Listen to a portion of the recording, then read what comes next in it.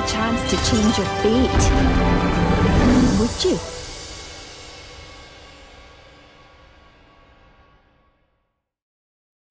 Hello everyone. How's it going out there? How are we doing today?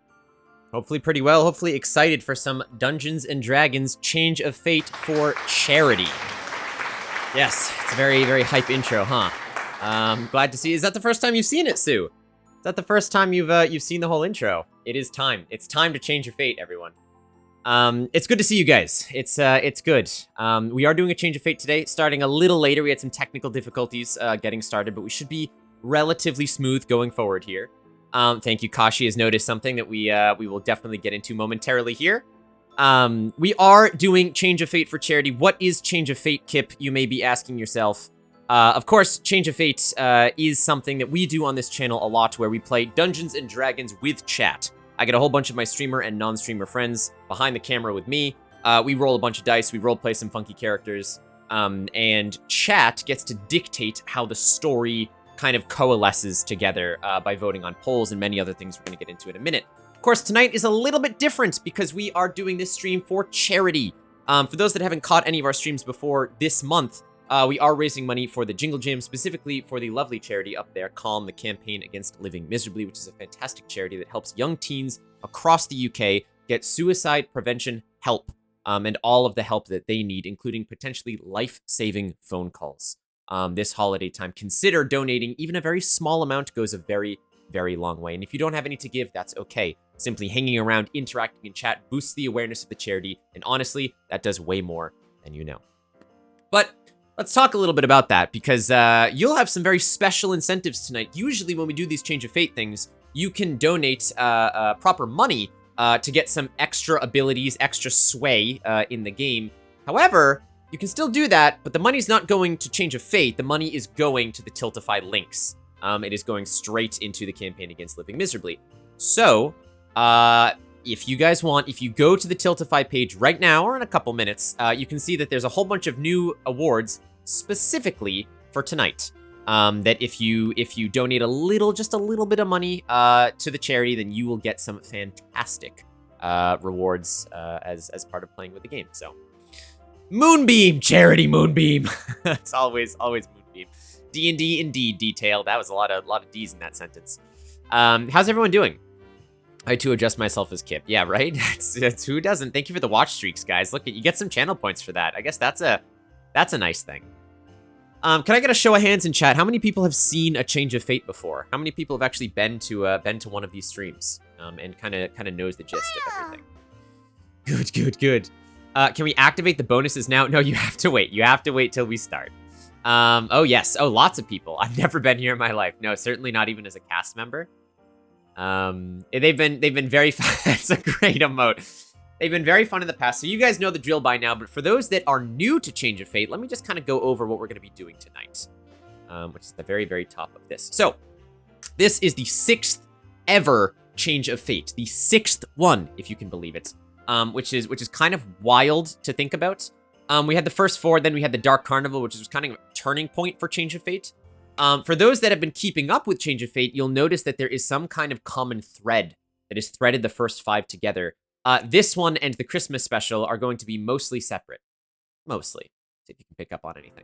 And then, of course, we have Masters of Fate coming in 2024, which I'm so excited about, if anyone is keeping up to date on that.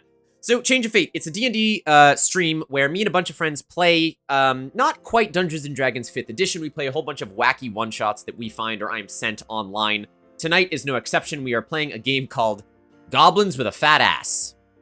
You heard that correctly. It is a game about goblins with exponentially bigger booties to rule the society that they have been placed into. It's a wacky 2-page system. It's a lot of fun. I think you guys are really going to enjoy it. It's going to be a great time. Hello, Jack. Thank you for the follow, by the way. How's it going? Only 6. Yes, it's only been the 6th. That is true. I think I was here, but I don't remember. I have 10 minutes before I have to go. Kashi, no. Yes, Jack. I also like to stream. I like when I can get on and do it, especially for charity. So, Yeah, so that is Change of Fate in a nutshell. You guys can interact with the game itself. You can dictate the story. You can decide if our party wins or loses with a lot of different ways that I'm going to get into right now. So, when we do these Change of Fate streams, you guys will know that I don't read chat as closely. That is largely because I have so much stuff to keep track of on the back end. Like looking at all of the polls and all of the stories and alchemy and all this kind of stuff. So I apologize if I'm not doing a back and forth with you like I usually do. But that is because I have simply too much to do. So have fun chatting amongst yourselves. There is the resubs will still do TTS. Otherwise there shouldn't be TTS. But anyway, so how do you influence the story of Change of Fate? There are 3 major ways. The first is you can use channel points in the poll, like the one that's about to start here. Of course, our poll master tonight is the Undying Prince, one of my best friends and mods, is going to be running a whole bunch of polls, and that is something that you guys should be seeing in just a couple minutes here. He will be inputting that into Twitch chat. You can vote multiple times. You can spend as many channel points as you want to vote. The winner of those polls may augment the story in some way, shape, or form. Sometimes they're just flavor. Sometimes they are very important. Number 2, you can, let me just boop, boop, boop. Oh, I don't need this. You can use channel points in relevant areas to influence the stream. So what does that mean? If you guys click your little channel points button down below, you'll notice there's a whole bunch of new channel points specifically for tonight's stream. Let's go through all of the different actions that you guys can perform while on stream. The first one, is for 100 channel points, you can name something. So this will come up very often where I will say, hey guys, I need a name for a place or a person, redeem name something, and give me your best name. The next one is 1 Goblin's Trash, about 300 channel points. If you redeem this, they will find a random unknown item on the ground that may be of use to the goblins, it may not be. The next one at 500 channel points is called Thick. This gives a player of your choice plus 1d6 on their next dice roll, and we'll get into rolling dice in just a little bit. Flat. About 600 channel points, you give a player of your choice minus 1d6 on their next dice roll. Shake That Booty, 750 points. A player of your choice must re-roll all of their currently rolled dice. Back It Up. Whenever the goblins next fail, this is about 900 channel points, ensure there are 2 consequences instead of just 1. We'll get into that as well. There's Badonkadonk, which is about 800 channel points. You can ensure that a new or upcoming character has 1 hella dump truck. And finally, for 1,500 channel points, and these are all on quite long cooldowns, there's Drop It Low, which recharges a player's special ability, which we will also get into in a little bit. So, those are things you can do with channel points. Yes, thick indeed. The poll is up, chat. Make sure you guys are voting now. If you can see it, Judge, I love the new emote. As of right now, the poll is certainly swaying in one direction that's going to make the story wild.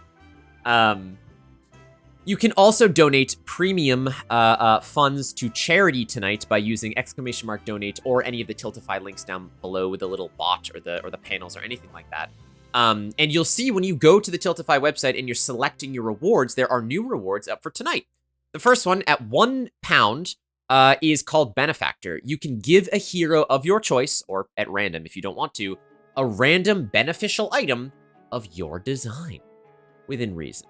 If you think that Judge's character could really use a bucket of grease to just make the Earl of Sandwiches slip in the next room, you can gift Judge a bucket of grease. Simple as that. Emus have won the poll. That's certainly an interesting one. All right, chat. Good job. Good job participating. The $2 one is called Bubble Butt. If a player character ever gets knocked out, this will simply revive them within the same scene rather than needing to face additional consequences or waiting until the next scene for them to come back. Could be very useful if you're trying to bring back people to help.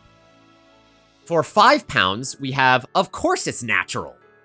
With Divine Powers, you can raise or lower the booty size of any player or NPC that is in tonight's game. And we'll get into what booty size means just a little bit. Just give you a little taste.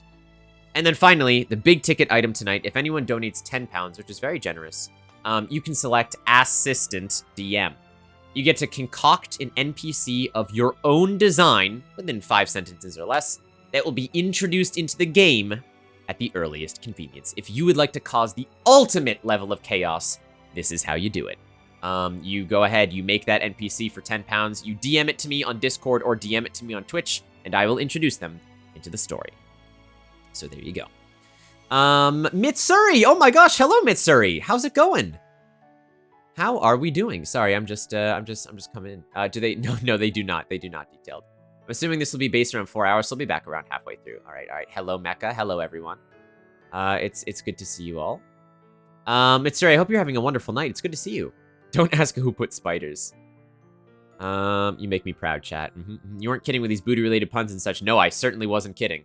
I'm not messing around, guys. I'm not messing around.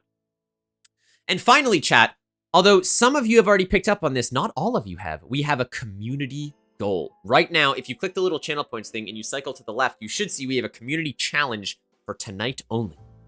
If you can manage to fund all of the channel points required, you will unlock the true ending of the story.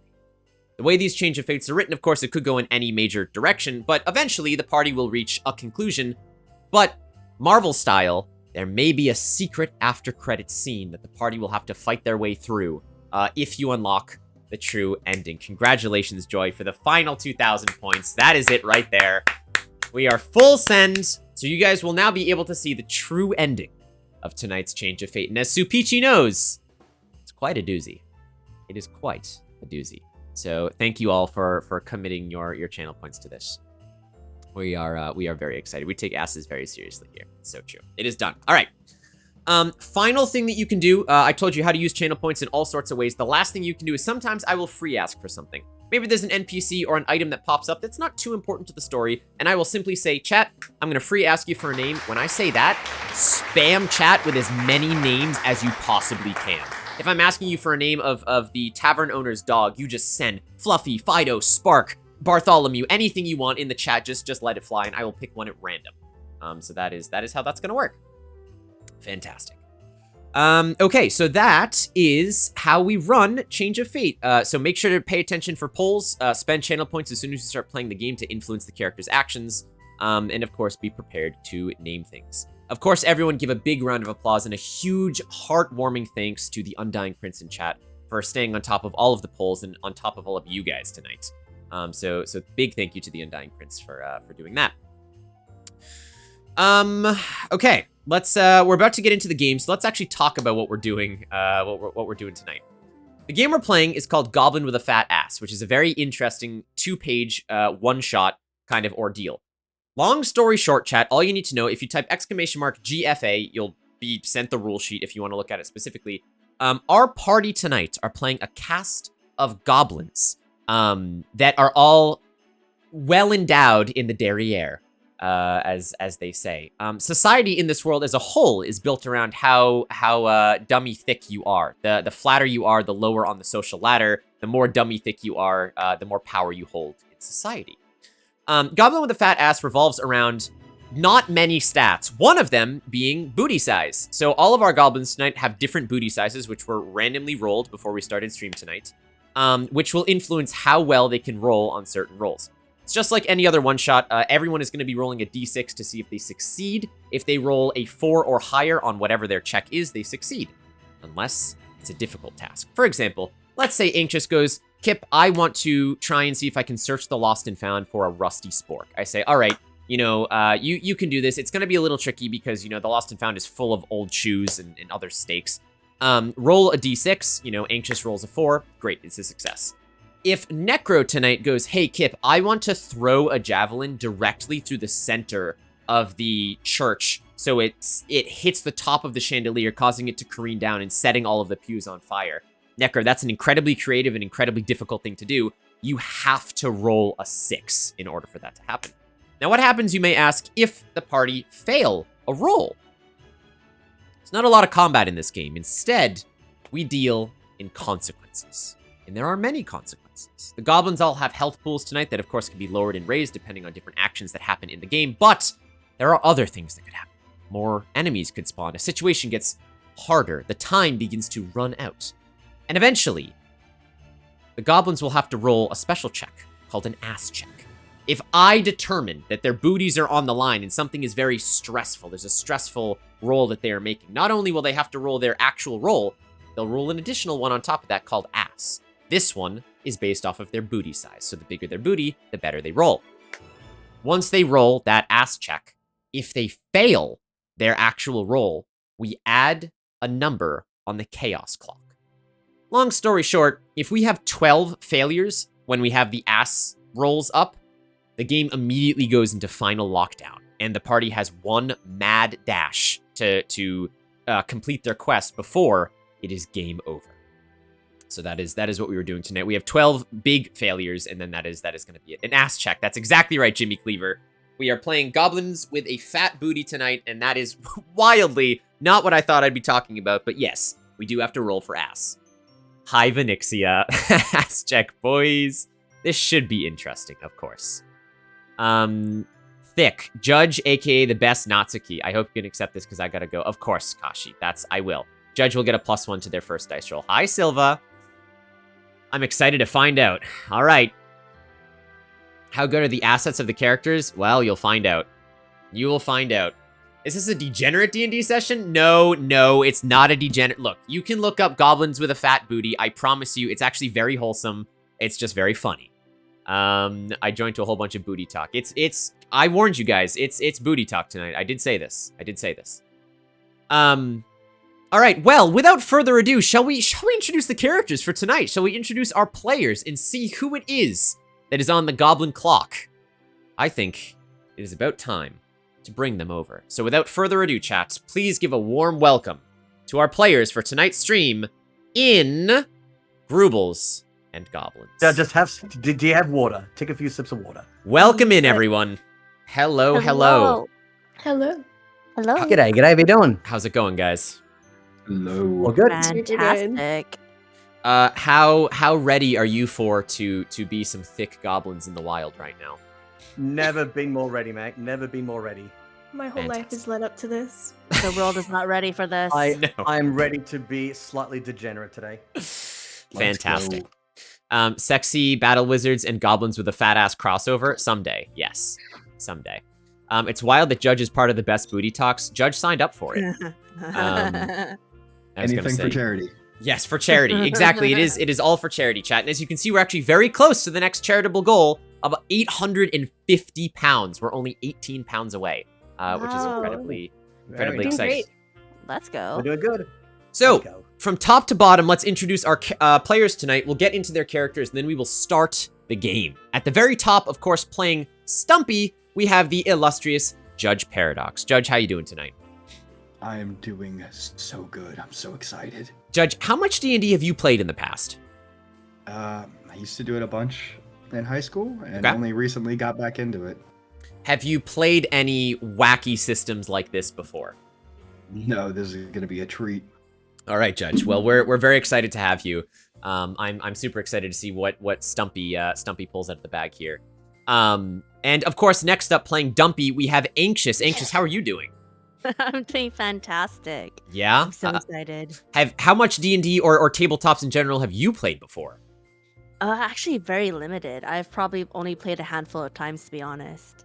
And you have just started some Baldur's Gate 3, is that correct? I did. I'm loving it. I love D&D so much, actually. So I want you to take everything you've learned from Baldur's Gate 3 and just throw it out the window right now. Defenestrate your knowledge about Baldur's Gate 3 because none of that is going to be applicable in Goblins with a fat ass. Perfect. So I won't be killing the party. Yes. Well, maybe in other methods, but certainly not traditionally. We're super excited to have you, Anxious. And of course, chat, all of these people are lovely streamers in their own right. All of their names are in the title. Sorry, Jude Paradox. We fixed that. And make sure you give them all a fantastic follow. Of course, third up, we have the lovely Necro Kitsune playing Rumpy. Necro, how are we doing? I am doing amazingly well, mate. Good. I know you have a lovely story about Mario Kart that we don't have time for, but what is your general experience with tabletops? How many of them have you played before? Give us your ideas. Really, the only when it comes to tabletops, I've only done D&D, and that was only one time. Okay. But it was a fun time. So it's relatively new then, I would say. Very relatively fresh, yeah. Amazing. All right. Well, Necro, is there anything in particular you're excited for tonight? everything. Just hanging out with all the champions and, hanging out with you, Mudkip, and everyone in chat. It's going to be a great, great time, and all for charity. Fantastic. Well, that's awesome, Necro. Thank you so much for joining. Necro right now is more than halfway across the world in a very different time zone. So we thank Necro very much for being here. No worries. And of course, last but certainly not least, we have the illustrious Sunflower Baby playing Green Bean. Sunny, how are you doing? I'm doing amazing. I'm totally not nervous. No, not nervous at all. Sunny had to fight tornadoes to be here, chat. So it's very important that we all give her big hugs. Now, Sunny, you don't have a ton of experience with this kind of stuff, do you? No, not really. I used to play a little bit in high school with my history teacher. Sorry. And then I played... Wait. I'm sorry. With your history teacher? Yes, he was amazing. My history teacher used to host D&D club after school. Oh. And that was the first time I played. What? I didn't ask Sunny this question before we started. That's a wild picture. What are you awesome. What are you most apprehensive for tonight? I don't know. I don't know what I'm gonna come up with. I'm very unpredictable. You are very unpredictable. We've all seen you play Minecraft, so. Gosh. Flapjack Chat Attack. I knew Sunflower was the one with the sunflowers in her hair. Yes, absolutely. That she is. I drafted this guy up like 2 hours before the stream. So. It's beautiful. It's beautiful. So yes, this is our lovely cast for tonight, chat. Go give them all a follow. Go give them all hugs. They are fantastic, and I thank them very much for joining me here at this late hour to play some D&D for charity, which we're all very excited to do. So the way this game is going to go down is I'm going to introduce how the game is going to be played. We're going to get into character. I'm going to give a brief introduction, and then we're going to let everyone go. We'll give a little story, and then chat, you are going to get to decide where our party goes first. Of course, with those polls that are going to be popping up in chat in a little bit. It is important to know there will be a couple of breaks because I can't expect everyone to have the bladder of a camel. So, every hour or so, we will have a couple of 5-minute breaks for people, the cast to stretch their legs, run to the bathroom. In that meantime, it might be a good time to grab some snacks, some beverages, or even donate to charity, which is always a lovely thing. And last, but certainly not least, chat, Change of Fate wouldn't be possible without all of you. This D&D stream was specifically designed to be as interactive as humanly possible with all of you guys, meaning there will be puzzles, there will be capers, there will be things to name, there will be challenges. I want you all reacting to everything that happens, giving the best of luck to all of the players. I want you suggesting things. I want you trying to help solve. I want you causing chaos and just general malarkey for the players as a whole, with or without channel points. But of course, at the very end of the day, be kind, as this is a charity stream. Thank you very much, Flapjack, for the follow. And we are raising money for the fantastic cause of Calm, the campaign against living miserably, which is what this is all about. So, without further ado, is there any questions from my cast before we enter the world of Grubles and Goblins? No, I think we're all set. Okay. All right. Well, keep that excitement. I will turn up the music of alchemy so chat can hear it. Chat, there will also be, most of the music tonight is from various video games. If you can tell me what they're from, you'll get major kit points. Fortunately, I can't actually give you channel points because that's not how Twitch works for some reason. But regardless, here we go, entering the world of Grubles and Goblins with our cast tonight. So, tonight our story takes place in the mythical land of Australia. It is a place unknown to most outside of this strange island nation. You can see it. There's a picture of it shaped like, well, whatever your mind pictures in that. Maybe we can do like a Rorschach test, quick, Sonny. First thing that comes to your mind when you see the island, right? It's cotton candy. We are in the land of Australia, of course, which is a fantastical land set in near modern day, but with fantastical creatures like goblins and gigantic spiders and drop bears, and we might get confused with actual Australia, but it's okay. You can't copyright an entire continent. So we're in the clear with that. You guys have been for goblins as part of a goblin adventuring guild. that has been sort of around the area, performing tasks, going on adventures, and collecting treasure, most importantly. There are many of you. The 4 of you do know each other, which we will get into in just a little bit, but the land of Australia itself is strange. There's one major city in the center called Newcastle, which is right in the middle of Australia. But there are some factions in surrounding territories outside of Newcastle where other creatures and civilizations may yet thrive hidden in the shrublands. You guys have spent most of your time in the city of Newcastle within the Goblin Guild that you guys are a part of. But you have ventured slightly outside before on a couple of reconnaissance missions. You guys can just kind of like picture Australia, but kind of shaped like a butt. That's kind of what we're doing here, you know. That's kind of the whole joke. So that is what we're doing tonight. Our intrepid goblins are going to have to go on a mission given to them by the guild leader, a goblin known throughout the multiverse, perhaps the most avaricious and provincial goblin to ever exist in pop culture, which we will zoom in on in just a minute. Let me just catch up. The island looks like an apple eaten all the way around the core. Joy, I'm glad you're wholesome. That's nice. That's what I saw. Yep. Yeah. Yep. Yeah. Glad. It kind of looks like an apple octopus. It does a little bit, doesn't it? I was kind of thinking of like an elephant skull. Oh, okay. Wow. I can see that. You guys have much better minds than I do. or a really weird biohazard symbol. Oh yeah. I was thinking maybe an anvil. Okay. Oh, yeah. Interesting. Or a mushroom cloud. I was thinking mushroom cloud. Oh my I was also gosh. thinking something not so wholesome, but it's really obvious. Do it anyway. Yeah. Ayla, thank you for the 35 pounds to kick us off with the goal already. Woo!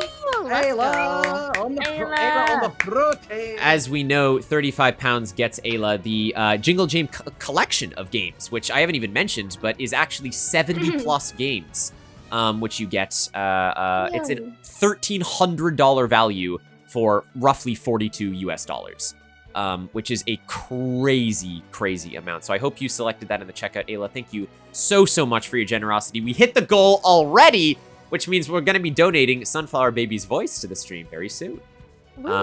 Thank you so much, Ayla. Big ups. Ancient Fury, welcome into the chaos. Oh my gosh, Apple Octopus. My voice is for rent, I guess. What'd you say? So my voice is up for rent, which y'all want me to say. Yes, yeah. That's true. We have some lovely voice lines, but of course it doesn't stop at Sunny. We have many more voice lines, including one that Necro and Sunny know very well that happens to do with lemons. That may be donating a rather famous voice line and streamer to the chat if we hit a very lofty goal. So we shall see. Nice. We shall see. Yes, hello. All right, so let's give a little zoom in on what each of these characters are doing in the Goblin Guild in Australia. Now, the first thing that I'm going to need from you guys, chat, thank you for voting in all of the polls that you voted in so far. I'm going to need chat to redeem Name Something right now. Chat, what is the name of the Goblin Adventuring Guild that these goblins are a part of? Give it a good name. It can be clever, it can be silly, it can be a reference, but what is the name of the guild? Now, if you don't know how to do this, go to your channel points down below, click on Name Something. It's only 100 channel points, so you all should be able to afford it, and then you can redeem whatever name you want to put. Also, chat, how is the alchemy audio versus our voices? Are we good there? No worries, Detailed. Enjoy the rest of your night. Thank you for stopping by. So, Why is the Goblin Adventure Guild gag? What'd you say, Judge? I said, why is the Goblin Adventure Guild just GAG? Why is it gag? Look, look, Judge. We're not supposed to talk about acronyms just yet. Not just yet. Thank you, Des. I see. So, Judge, I want you to keep in mind that you have been redeemed thick from Kashi, meaning that whenever you make your first dice roll, you get an additional +1 d6, which is super nice. Des has redeemed Badonkadonk right off the bat. Which means that an upcoming character is going to have a big old spooty, which is, I guess we'll see what character that is. Wonder who gets A designated. booty to rival mine. That's right. Music to voice ratio sounds good. Thank you, Carlotte. About Six Fish has redeemed a name something for Kit, which is a very old reference that no one else here is going to understand about Six Fish except myself. But I appreciate the callback to when we played D&D 7 years ago together. That's good. That's a very good reference. What else, chat? Keep them coming. What do we want to name the gag? Who's our cast? Our cast tonight is Judge Paradox, Anxious, Necro Kitsune, and Sunflower Baby. All of their names are in the title of the stream. Joy wants to name it Smack That Guild, or STG. I love it. Yes, which is a pretty good one. Anything else, chat? I will wait. I will wait to see if anyone else has any other lovely names to redeem. Of course, you guys are controlling the story here. The world revolves around what you decide. I do like Smack That Guild. That is a pretty good one. Kit. Smack that girl. Kit. Imagine if I named it Kit. You should have saved that for a character about Six Fish. It would make much more sense. Yes, indeed. And if anyone is curious about the premium actions for tonight, when you head over to Tiltify, they will all be there. Name something. You're right. Don't redeem it like that. The Bootylicious Battalion. Oh my gosh, Okay. Ayla. Let's go. That's all right. pretty good. All right. I think we're gonna go with the name of the Goblin Guild being. Yeah, let's do the Bootylicious Battalion. I'm happy with that. That is the name of the guild that you guys are from. Let's go. Let's go. So Prince can fill that in, which is great. So let's interview all of our characters here and see what they're getting up to within the BB, or the Bootylicious Battalion, shall we? So I will switch us over to the Goblin HQ scene. There we go. Okay, and here we are within the Goblin HQ. The Goblin HQ, or the Bootylicious Battalion, as it's known throughout the town of New Assel, which is great. Of course, is home to many goblins. Now, goblins exist outside of the Bootylicious Battalion as well, but all of those that wish to be wannabe adventurers go to the Bootylicious Battalion to receive quests and stories and run errands and things like this. And it is here that our 4 heroes tonight make their home. Our first hero that we zoom into currently appears to be giving or reading through some sort of book to anyone that will listen. It is none other than Dumpy. Anxious, can you give us a little description of what your character looks like, who you are, your class, all that kind of stuff, and just kind of what you're up to? For sure. So I'm reading a book. I'm reading my Bible. My name is Dumpy. I am a goblin. I am a cat hybrid goblin. I'm green. I have yellow eyes, and I have my little staff, which I like to hit people for when they're inappropriately lacking in the dump truck department. Right. I'm sorry. You hit them when they have a flat booty. Is that what you're saying? I do. Okay. I do. Sure. Just making sure we're on the same page. Yes. So I am reading my book. I'm reading my Bible, in which the following rules that we all must follow is always that our booty is going to quake, it's going to shake, and it's going to clap, clap, clap. That's right. You are a priest. Your butt size is 5. And can you tell us how you got that butt size? Oh, you want to talk about that? Well, so I side-eye green bean over there. Mm-hmm. I roll my eyes a little bit. So what had happened was, a few years back, Green Bee and I were at wizarding camp, and I don't want to spill the tea just yet, but there was a little accident, and let's just say that I used to be a 3 or a 4. I used to be a 4, and I went up to a 5 thanks to her little, let's say, accident. I don't. True. Yeah. That is fair. Also, thank you very much to Mace for the follow. I appreciate it. Go check them out. They were also streaming for Jingle Jam. Very, very lovely person. Anxious, what are you currently doing within the guild right now? I'm currently sitting at the table reading my Bible, as I mentioned, kind of keeping my ears up to see if there's any new missions coming in, and also keeping an eye on if my rival Green Bean has anything up her sleeve as well. Well, it's perfect you mentioned that because we will zoom over to Green Bean next, who is a little carefree goblin, who is sitting in another section of the booty battalion, as chat has already named it, right now. Sunny, could you do us a favor and introduce your character? You know, tell us all the stats, your class, and sort of who you are. Yeah. So I'm just an innocent little carefree goblin. I mind my own business, and I mind my own. I'm a bard class. So, I just enjoy performing for myself and for my friends. What and size is your butt? My butt is, I have a size 4 butt. You do have a size 4 butt. Now, chat, it should be pertinent to announce now that the butt sizes go from size 1 to size 6, in theory. You could have a size 7 dumpy, but that is almost unheard of in these lands. Yes, and Sunny, what is little Green Bean doing inside of the guild right now? What is she up to? Green Bean is whistling a little tune to herself. Okay. Doing a little bit of people watching. I spotted my arrival from across the room, and I'm a bit uneasy because I've noticed a little bit of an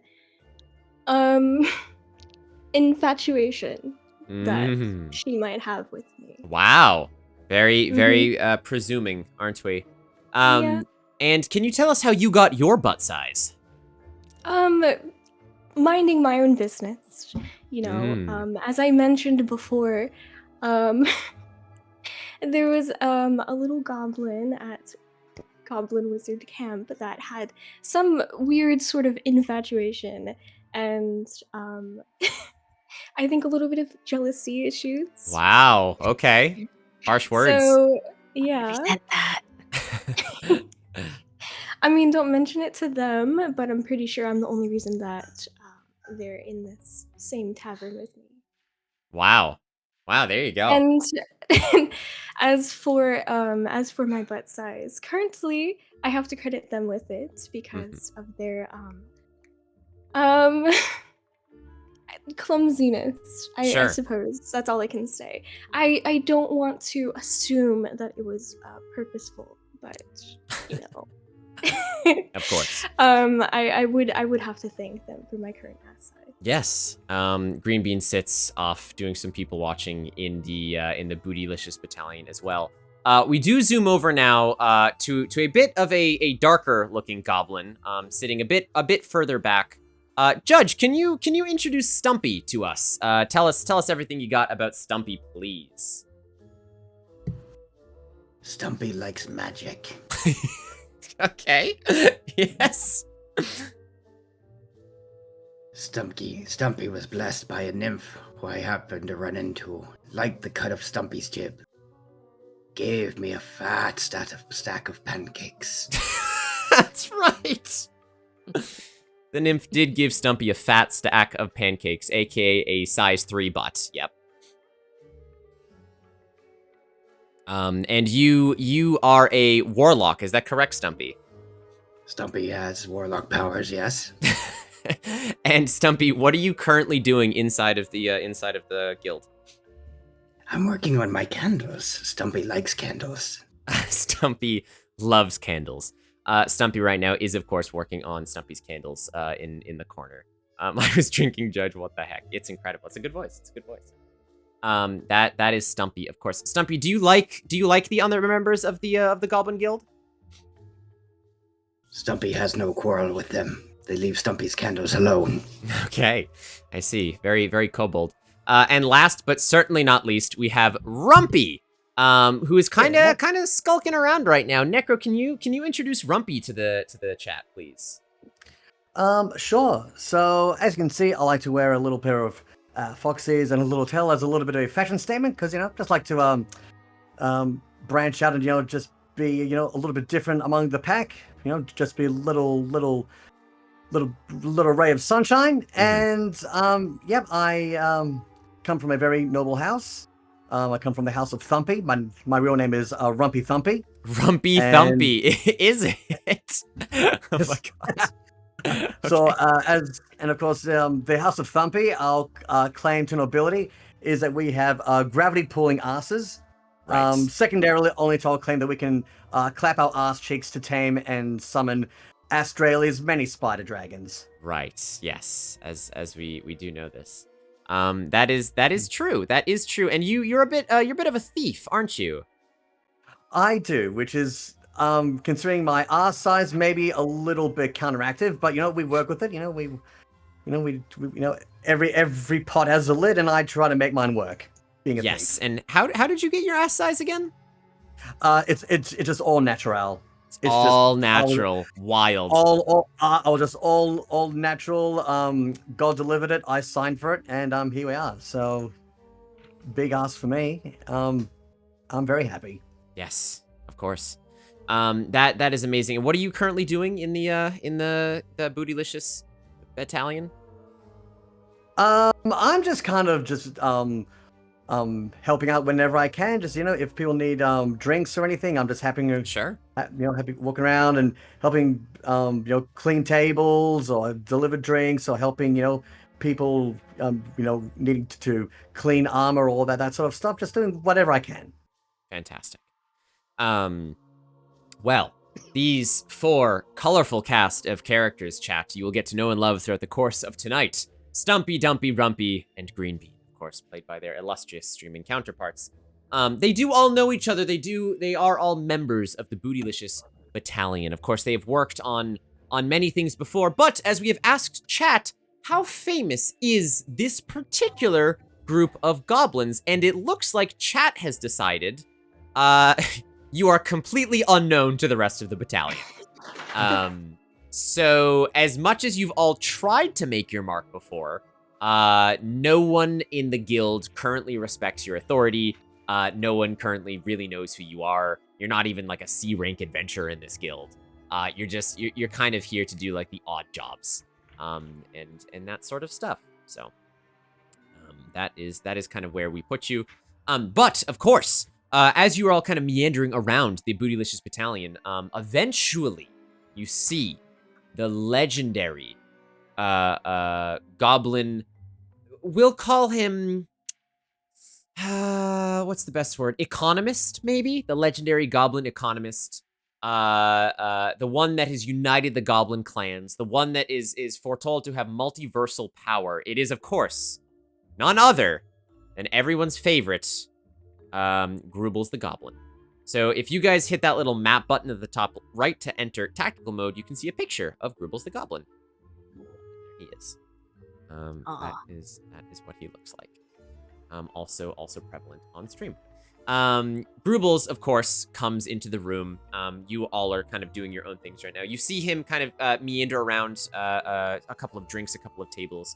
And eventually, his eyes kind of dart between the 4 of you, who are all kind of separated at this moment. And one by one, he sort of beckons for you all to join him in the back of the Bootylicious battalion. You do all follow, and you kind of like follow his gaze until it is the 4 of you with Grubles at the back of the guild house. Grubles begins to clear his throat, and he looks at you and he says, "Hello, my goblin friends. How are you doing today?"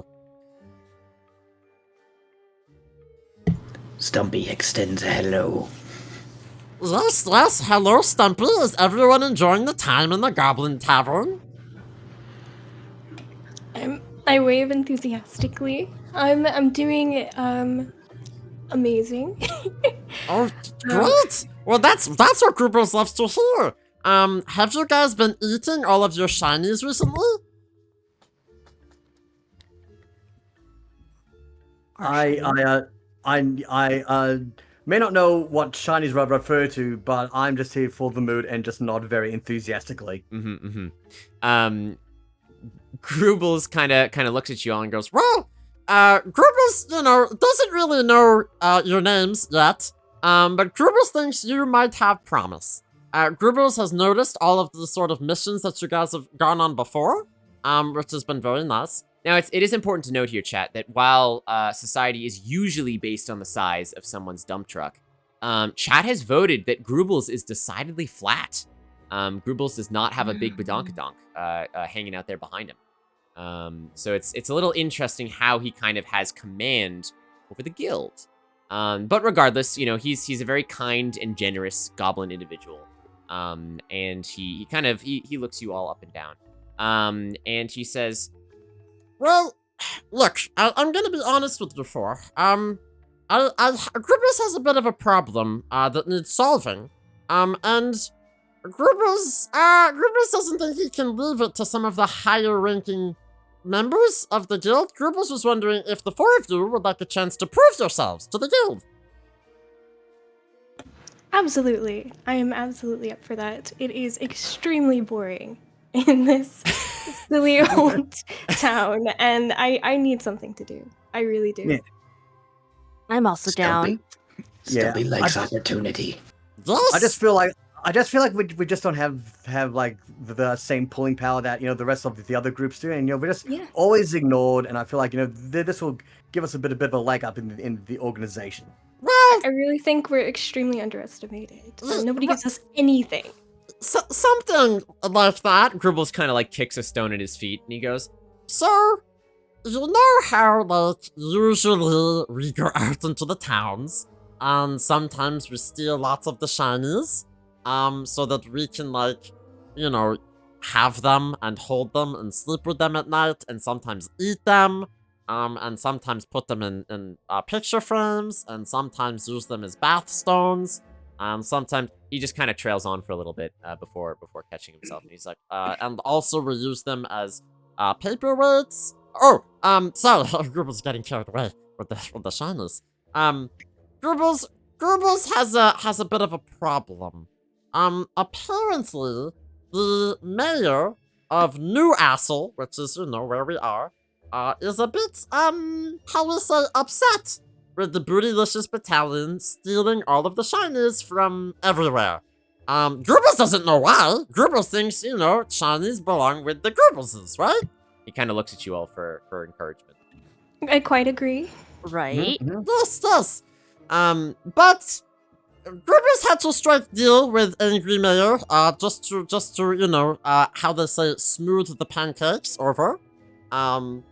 Grubles decided that we would use some of our abilities for good, this time. The mayor said to Grubles, if you keep stealing the shinies from the people's and keeping them for yourselves and eating them, we will burn down the Bootylicious Battalion with fire. And Grubles, although likes a good campfire, does not want the campfire to be bigger than his head. So that is kind of where we're at right now. So Grubles has decided to ask you guys if you would like to do some lesser goblin work and steal things for charity instead of for yourselves. Stumpy feels this is brilliant. I'm a bit conflicted. I'm not. Let's go for it. All right. I mean, we need something to do. Grubles senses your sort of hesitation, and Grubles goes, Well, look, Green Bean, just think of it like an opportunity, right? Because we are like stealing things, but here's Grubles' master plan, okay? Grubles thinks we steal monies from someone outside of New Assel, then we give the monies to the people's that needs it inside of New Assel. That way, the Bootylicious Battalion will be seen as heroes for the whole town. and then you see Grubles kind of smile, like a devilish smile, and Grubles goes, And Grubles knows, because he went to business school, that if you put money back into the town, eventually that will circulate, and that will eventually make it back to the Goblinses. So we steal the money for charity, and then it comes back to us. and he looks at you with like beaming eyes. I can't argue with that logic. I mean, I can't argue with that pleading face. Just saying. Yeah, it's Makes a some very pretty good solid- point. In a roundabout way, you know, we do need to take care of the economy in this town so that we have Stumpy something to is in steal. awe of his genius. Well, thank you. Grubles does like a little bow. At this, Stumpy, you actually notice on the ground. Oh, Darkin, I think you can follow. You notice on the ground is a rusty claw hammer just sitting on the ground. I slowly meander over. Okay. And I try to pick it up as quickly as possible without being noticed. Yeah. You pick it up thanks to Silva spawning an item around the goblins. And you can pocket a rusty claw hammer that may or may not come in handy later. Stumpy likes tools. That's right. More tools for the candles. Which is great. Grubles looks at you all, and kind of nods in agreement. He says, Okay. So if all of the goblins are in agreement, then first orders as a business, we have to come up with a name for you guys. And at this point, chat, I'm gonna free ask. I need everyone in chat to spam some names for the group of the 4 goblins here. What should they be called? We've already used Bootylicious Battalion as the name of the guild, but what about this specific team of goblins? What should they be dictated? And for anyone that is just joining us, hello, welcome in. We are raising money for charity tonight. You can spend channel points down below to influence the game to your discretion, causing dice to be re-rolled. But you can also go to Tiltify in the links and panels below, and that will allow you to use premium actions while also donating to charity to really influence the game. What in the trickle-down econ? The Gotcha Goblins, gathered adventure group, Judge, get out of here. Gag. I like the Gotcha Goblins. Fanny Pack? That's pretty good, Des. Yep, all right. The it took me a while. Stumpy likes fanny packs. Plus green bean. Plus the umpies plus green bean. I like that. Keep them coming, chat. Just shout them out. What do you want these goblins to be named? Just keep shouting them, chat. Who are we? What are we? Fully shout them. The gag. You'll be stuck with something. The best adventuring group or bag. Green bean and goblins. Necro, get out of here. I think my peak is Fanny Pack. I mean, Fanny Pack is pretty good. Tim, you don't. You want the group to be named Tim. Brilliant. That's the traveling adventures of Tim. The best underestimated traveling group, or BUT for short. That's pretty good, Prince. That's pretty good. I actually love that. Yep. Oh my gosh. All right. These are so good. I don't know how we're gonna pick. I think we're gonna do Fanny Pack. I love the Fanny Pack. I think that is fantastic. I think you guys being known as the Fanny Pack is genius. I like it it's because comedy. It's very us. I love it made my mind have to spin a little bit. Mm-hmm, Just to understand what the joke was, and I think it's perfect. Prince, keep in mind that you can do the polls a little bit longer. I know the other ones are a little quick, so you can the next polls that are coming up you can do a little bit. Grubles kind of nods in agreement as you guys kind of mumble this to yourselves, and Grubles goes, The Fanny Pack! Grubles doesn't understand, but Grubles likes it. Sounds very imposing.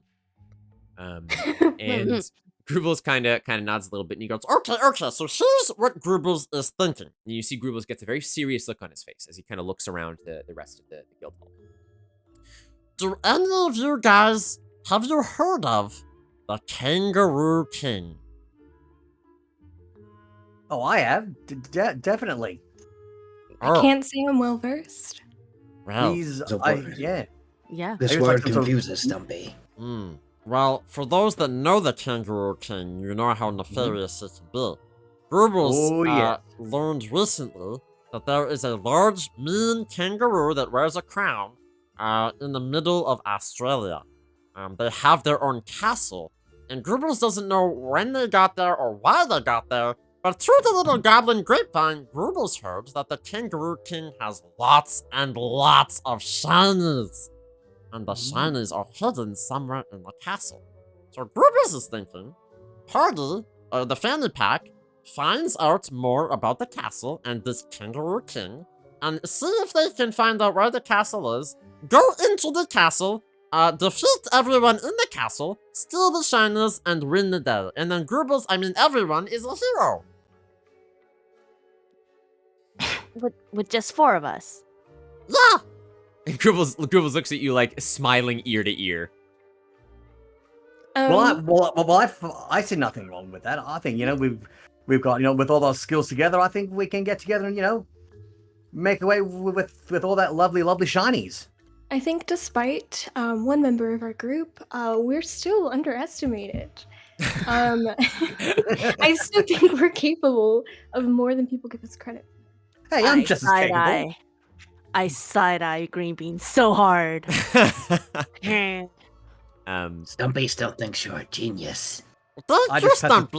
Grubles is going to make a little badge that says genius, and then another badge that says thinks about genius, and he's going to give the second one to you. And Grubles is going to wear the first one. How about that?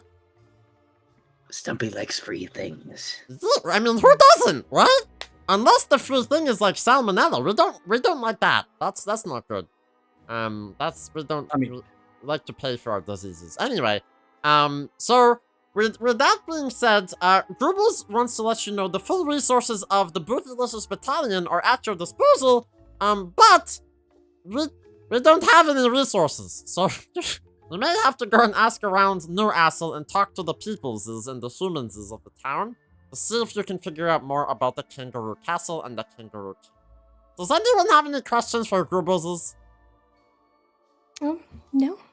No, I'm pretty good. I understand everything. Yep, sounds all good. That's good. Grubles doesn't know what kind of treasure the Kangaroo King has, but it is heard that there's lots and lots and lots and lots and lots of shinies. And shinies are very good things. So, you steal them, you bring them back, you resist the urge to eat them on your way back, because Grubles has done that before. What if it's what if it ends up being shiny salmonella? Can we? Is that? Oh, You see Grubles kind of go cross-eyed for a minute. He goes, Grubles did not think of this. He kind of taps like a crinkled green finger against his cheek. He goes, sparkly salmon. Well, Grubles thinks if there is a treasure form of salmonella, maybe you take it, but you wear gloves while you hold it. Then we give the salmonella to the peopleses of Newcastle, and they don't know the difference between salmonella and shinies, so maybe it's okay. Oh yeah, all right, fair enough. I think your logic continues to check out. Why does salmonella sound like a disease? It is a disease. Have you never had it before? I guess I have not. So, when you eat shinies without washing them in the river for at least 15 minutes first, sometimes you can get salmonella, which is when weird little black bugs crawl inside of your stomach, and then they make you tingle from the inside. Stumpy thought that was fish. No, I Stumpy. thought that was raw ham. No. Also, no. Good guess, though. Well, I'm very cautious of the salmonella, but if you insist we go find the shinies, I guess we can go. Chat, don't forget there is a poll up right now. You control where the party is going to go first. Please vote in the poll. And that will determine where they get to go for the very beginning of the story. As our fanny pack has learned, they must steal a treasure from the Kangaroo King, which Grubles doesn't seem to know much about, but knows that the Kangaroo King does possess some sort of treasure, albeit maybe it's salmonella, which we hope it's not. So it's going to be up to the party to figure out more about the castle, come up with a plan of infiltration, and maybe ask around to see if they can get any help, items, or other resources from the town of Newcastle before heading to the Kangaroo Castle. Any questions? Go ahead. Who can we talk to find out where this castle is? Oh, well, Grubles is not very good with the histories, but there are a couple people you could seek out in Newcastle. Grubles knows that there's a really twisty, pointy wizard tower around here, and Grubles thinks anyone with a beard has to be wise. So I think if you go find this wizard, maybe they know things. I'm very, very familiar. The wizard Yes! tower. Grubles thinks for a minute, and Grubles goes, But there's also a couple other places. You could go to the library if you like reading books. Because I'm sure there's lots of books on kangaroos and salmonella and stuff. You could go to the tavern because lots of people talk inside taverns and there's free food in there. You could also go to the shop.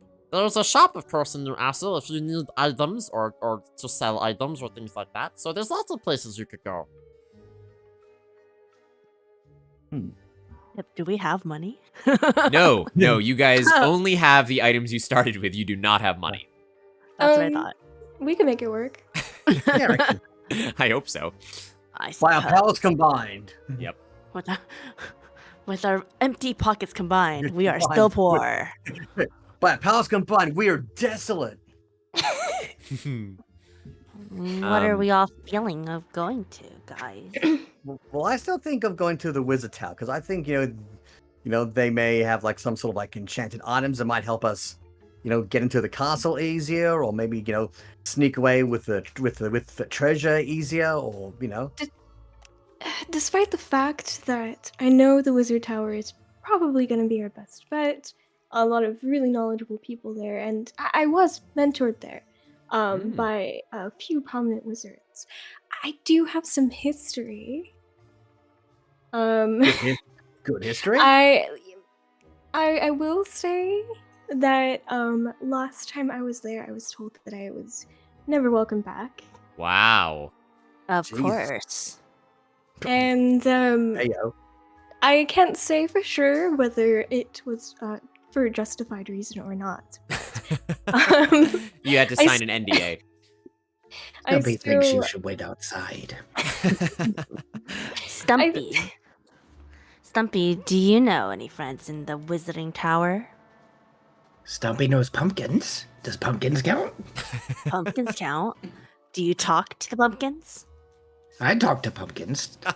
Pumpkins don't talk to Stumpy. It's more of a therapeutic thing. All right. As you guys are sitting and deliberating, it dawns on you that it does appear that the Wizard Tower appears to be the best option as dictated by chat. And that is where you will start your adventure. Hopefully, again, for my players, you are seeking anything you can find. Knowledge, item, powers, information, anything you can know about the castle, how to get there, what the treasure is, what might be guarding it, or how to bring it back. So it might be pertinent to start making a plan. Maybe fill in some gaps as you go. Maybe consider you need a vehicle of some sort. Maybe consider you might need some blueprints or some layout of the castle. Maybe consider you need some sort of geographical location or some firepower. It is up to you guys how you want to tackle this, and it is up to chat to either help or hinder you along the way. So, with that said, our 4 intrepid goblins of the fanny pack leave the Bootylicious battalion, and they make their way out into New Astle proper, eventually over the cobblestone streets, past all of the humans and groundhogs running together in sanctity, all the way to the side of the east side of New Astle, where they see the twisting wizard tower of strange magics. Let us go to the wizard tower, which is oh, that's funny. The picture's gone. Give me 1 second, guys. We'll add it for the wizard tower. How are my goblins doing? Are they okay? Yeah, we're doing right. Fantastic. Good. I think Stumpy dropped a candle in the cracks of the floor. Oh, Stumpy. Stumpy, don't be doing that. Stumpy. Doing my stretches in preparation in case we need to make a run for it at any point. I am hydrating with my non-alcoholic water. Yes. Also a good thing to do. Let me just have to bear with me, chat, as I get this all settled. I think it was supposed to be. This makes sense. We'll do this. This makes the most sense. And we will go over to here. Hopefully chat's doing well and enjoying the introduction of the story so far. And we must learn more about the Kangaroo King. Let me go back to here, and then I think his name was... Yeah, there he is. Okay. I'm really hoping the Kangaroo King's name starts with a K, so it's like Kenny the Kangaroo King. Kevin. It's perfect. It's Kevin. Kevin the Kangaroo. Kevin the Kangaroo. Kevin is such a domineering name. Right? Kevin. Kevin. I would be God, scared. Kevin. I would be scared to come across a Kevin at any would point. in also. the story. I fear no kangaroo, but for Kevin, he scares me. That's right. Okay. Welcome Ooh, all right. to the Wizard Tower. Chat, you may know where this music is from as well. If you are a fellow gaming nerd. One Goblin's trash. All right, Carlotta. Is this like a medieval version of Prince of Bel Air theme? No, it is not. Although that would be quite funny. That's not being accurate. What'd you say? We're not doing the acronym, guys. I just realized. It's Yeah, Kevin with a C, guys. Kevin with a C. Yeah, I mean, It's Calvin. Oh my gosh, the food safety podcast. That is exactly right. We had a Goblin's trash from Carlotte. Okay, hello, Matt. All right, Prince, if you'd like to run the next poll, chat, there will be another important poll coming up in just a second. Okay. Our fanny pack party makes their way over to the Wizard Tower on the east side of New Assel as they pass many humans along the way. Green Bean has been here before. Of course, this is sort of where you were mentored, so you have some familiarity with the place, but the tower itself is very strange in nature. It twists and turns and seems to defy gravity and all notions, and as the blue sky rolls overhead, you can't help but feeling there's some sort of aura or presence that emanates from this tower. But nonetheless, you know that this might be a good place to start to getting some information on either the Kangaroo King or anything about this treasure, because if something is unknown in the world, of course, you want to go ask the wizards. So the four of you rock up to this tower, and you are standing outside, just outside. What would you like to do? Either conversations with yourself or make some decisions as a party. What is your next step, team?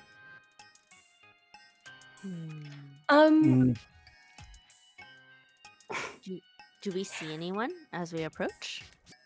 Oh, do we just knock on the door? You Do we just can knock if on you the want. door? It's up to you. Dumpy thinks the best op would knock on the door. I can use my delicious derriere to really give that, because it looks like a really big door, and I think we really need to knock it really hard. So I can use my delicious derriere to really, knock on the door really. You're gonna knock on the door with your booty. Yes. Okay, sure. I mean, what else is it for? As long as we're making good first impressions. Yeah, exactly. Hey. You, first of all, Necro, you have been gifted Thick from Kashi. So you, on your next dice roll, whatever it may be, you can add an additional d6 to it. Oh my god. Thanks to Kashi, which is great. Thank you, Kakashi. The thickest thick. All right. Yep. You watch as you let Rumpy walk up to the front door of the Wizard Tower, spin around, and basically twerk on the front door of this Wizard Tower. As it kind of smacks up against the wood a couple times. You hear the against the door, the banging, and you wait a couple seconds as you spin back around. First, oh, go ahead, Anxious. By my gluteus maximus, I hope that we could all strive for a booty like yours. Yeah, you are all in awe of the pure natural 6-size booty of old Rumpy over there. Well, as I say, everyone can get a nice booty. They've just got to work for it, mates. I'll stand nearby Rumpy in hopes that it'll rub off on me. Wait, physically or metaphorically? Yes. Who knows? You wait a couple of seconds, and eventually the door is answered. And as the door swings open, you are met with a very interesting sight. Standing inside, if you guys open tactical mode right now, you will see the picture of the wizard that comes to the door. Oh, he's adorable. Is that an aardvark? This is none other than Armaldo, the Armadillo Wizard. Am I still twerking? It's up to you, Necro. Do you want to still be twerking? Yeah, may as well still be twerking. Sure. You're still dropping it low. Exactly. in front of this individual. Sonny, I'll leave it up to you. Do you know Armaldo or not? I've made a lot of changes to myself since the last time I've seen Armando, Okay. and I'm kind of hoping that I'm unrecognized, but I do know this individual. Okay.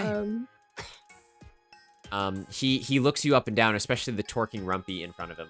And he kind of looks at you and he goes, what is the meaning of this? I'm sorry. Do I know you? He looks all four of you up and down and he goes, goblins. I don't deal much with goblins anymore, but why is this one twerking its bodaciously fat booty on my doorstep? I'm to make a good first impression, all right? It's not every day you see a goblin with a dump truck booty. Are you challenging me right now? Hey, if you've got a size 7 booty, throw down, mate. Well, Dez did redeem Badonkadonk earlier. You do get a nice little side profile of Armaldo, and he's packing some heat back there. Oh, all right. I wouldn't say it's quite a size 6 as Rumpy has, but it's not flat. It's certainly not a flat booty on this armadillo, which is not a sentence anyone should flip. That was an amazing sentence. The armadillo kind of looks you all up and down and goes, well, impression made, but what can I help you with? We're looking for information on the Kangaroo King. Do you think you can help us out? The Kangaroo King! He kind of looks around and he looks at you and squints his little beady armadillo eyes. And who sent you? The BB. Stumpy and crew were sent by the man named Grubles.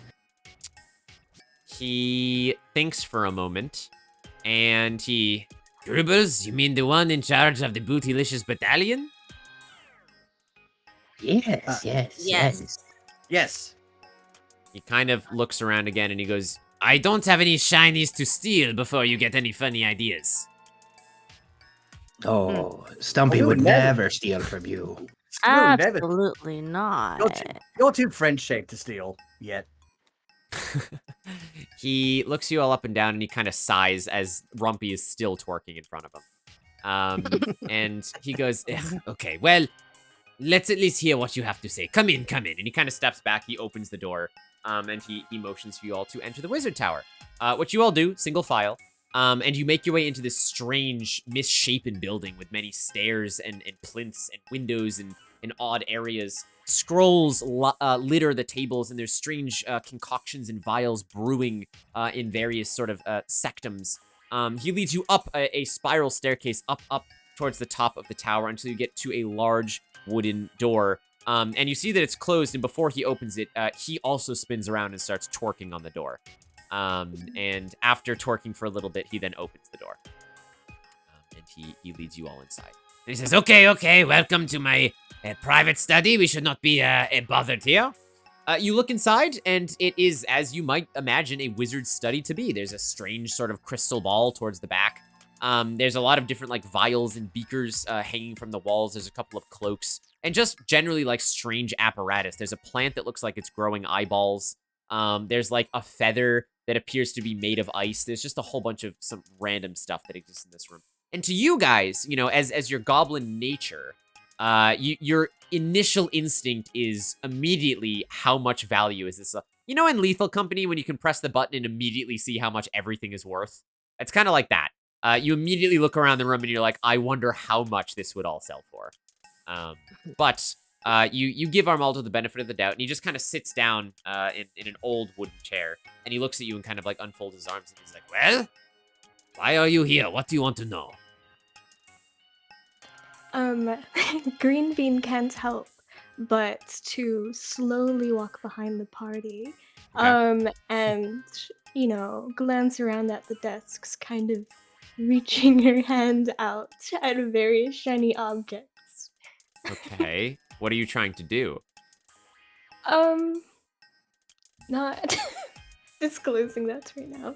Well, Nick has to know. I'm just investigating things. Okay. What about the rest of you? Stumpy I have purchased the armadillo. Okay.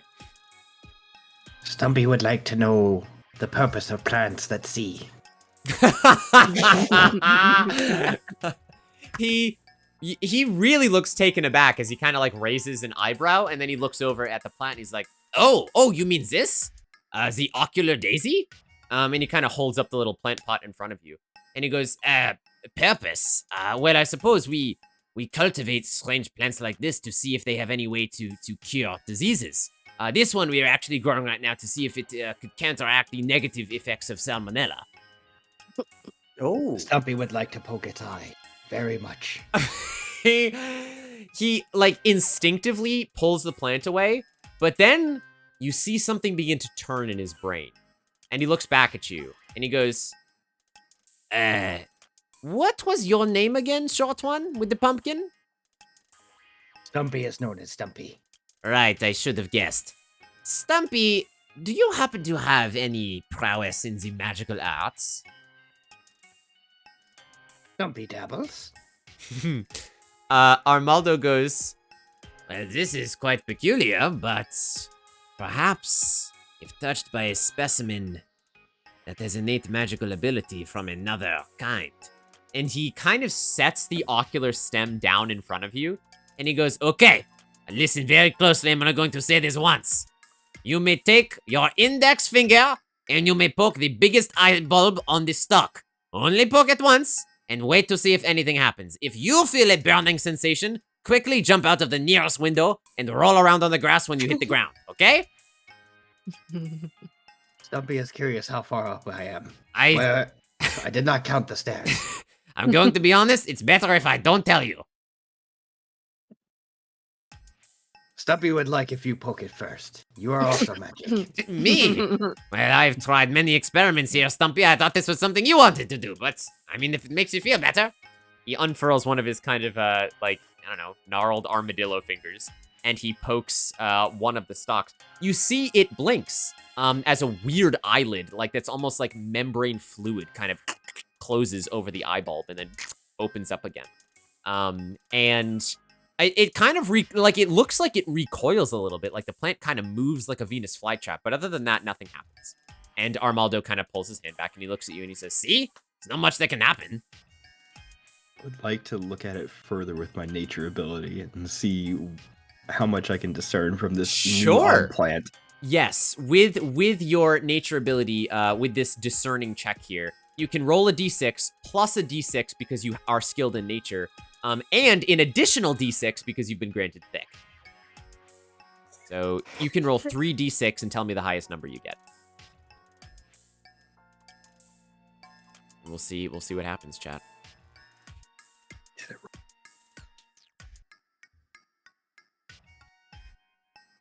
Up, up, up. Use the thumb. Green bean, no, says Supichi. Anxious has been given a thick as well. Oh. Oh my god. Oh god. Oh, what the heck? Wow. Did that just How did- happen? Well, yeah. Pick one, mate. Pick one. I reckon they're good Sorry. rolls.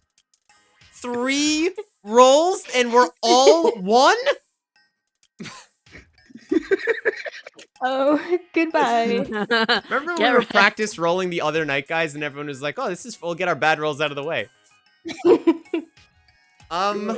Where's Stumpy? It was nice knowing you. Oh, Gun back there. Dez has kindly redeemed Shake That Booty, so you get to re-roll all 3 dice. Stumpy. That was God. beautiful. Thank you. Thank you, Des. Oh my Well God, fucking Dez. timed. Also, Anxious, you've been given a thick from Dez as well, so your next dice roll's a +1 as well. Cool, thank you, All right, guys. re-roll. Let's see. That's better. A 3, a 5, and a God. 3. Oh my, Judge, that was... I was like, all right, well, here we go.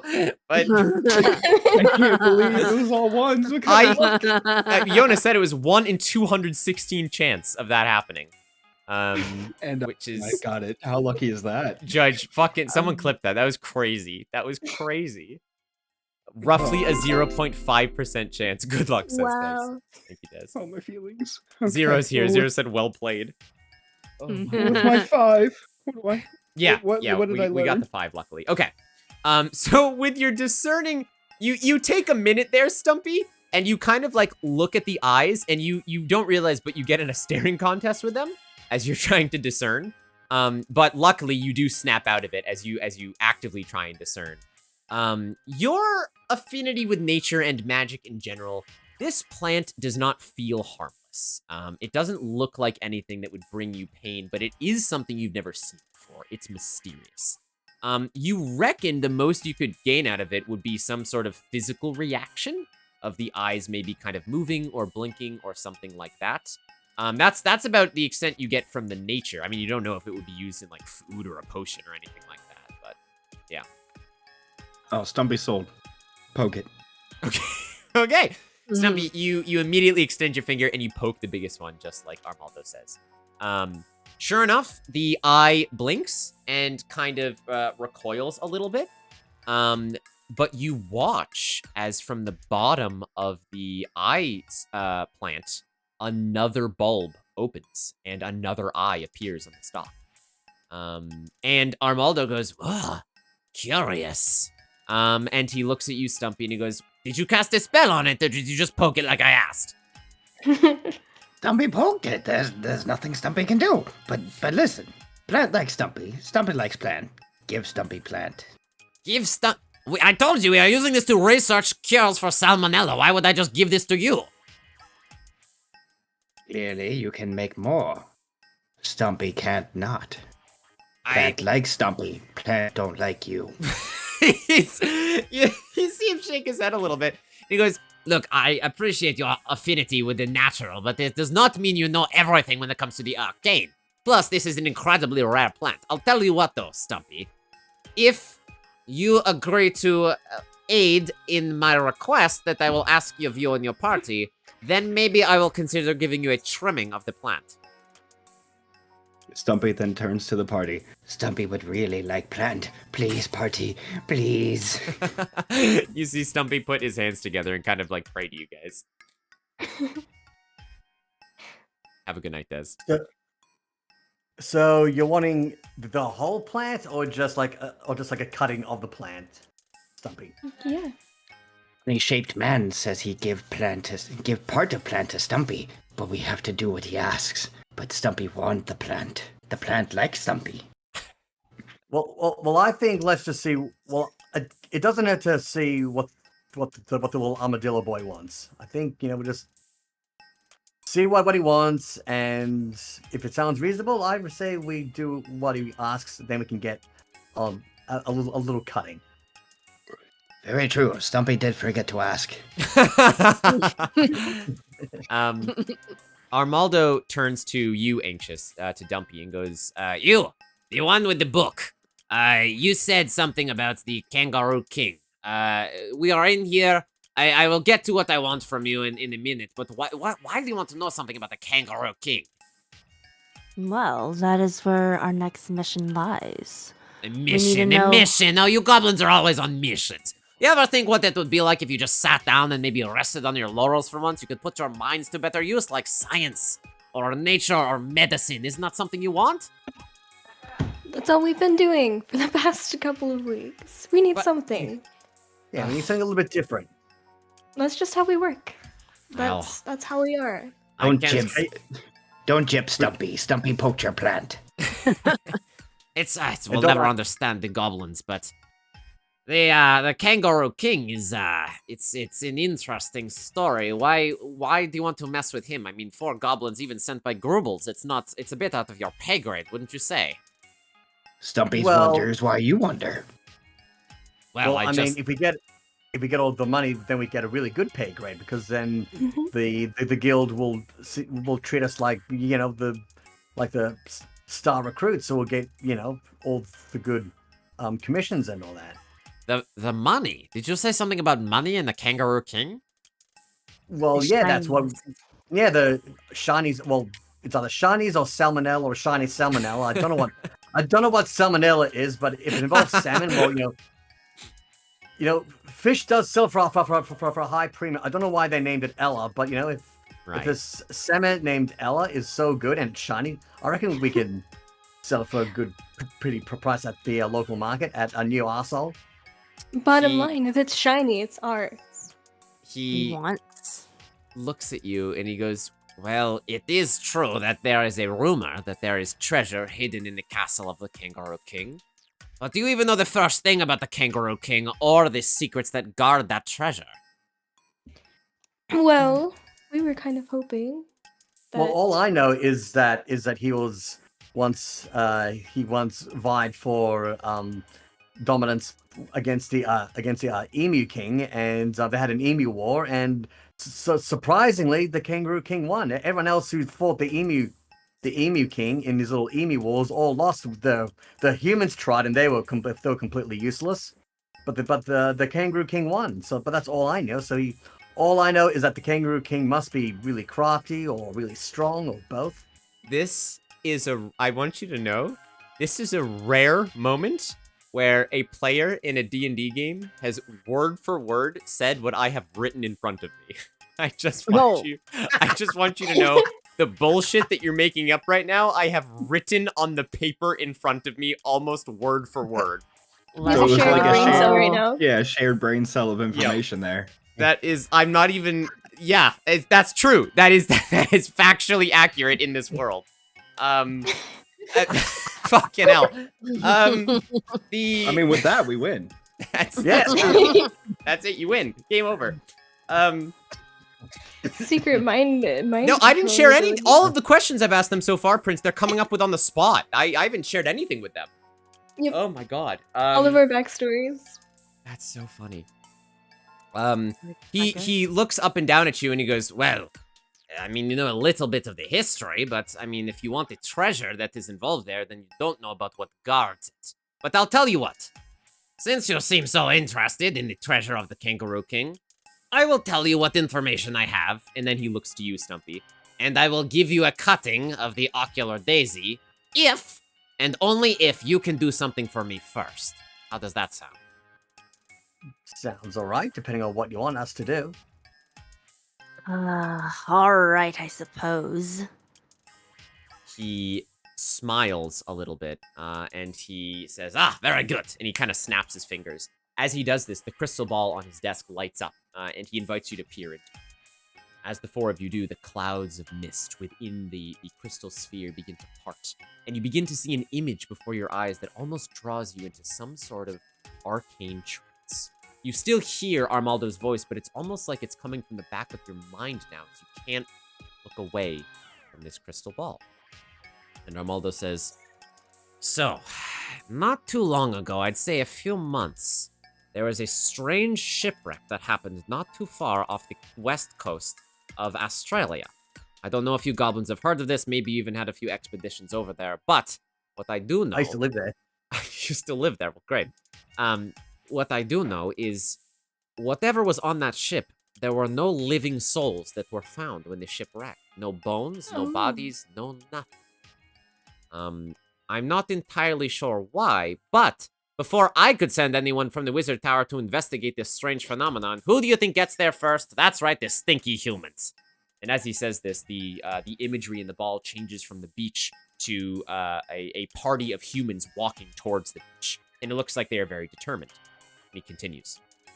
And he says, before we could even rule magic over it and you know, claim any sort of supernatural, the humans, of course, walked right down to the beach, scooped up anything they thought they could make a profit off of, and walked right back into town. Luckily, we were still able to investigate the shipwreck, but we couldn't find much tying it to any supernatural or foreign nations or anything of the sort. However, as he says this, the imagery shifts once again within the ball, and now your imagery falls upon the image of a man that none of you recognize. He looks very strong, very muscular, with a very curly mustache. And Armaldo says, this buffoon, known as Bruno the Strongman, and even though you can't see Armaldo, you can feel the air quotes around the word. He was part of that raiding party on the beach, and he picked up a simple Nautilus shell. And as the image becomes clear, you see in Bruno's hands a very pristine-looking blue Nautilus shell. And Armaldo continues and goes, I don't know what it is, but ever since Bruno's had it, I felt a strange energy emanating from that man, which should not be possible because, you know, he's 2 eggs short of a muffin. So, you know, he's quite a thick individual and not in the right ways. And you hear a slap as Armaldo slaps his own booty. And he He continues and he says, "What I want from you is to find a way to get it from him. Unfortunately, even being a man of magic as I am, I cannot really get close to Bruno without interfering with the magical tendencies of the Nautilus shell or without the humans getting involved. But you four," and with that, your image snaps away from the crystal ball at the moment. And all of you kind of like, whoa, you shake and you kind of rub your eyes and you can now, get your bearings around the space again. And he looks at you and he says, "You four are all goblins. You are known for being sneaky, conniving, and downright foolhardy. The perfect companions on this mission. If you four figure out a way to take this Nautilus shell from Bruno without incurring his wrath, or at least not leading him back to me, then I will consider our debts paid, tell you everything I know about the treasure in the Kangaroo King, and yes, Stumpy, I will even give you a piece of the Ocular Daisy." How does that bouncing sound? excitably. What do you say, Judge? Said Stumpy starts bouncing excitably. Green Bean is eyeballing a few shiny objects around the room. Okay. Can you tell me if there's anything here worth stealing? Anything worth stealing? Also, welcome in, Vasu. Thank you for stopping by on our D&D stream.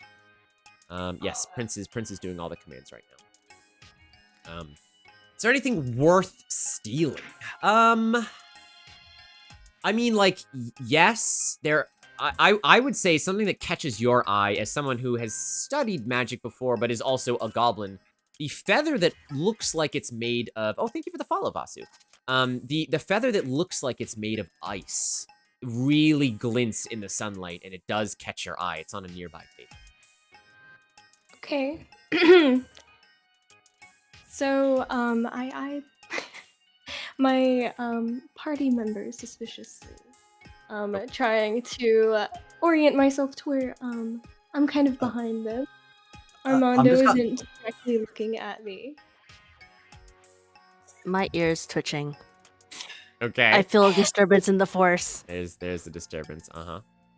I go over to check out this thing that I'm really fascinated by. I got a glint in my eye and I kind of turn abruptly towards Green Bean. Okay. Wait, what are you doing? Shiny. What are you doing? Shiny. I know it's shiny, but what are you doing? Leave it alone. Could be useful. It could be money. Could be money. You're always doing this. Why are you always doing this? We're gonna get in trouble. Leave it.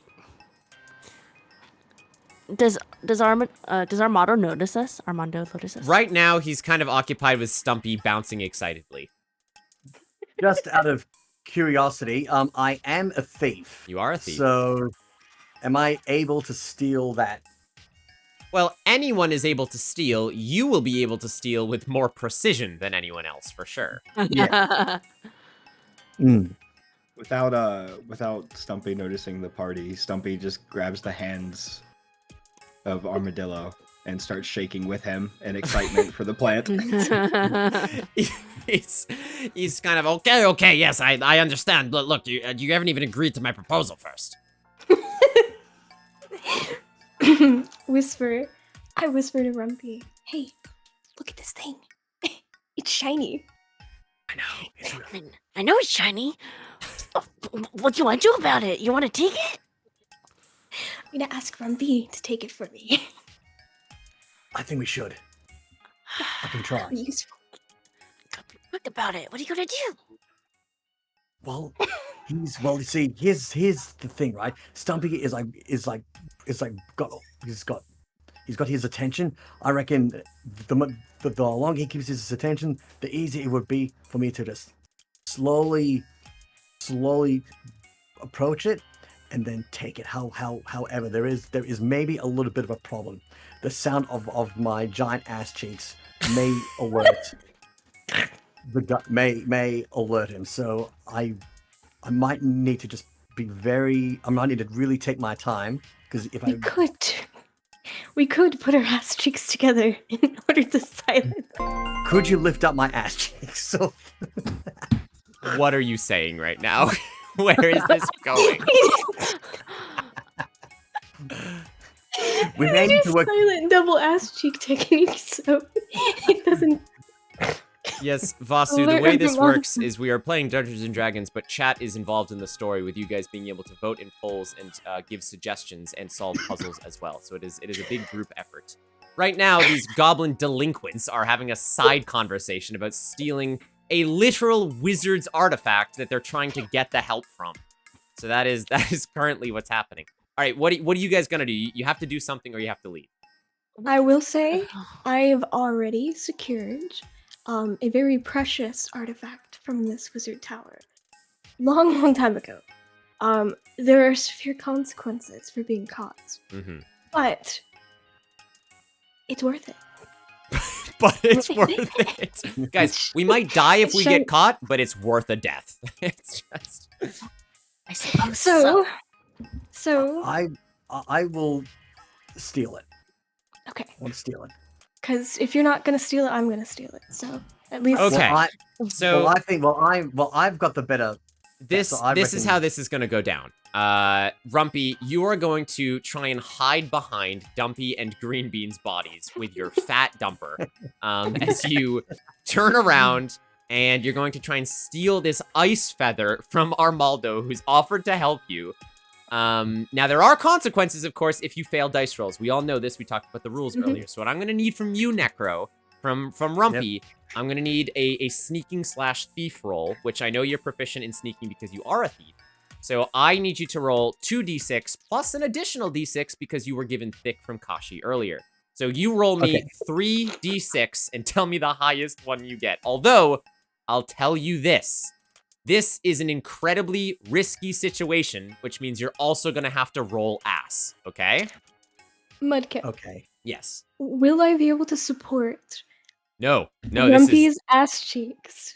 This is From Necro's behind. role. Oh, well, you want to support his ass cheeks, not support Rumpy? Yeah, I need to. You want to physically hold Rumpy's butt. Why? Just for fun, or? For luck. Risk Bear, thank you for the follow during that monologue. It was suggested that we hold up Rumpy's derriere. Because we're concerned about us. Okay, yeah, yes, Green Bean, you and Dumpy can hold up Rumpy's derriere if that's what you want to do. Oh, that's all I wanted in life, I guess. Rumpy, And I might have a little bit of a fascination with Rumpy. I mean, who doesn't? I do. Has my confusion of me confusing the armadillo helped them in any way? Yeah, well, if you weren't, like, doing what you're doing, he would be watching them. But I'd say right now, he's at least not watching them. They won't get any advantages, but, like, you know, he's not looking at them, so. Good enough. Okay, All right. so I roll 3d6s. Roll 3d6s, we'll take whatever the highest one is, but you'll also have to roll ass. Okay? So what does that mean? Well, roll your 3d6s first. Okay, the highest is 6. Okay, so that is an automatic success, which is fantastic. Let's But go. because this is something that's really risky, you also have to roll ass. So you will roll 1d6 per your goblin ass size, which for you is 6. So you roll 6d6, and if you get any 6s, this goes really well. If you get any 1s, this goes well, but also kind of bad. Okay, so so 6d6s. 6d6, and we'll see what happens here. All right. That's a 5, so that's nothing. That's a 3, so that's nothing. That's a 3, so that's nothing. That's a 2, so that's nothing. Oh no. How many am I on? You're on 4. Four. I'm so That's a scared. 5, so that's nothing. And a 3. Oh, All thank right. So no big upsides, no big downsides for the first ass roll of the game. First ass roll. Ass roll. First ass roll of the game. When the asses go rolling. They go rolling. They go rolling and rolling. All right. So in that case, Rumpy, while being supported asterally with Green Bean and Dumpy, you spin around and quick on the draw with your open sleeve, you immediately slide this icy feather into your sleeve without anyone noticing, and you immediately put your arm back in your cloak. You spin around and you see Stumpy let go of Armaldo, who is like, okay, well, look, do you agree or not? Because, like, it's going to get late. I need to have my tea. There's experiments I have to do. What are we doing here, people? I say yes. I say yes to the whole proposition. I agree. I'm only agreeing because I'm elated that we got the feather, and I don't really know what I'm saying, so I'm completely agreeable. Stumpy 100% agrees. Please, Stumpy needs this plant. Okay. GTFO. Armaldo says, okay, well, I have many experiments to perform, so if, you go find Bruno, I'm sure he's somewhere in Newcastle. He likes to hang around the tavern. And look, maybe do it, so you can't be seen, but it's your call. I don't know how you goblins operate, so you go and you figure out the way to get this Nautilus shell. Bring it back to me, I'll tell you everything I know, and I'll give you the plant. Capiche? Okay. With that, he kind of nods and he shuffles you out of the door. He shuts the door. You all walk and exit the wizard tower.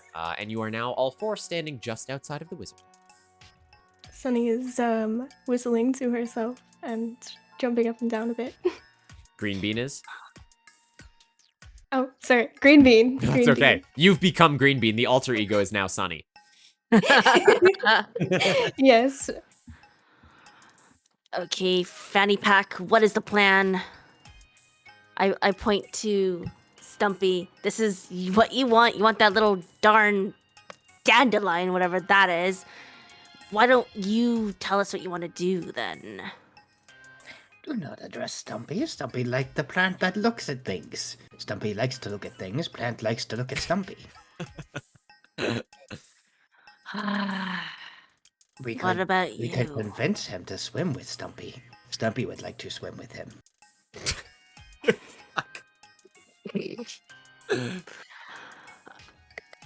Okay, flabbergasted.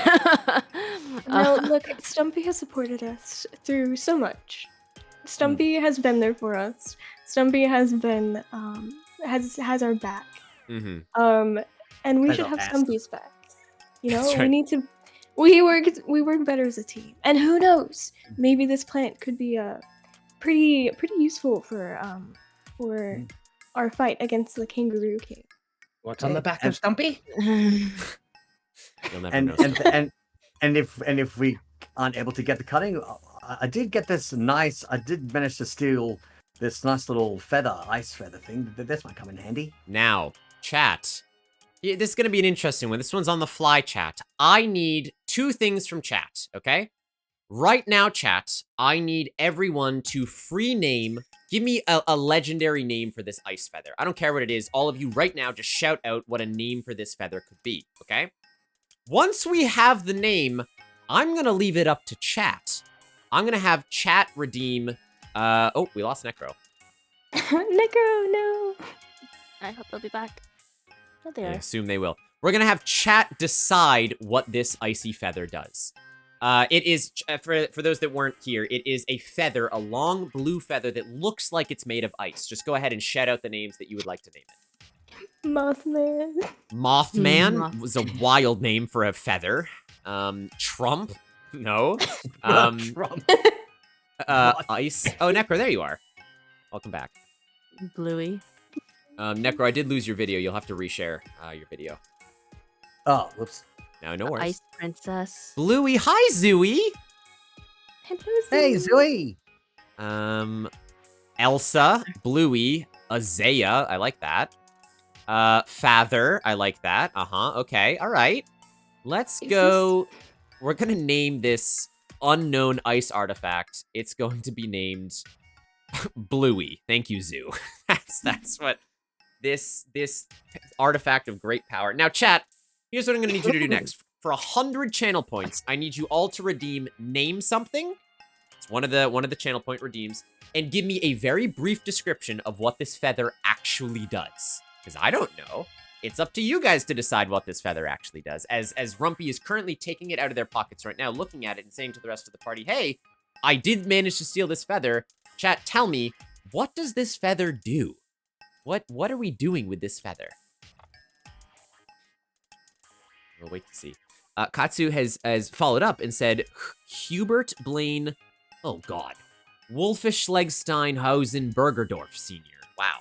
Well, that's a German name and a half, isn't it? It does pew pew with the ice shard. Zooey, you should have played this one. Where are you, Zooey? Where is Zooey?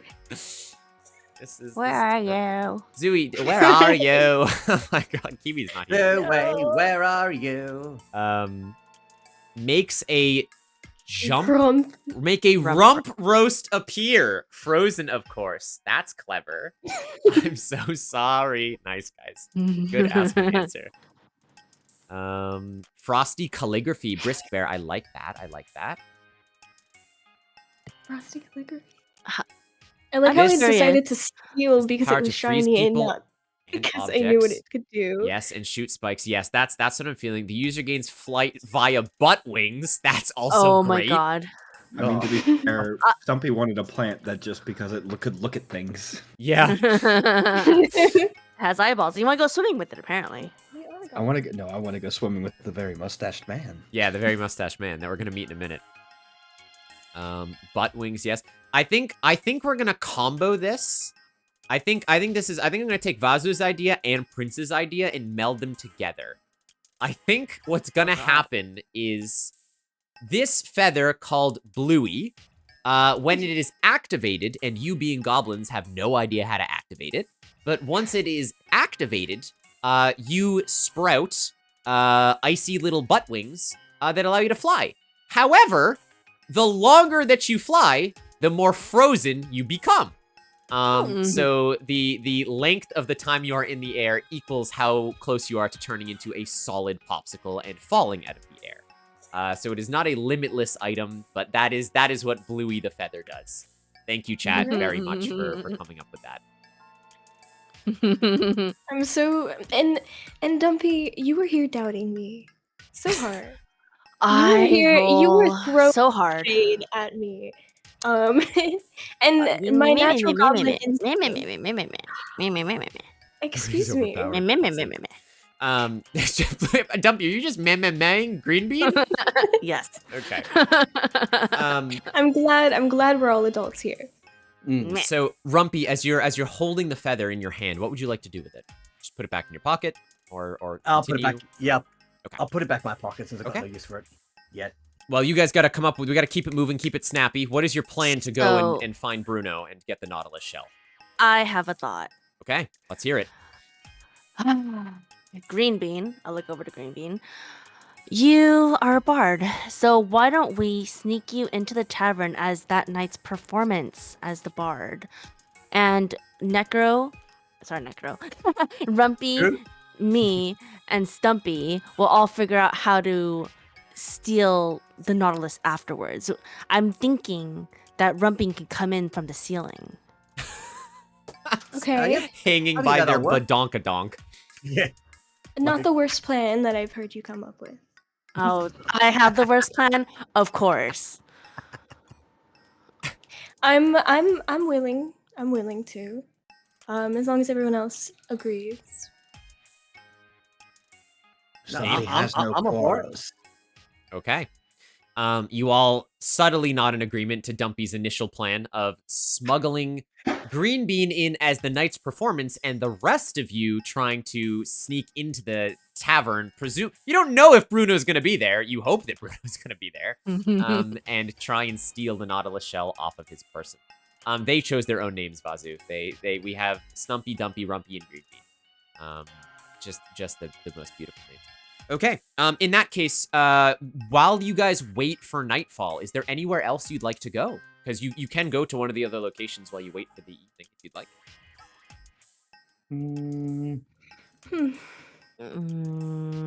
I'm happy to just proceed to the tavern. I want to There's go the to the library. Yeah? Oh, Stumpy would also like to look at the books. The books. all right. I want to go Alright. see if we can find a map or something that might be useful. Ah, that's a good idea. Yeah. Okay. That is good. You guys good with that? Yep. Okay. Oh, and I do have an item I would like to take the opportunity to use maybe while we're there. Ooh, okay. Let's say the fanny pack heads over to the library. Fanny All right, you guys make your way over cobbled streets. We have a new poll in chat, so if you are just joining us now, make sure you use those channel points that you've earned by stopping in and vote in the poll. The polls, of course, will dictate paths in the story to decide if the story goes well or poorly for our players. Not to mention, you can always use channel points down below to cause people to reroll their dice and other funky things in channel point redemption. Plus, I'll take the moment to say we are raising money for charity tonight. If anyone wants to click any of the Tiltify links down below or use !donate, I think Joy even pinned the message up top. Thank you, Joy. You can donate a little bit of extra money. It goes right to Calm, the campaign against living miserably, which helps teens across the UK help fight suicide and have the support networks that they need that they might not already have, which is a really, really good charity, a cause close, near, and dear to my heart. So if anyone would like to influence the story in premium ways, you can head to the Tiltify links, donate for charity, and then you can click on those little rewards. Like, you can give an item of your choice to a player. You can increase or decrease someone's butt size. And you can even make an NPC of your own creation that I have to weave into the story. And while everyone is doing that and voting in the poll chat, we enter the library. How's my cast of players doing? You guys doing all right? Yep, we're all doing all right. Yes. Doing great. Fantastic. All right. Oh my gosh. Ace. Right on time. It was perfect. Ace, thank you so much for the raid. Welcome in, raiders. Welcome in. We are, in fact, doing a D&D stream for charity tonight. Hello, hello. Ace, how was your stream? How was your stream? Have no fear, the ace is here. I like that. You got an ace of spades. You gotta work in cards somehow, right? Gotta work in the cards.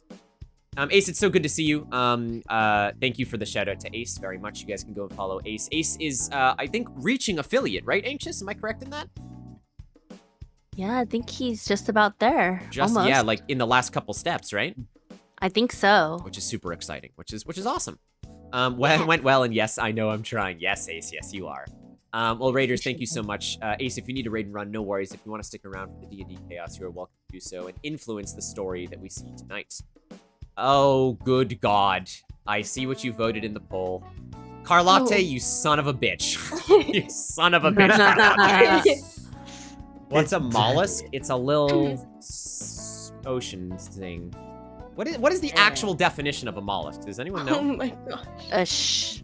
I just always think of mussels. I also think of mussels, like a little shell clam creature, right?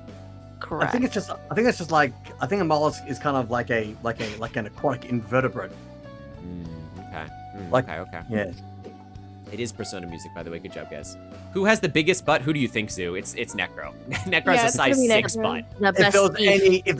If there was any competition. Yeah. It only makes sense. Absolutely. It tracks. It does. Just the consecutive year count. Heck yeah, Ace. That's amazing. Then the shell that they are currently trying to steal, no one knows what it is. It is something that the wizard requires because it has some sort of magical energy around it. But we will see. Ace, thank you so much again for the raid. I appreciate you guys popping in. Stick around, help raise money for charity. We're almost at the next goal of getting Metamorpheus to donate a voice line to the channel, which is one of Sleepy's besties. They were in the Played Up tournament as part of Hugs for Sleepy. They are a lovely Gremlin streamer, so their voice lines coming in next. Necro, thank you for the gifts up to Zooey. You legend. Oh, did we get that We're- voice line? We're 2 away from his 300 goal. Shh, don't worry about that tonight. That's okay. Woo! We are close. We are close. The definition of mollusk. Interesting. It wasn't just me. I had help. Sure, Carlotte, but you voted for most of it, and we can all see that. Yeah. Okay, so in that case, you guys all enter the library. I'll say anxious. Dumpy has probably spent more time here than the other goblins. It's up to you how much time, but I would say you probably are the most familiar with the library. I am the smartest goblin. Yes. Yes. You all enter the library, and you look around, and there are massive shelves of tomes and ancient books and riddles and pictures lining the walls. There are staircases that lead to a second level. It is a picturesque fantasy library with candles that are currently lit all around the top floor. And there's a couple of people in the library right now. It's not too full. But you do see the librarian, who is standing at the front of the desk right now, at sort of like as you guys enter. They kind of look up from what they're looking at, and if you guys open the tactical mode, you can see our librarian in question today. Oh, ayo. So, What? How? chat has decided on the disposition of this librarian. A nice, Judge. It's funny you were talking about owls earlier, Judge. I was like, I can't say it, Kip. I can't say it. Wait, what did Judge do? I'm No, you were super talking about a confused. flock of owls. How terrifying that would Oh, be. yeah, And I yeah. was like, that How would be many it would absolutely take? terrifying. Yeah. Chat, I need a proper name something. Give me the name of this librarian, chat. Go to channel points, click redeem, and name the name of this librarian. Ally McAlley face. One thing talking about pigeon tornadoes as well. What'd you say, Green Bean? I said, weren't we talking about pigeon tornadoes as well? We were. You're very quiet, but yes, we were. Am I? Hold on. Yes. We're talking about pigeon tornadoes and kookaburra tornadoes. I love that, Judge. Judge, get out of here. Sir Hootington, Bakudo. Oh gosh. Bartholomew. That's pretty good. Bob. I was just watching Haikyuu today. Bakudo, but Daddy. I don't know if this chat message is going through because mobile sucks, but I hope it's going well. It is, Kashi. Thank you very much. No, Judge. That's good. Oh, man, we got a lot of good ones. I feel like it's only right if Carlotte said that what this disposition is, that I name it Bakuto. The Owlplex Encyclopedia. Brisk, that's great. What a name for a librarian. All right, Bakudo it is. I was about to say the Owlplex Encyclopedia does sound like a name that was like handed down through generations. Right? The family name of encyclopedia. Owl's Moving Castle, genius, Necro, genius. All right, chat. I'm sorry for my players. Chat, you brought this upon yourselves, so I'm not sorry for you. You all walk in. The librarian looks at you all up and down. And as you enter, he says, "Can I help you?" Oh, hello. Hello. I mean, I'm assuming that Bakudo would know me. I'm sorry. right? I don't believe you introduced yourselves. It's only courtesy to introduce yourself first when you meet someone, isn't it? Stumpy runs past him to the candles, but as he runs past him, Stumpy goes, "I'm Stumpy!" And proceeds on. You watch his head spins around 180 degrees as you do this. As he kind of like turns around and looks at you, but he just kind of sighs and looks down and he says, "And who are the rest of you?" I am Rumpy, and yes, hello there. I'm very enchanted by your presence. Oh, well, I appreciate you. And the other two goblins you have next to you? I am Dumpy. Rumpy, Dumpy, Stumpy. And let me guess, your name, and he looks down at you, Green Bean, is beautiful. Oh, hey. Whoa. Yeah, that's one thing people call me. Sonny, can you boost your volume? What happened to your mic? How did you get further away? I'm literally the same. Okay, let me mess with my gain with you guys. Okay. Is gain better or worse? The same. It's not this. It's not improved. Give me a second. I'm so confused. You sound as though you're talking to us from a far hallway. Yep. Should got caught up in a tornado. Not the pigeon tornado. Oh, Yeah, talk now. tornado. Oh, Is it better? Yeah, it's better. It's Yes. better. You're Hail. back. Okay, Um, I said yes, that is one thing people call me. Oh, well, I can't wait to find out the others. And Oh he looks the three of you up and down and he goes, "So, my name is Bakuto. I am the proprietor of this library. Have a good night, Batsu. What can I help you with? What requests may you have for myself?" Can you tell us your marital status? I would also like to know. I believe that is private information, but if you are good Oh. goblins, perhaps you will find out. Oh, all right. This is worth it. I This nudge. is Necro asking. I nudge Green Bean. Hold on. We just had a crazy donation of 35 pounds to put us not only over the goal, but over 900 pounds raised for charity. 900, yes. Holy crap, Go, Whack! guys. Whack is Bravo, back. everyone. All of you. Welcome back, Whack. Let's go. Whack, enjoy that bundle of games for 35 pounds, 70 games. Whack, thank you so much for funding life-saving calls to for Calm's charity purpose. Thank you so much. I had work for the last few days. Oh my gosh, well, the Whack. swagger of that entrance. Oh my goodness. I know. It's happened multiple times, Judge, where I've had someone come in and go, hey, here's 50 pounds. Also, we haven't talked in 3 months. I'm like, what the heck is happening? It's What do you mean? It's all for a good cause. charity. It It's is. for a great cause. Well, thank you very, very much, Whack. We appreciate it. Calm will appreciate it. And you put us over our 888 goal. That's 2 voice lines unlocked in one night, which means Woo! a certain cheerful Zoo's voice line is almost on deck. It's almost I'm so here the for that. the infamous Australian VTuber herself. Maybe donating a voice line. Although there's someone else in Stumpy and Dumpy's court that is actually donating a voice line if we hit 930 pounds. And let's just say they were so ready to hop into action when I asked them. So I will see if I can boost the goal. Thank you very much, Whack. I appreciate it.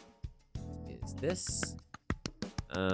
This Yep, not to is- put any more like work on you, but Yeah. if you do not make a song with all these voice lines by the end of all this like event, oh You have a man. gun to your head? Prince and I are gonna go back into the studio and we're gonna make a sound bit song. It's gonna be great. It's gonna be so good. That's a genius idea. Love Oh, Whack. Well, thank you for the kind words. We love it. I love meeting all new people. You guys are fantastic. And your generosity knows no bounds. So, thank you so much for 900 pounds. The next major milestone is 1,000 pounds, which would put us on the leaderboard for raising money across all of Jingle Jam. Which is, Yes. I Go, kid you not, guys. thousands upon thousands of people fundraise for Jingle Jam. It would be nuts to put us on the leaderboard. It would be crazy. So here is the next goal. If we could hit 920 pounds, which I know is the next ask, none other than Ribbitsaur, Nana themselves, will be donating a very funny voice line for all of your eardrums. And then after Ribbit, if we can somehow hit it, 1,000 pounds, and Cheerful Zoo will grace everyone with her legendary presence. Woo! Yep. All right. Well, thank you very much, Whack. I appreciate the entrance. Thank you for existing. Yes. Thank you for being here. existing. I'm just making sure I'm all caught up because there's a lot of hype there. Bakuto needs to be sprayed down. How dare you, Sue? You asked for this. Let's go. Let's Wow, go. you feel Oh my better. gosh! About 6 fish, 10 more pounds! Wait a minute! We're now at 912. Oh my, we're only 8 pounds away from the next goal of Ribbit's voice line. Let's go. All right, hold So on. excited for my Nana. I have to check because I think that means they got an NPC if I know them correctly. Let me take a look at their reward. Yup. Okay, you better DM me your character. DM me the character, Fish. They have added an NPC into this world. Thank you Cool. very much for your generosity. Also, Ace, no worries. Thank you so much for the raid. I appreciate it. You keep being awesome and keep punching towards that affiliate. You're gonna hit it, man. I can't wait. Thank you for hanging out. You PM me, Fish. Thank you for your generosity. I have a feeling I know what Fish is gonna PM me because we went to college together, Fish and I. So Throw. I think I know what's happening. Mudkip, hello. I'm about to play Fortnite, but how is it? I've never played D&D before. Well, I'll let my characters. How are you guys enjoying it? Fantastic. It was a little shaky at first, but I got it. Yeah, I think Stumpy they is roll. excited. Also, Stumpy They would roll like to selling point it out that the number has nicely. gone up. Yes. The number went up again. We're at 920. Hello? Oh my gosh. Oh my gosh! Oh my gosh. If Fish is who I suspect, I'm scared. No, you don't know Fish. I promise you don't. It's been very fun, Here, Mudkip. Thank you. For stopping. Yeah, no was worries. so quick. It's all good. Oh my gosh, Necro, thank you. Thank you, Necro. Necro, do you want an NPC in the game? This is No.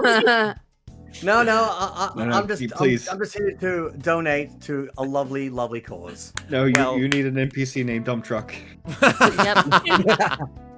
Well, Necro, if you think of one, that's fine. But thank you very much. That's 2 goals hit in less than 10 minutes, you crazy people. Oh Woo, yeah. my gosh, that's All Ribbit's for a voice great line. cause. Yes, Anxious? Real quick, Rumpy is not on the screen. Yes, I need Necro to reshare their cam because they disconnected. Oh, no, they didn't. No, That's he's just not- because my he's- Discord thing, yes. Sorry, it goes away Okay. because of how my computer is set up when I'm checking VPNs. Yeah. So it will go away there. Yeah, Fish, just DM me, my guy. Thank you so much for the donation. DM me, presumably on Discord is gonna be way easier than anywhere else. I'm gonna bump the milestone, so bear with me, chat. Because the final milestone for 1,000 pounds is Cheerful Zoo doing a voice line. Oh my gosh, I'm so excited. I We're know. so close already. She's bigger than all of us combined. Cheer- Chat, Well, I would be as tickled the- pink if you could reach it. It would be, you hear that, chat? Tickled pink. Absolutely tickled pink. Tickled very zesty.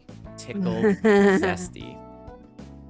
Be, All right. be the zesty of besties to get that goal. There it Need is. a pink There it Stumpy. is, chat. You legendary people. Enjoy your games for those that have picked the games bundle. And thank everyone for all that you've done. Okay. Let me just double check. I don't know where Fish is going to PM me. I'm sure they're concocting just a horrible mess of a character right now. So I can't wait for that. But yeah, I'll don't worry. Necro's here. I promise. Necro's here. I just have to do this and Necro comes back. Slightly less scared than D&D gaming. Exactly, Mudkip. Exactly. I finally got to run my PC well, and it's the only game I've played all day. Oh my gosh, nice. Well, I'm glad for you. Yellow even. Tickled yellow. Tickled zest. All right. Now, back to Daddy... what was the name? Bakudo? Bakudo? I'm not gonna be able to say that. Just Yeah. Okay. Anyway. Now just saying one thing. Yeah. Kip. Oh check my your- god, Necro, you didn't. Holy shit! It is time. Necro! Oh Let's fucking my go. god. Alright, you guys won't be able to hear it, but I gotta put on the Mad party lad. music now. Necro! What? Holy crap. Oh my god. Big applause. That's 1,000 pounds! Necro, you be a champion. Holy In shit! fact, you know what? Everyone who donated, absolute champion. Everyone who Measure donated, name. massive champion. Necro. Stretch goals next? Oh, we're gonna have to come. I've exhausted my streaming repertoire. I don't know what happens next. what happens, guys? Let's go, guys. Oh Necro, you my god, legend. 1,000 pounds for calm. Let's go. Oh my gosh, that is so many potentially life-saving crawls across the United Kingdom for young teens who are in desperate need of support. Thank you all so much, and Calm thanks you from the bottom of their hearts. That is massive. I did not think we were gonna hit 1,000. We still have a couple days left, but 1,000 pounds is wild, guys. Oh my god, I can't even believe it. Oh, you guys are incredible. You are incredible for raising this much money. Oh my god, I can't. Oh shit. Oh You all right, my mate? god. Wow. Necro, thank you for putting us over the ledge, you mad lad, you legend. Thank you. Thank Nah, you, mate, Necro. look, like I said from the very beginning, Mudkip, you are an absolute champion of putting this all together, putting together this, helping out such a wonderful charity, and mate, I'm all here for doing what I can. Well, thank you, Necro. That means a lot to everyone involved. Necro is Um, a champion. Yes, Necro is the sweetest bean. And Necro, as well as everyone else here, deserves a follow, chat. I know we have a lot of new people in chat tonight. Please make sure you check them out. They are fantastic streamers that I watch religiously. So I would strongly recommend checking them all out, because they are fantastic people. I don't judge someone. Hit me with some stretch goals, guys. What happens after 1,000 pounds? Could I contribute? I don't know. Zelda cooking stream. Another cooking stream. It didn't go poorly, did it? No, it went great. Okay, then what are you upset about? More music streams? More. I could. Well, it has. There has to be a milestone, right? Like I have to say for like 1,100 pounds. What happens then? Can I I'll text you. I'll text you Mudkip. Okay, sure. You can PM me. A Mudkip Just Dance stream? Oh, God. Oh, my God. That, you know what? Yes. I'm sold on that idea. That's 110%. Let's go ahead and move that as a goal. No. No, what do you mean no? You don't want to please the people for charity? I do want to please the people. All right, if there's one thing that I vehemently can't do in this world, it is dance. It is. Why do you think they would be so entertaining? Oh, God. Oh, God. Maybe that's why we did pick it. You'll play like DDR or something? I'll tell you what I can do, chat. I could do a Beat Saber stream, but that's like as far as I can go. No. I don't even. How would I even? I guess I could set up a Just You Dance set up a device. camera and you just pop it off. I have to buy the game in theory, but I mean it's for charity. Come on. dance. That's that It's is such good a to call horrible just dance for a thing. reason. You don't have to dance well, just dance. Yeah. Of course. Yeah. This is a dance for charity. This isn't supposed to go well. I know. Yeah, we're not expecting you to break dance and do all that stuff. We're just saying, Dance the just have styles. fun. You don't understand how bad I am at dancing, guys. I'm bad at dance. I have 2 left feet and 2 left ankles. All right, I'm terrible with that. On the same leg? On the same leg. On the same leg. It's a very weird leg, but it doesn't make for good dancing ability. Gets me But from hey, point A to point B. what I was point like, A to point B, karaoke and stream. it's a good conversation starter. They're What like, about the a hell Just is that? Dance / chat? We could do a chat karaoke. If I had friends that were down to join and sing, then yes, we could do a karaoke stream. Love that. Dance like an emote. I support all of these. All right, well, I'll tell you what. I'll put down a Just Dance stream for a stretch goal, but I would like to have some before that one. Okay. Did you PM me, Sonny? I did PM you a thing. You PM me back a suggestion. I will. What about like Styles Cam? Yeah, I mean, I can't. The problem with Styles is he doesn't sit still for more than 30 seconds. Yeah. If I had a Uh-oh. GoPro, maybe. Styles goal to in a rename, Strap a GoPro. What'd you say, Judge? I was gonna say, a goal to rename Styles Matter Eating Lad. Yeah. Mm. Oh yeah, Sonny, you're more than welcome to, but I don't want to if that is what you want to do. Yes, it is. I'm 100%. I just don't know what would be worth it. Sure. No, well, I think I have a pretty good idea of. Actually, I have a really good idea, but Okay, we'll have to talk. Give me the yeah. Or maybe. All right, chat. Well, then maybe we'll even get a special commemorative 2023 design by Sunflower Baby donated to the Oh, yeah. stream for a stretch Mhm. goal. Oh, Aw, very that's nice. lovely. That would For be those that don't amazing. know, Sunny is a phenomenal artist. Very, Mhm. very good. So if she's willing to donate arts for the stream, I can think of a pretty wholesome collective 2023 thing that we could do, Sunny, that we could get donated to the stream. So I'd totally be up for that. maybe we can put that up there. That's certainly a great call. Oh yeah, absolutely agree with Ayla. If you do, Mhm. you'll do karaoke, Sunny? Yes, I All right, I fine. will. I'm putting that down. At 2,000 IRL Nick in a Mudkip costume. I would 100% wear a Mudkip costume for charity. Are you kidding me? Time to He's get like, that's that not even a onesie. threat. Sunny is an amazing Oh. artist. I would sing for charity. All right, Judge. All right, let me write these down. Let me write these down. Okay. we got to get those stretch goals in, so we have Just something. Dance. Exactly. Karaoke.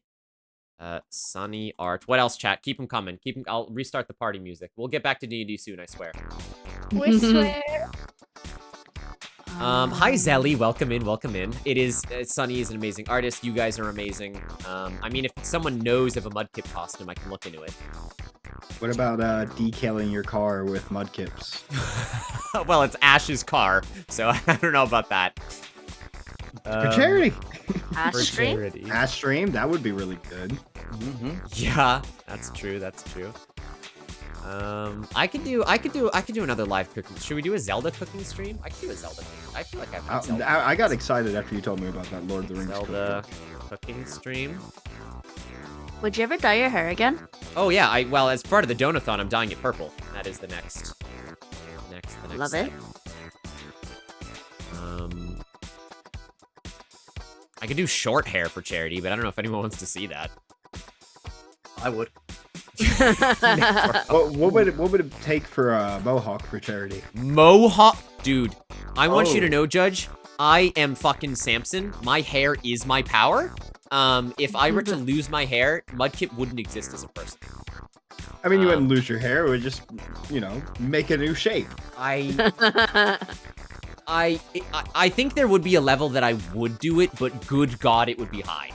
That is an insane ask. Ultimate. Bald. Oh gosh. I wouldn't go Ultimate bald. stretch goal. Donate your hair. Stretch goal. Mudkip, I do have an idea, but could I just DM you at first? DM me everything, friends. DM Alright. me it all. I love it, Fish. Fish has just DM me their character that they've added. Okay. What are they, Fish? Like a goblin or something else? To figure out a place to put that. Gosh, I had an idea, but that seems more terrible than anything. What, Judge? I mean, you gotta tell us now. Liza P drinking stream for each death, half a shot. Oh. Fuck me. Half a shot. Oh, actually, a drinking stream would be pretty good. I mean, General. I worry. Prince. Oh my gosh.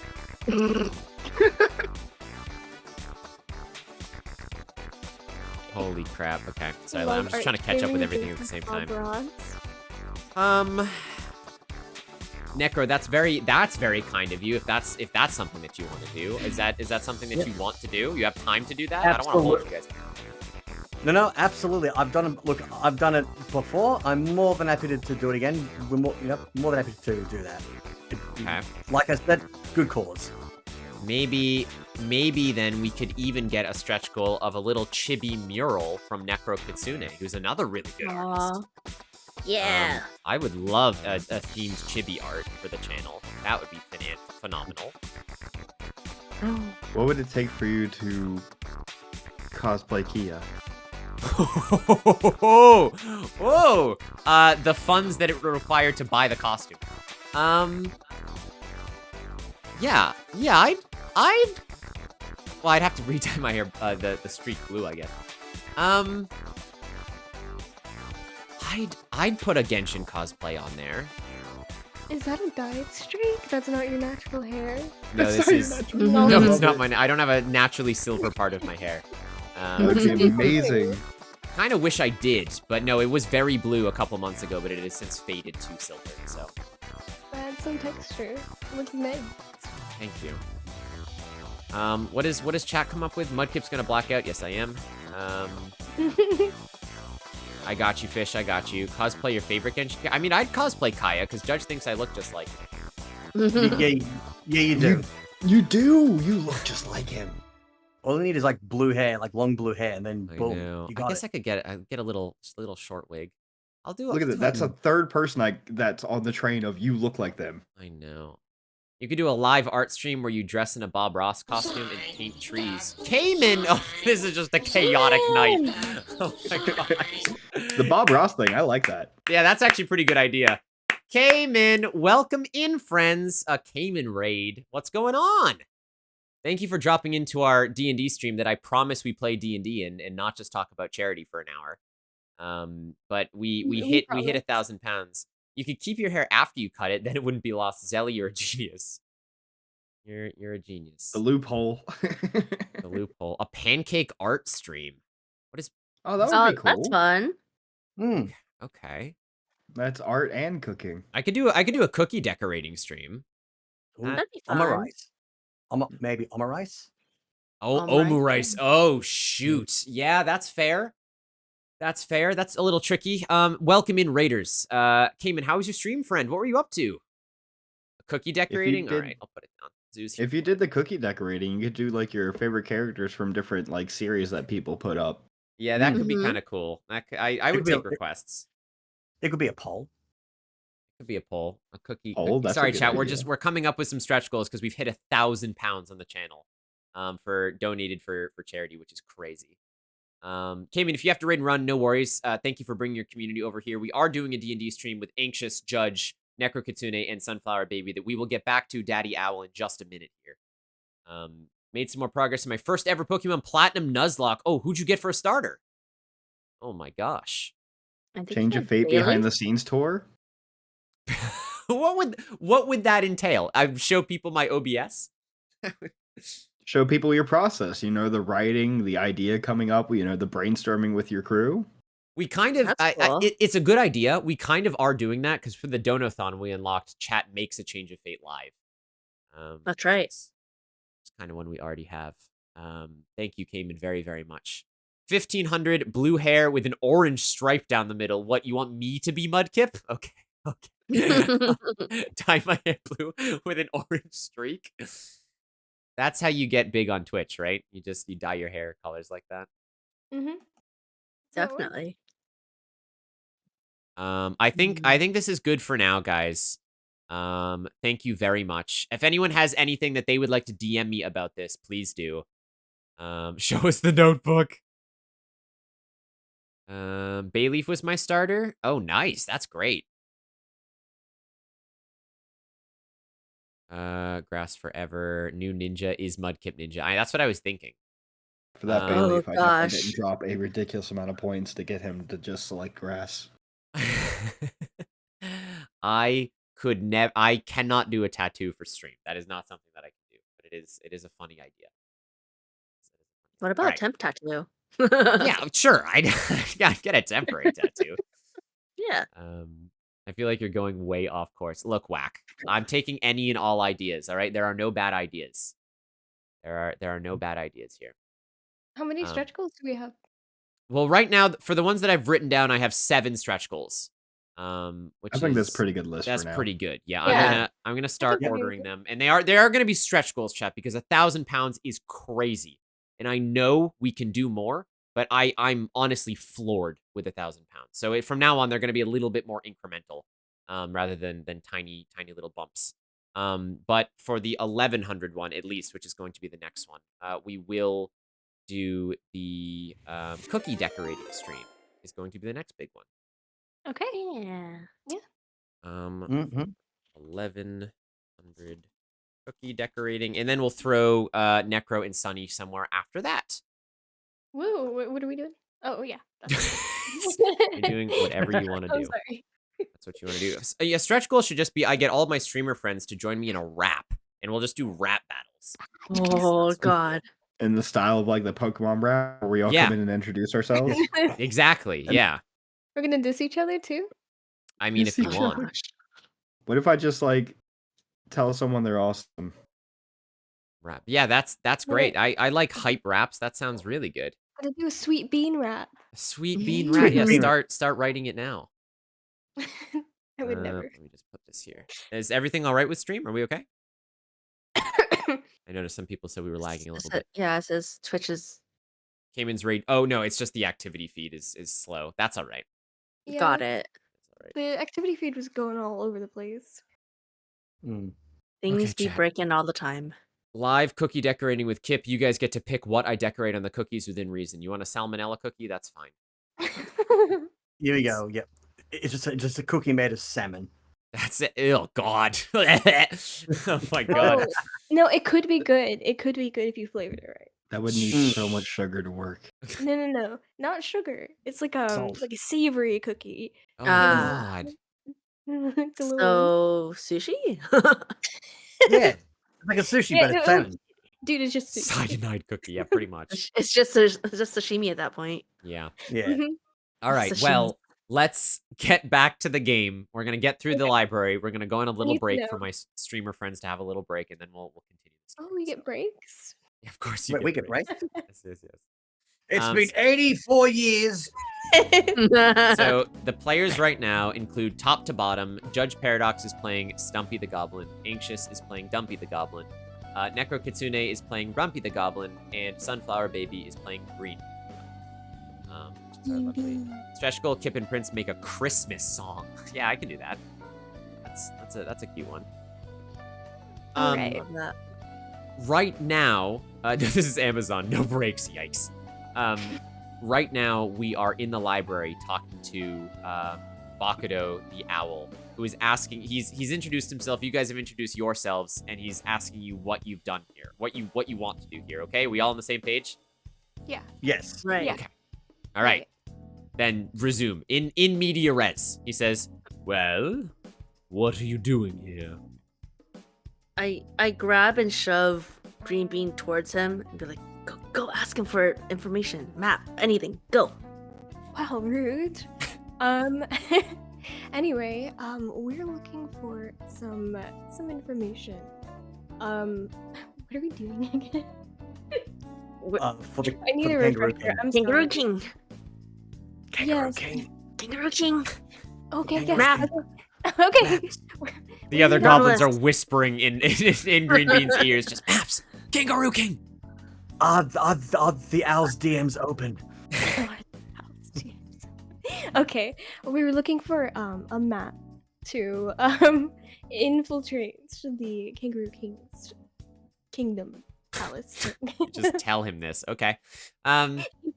He kind of looks at you and scowls, and he says, "Didn't anyone ever tell you it's rude to talk about your plans so openly? What if I were," and he kind of whispers, "your enemy?" Oh well, I'd say you'd be in a bit of danger. I would be in danger. He kind of laughs to can- himself. You can be my enemy anytime.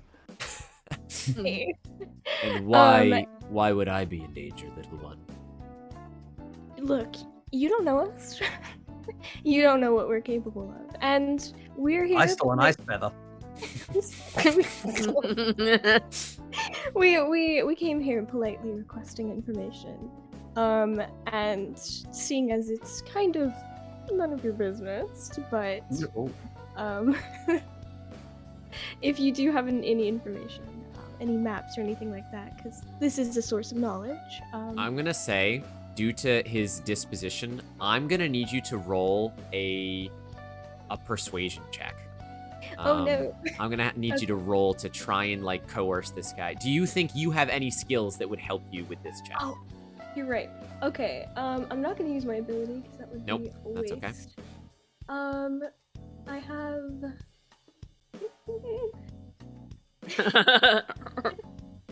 I either have performance or alcohol tolerance. I was looking at that last one, Sonny. Making playlists. Serenade them. Serenade them. Oh yeah, he's a bird. Or just drink him under the table. Either or. I was thinking the same thing. No It's wrong gonna be choices. Sunny. Okay.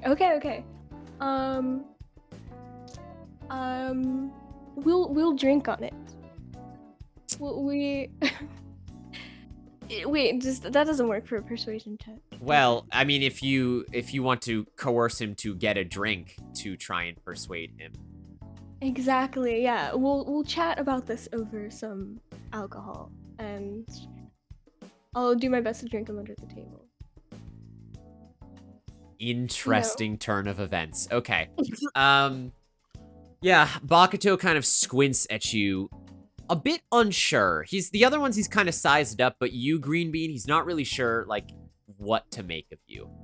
And honestly, you see like a glint of kind of impressed over his eyes for a minute. And he says, "I'm sorry, is the small one asking me for a drink?" Yes, I am. I think that all of the best conversations come out of drinking with, new pals or buddies. There's a lot to glean from getting to know someone. Would you like to put a little wager on that?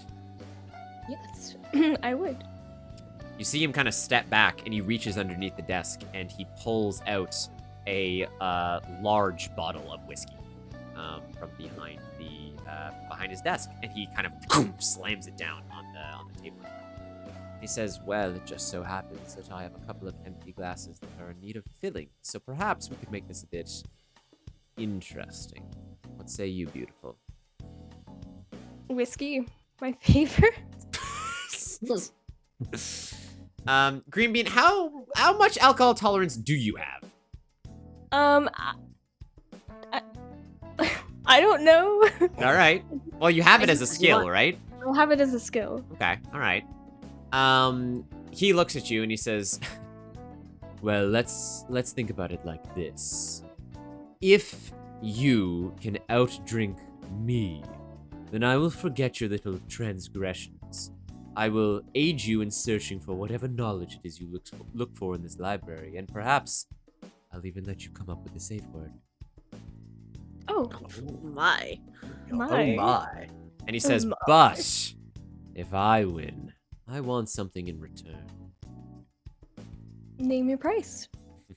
The smile kind of grows. Says, "Your friend there." He turns to Rumpy with the big badonkadonk. Oh no. And goes, "Your friend said something about a feather. Is that correct?" Oh. Grumpy Junior. Big ass. No, just me and my big ass. All right, just me and my big ass.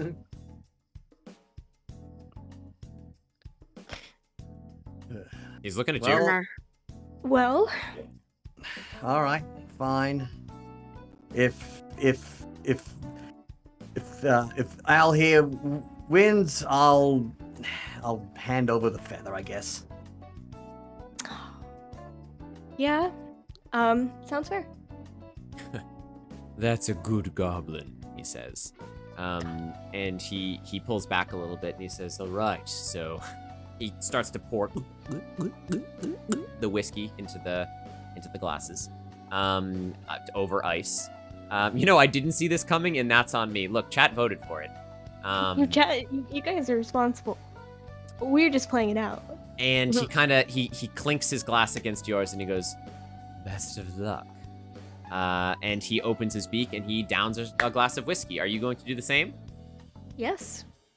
Okay, so Sunny, I'm going to need you to roll 2d6 for alcohol tolerance. One because it's a roll, and then another one because you have that as a skill. And I don't think you have any other bonuses right now, correct? Yes. No Okay. bonuses. I don't think. Well, I this have. isn't a particularly risky situation, nor is this a critical situation, so you don't have to do anything fancy. Simply roll me 2d6 and tell me your highest number. Okay. Well, immediately, that is a fail. But I will do this in the open, and I will also roll for the owl. Okay. Ah. You take the first. I thought this was gonna go on a little longer. You take the first shot of whiskey, and you are not used to this whiskey. You have a tolerance for alcohol, but not a tolerance for the burning sensation that immediately erupts in your mouth. You try your best to kind of swallow it down and save face, but you you immediately splutter and spit out most of the whiskey all over Bakudo. My dignity. He kind of as he kind of like wipes his feathers over his eyes. He looks at you and he, "Gotta say, beautiful, I'm a bit disappointed. I was expecting something more." Womp womp womp. He That puts piece his just actually giggling. Just like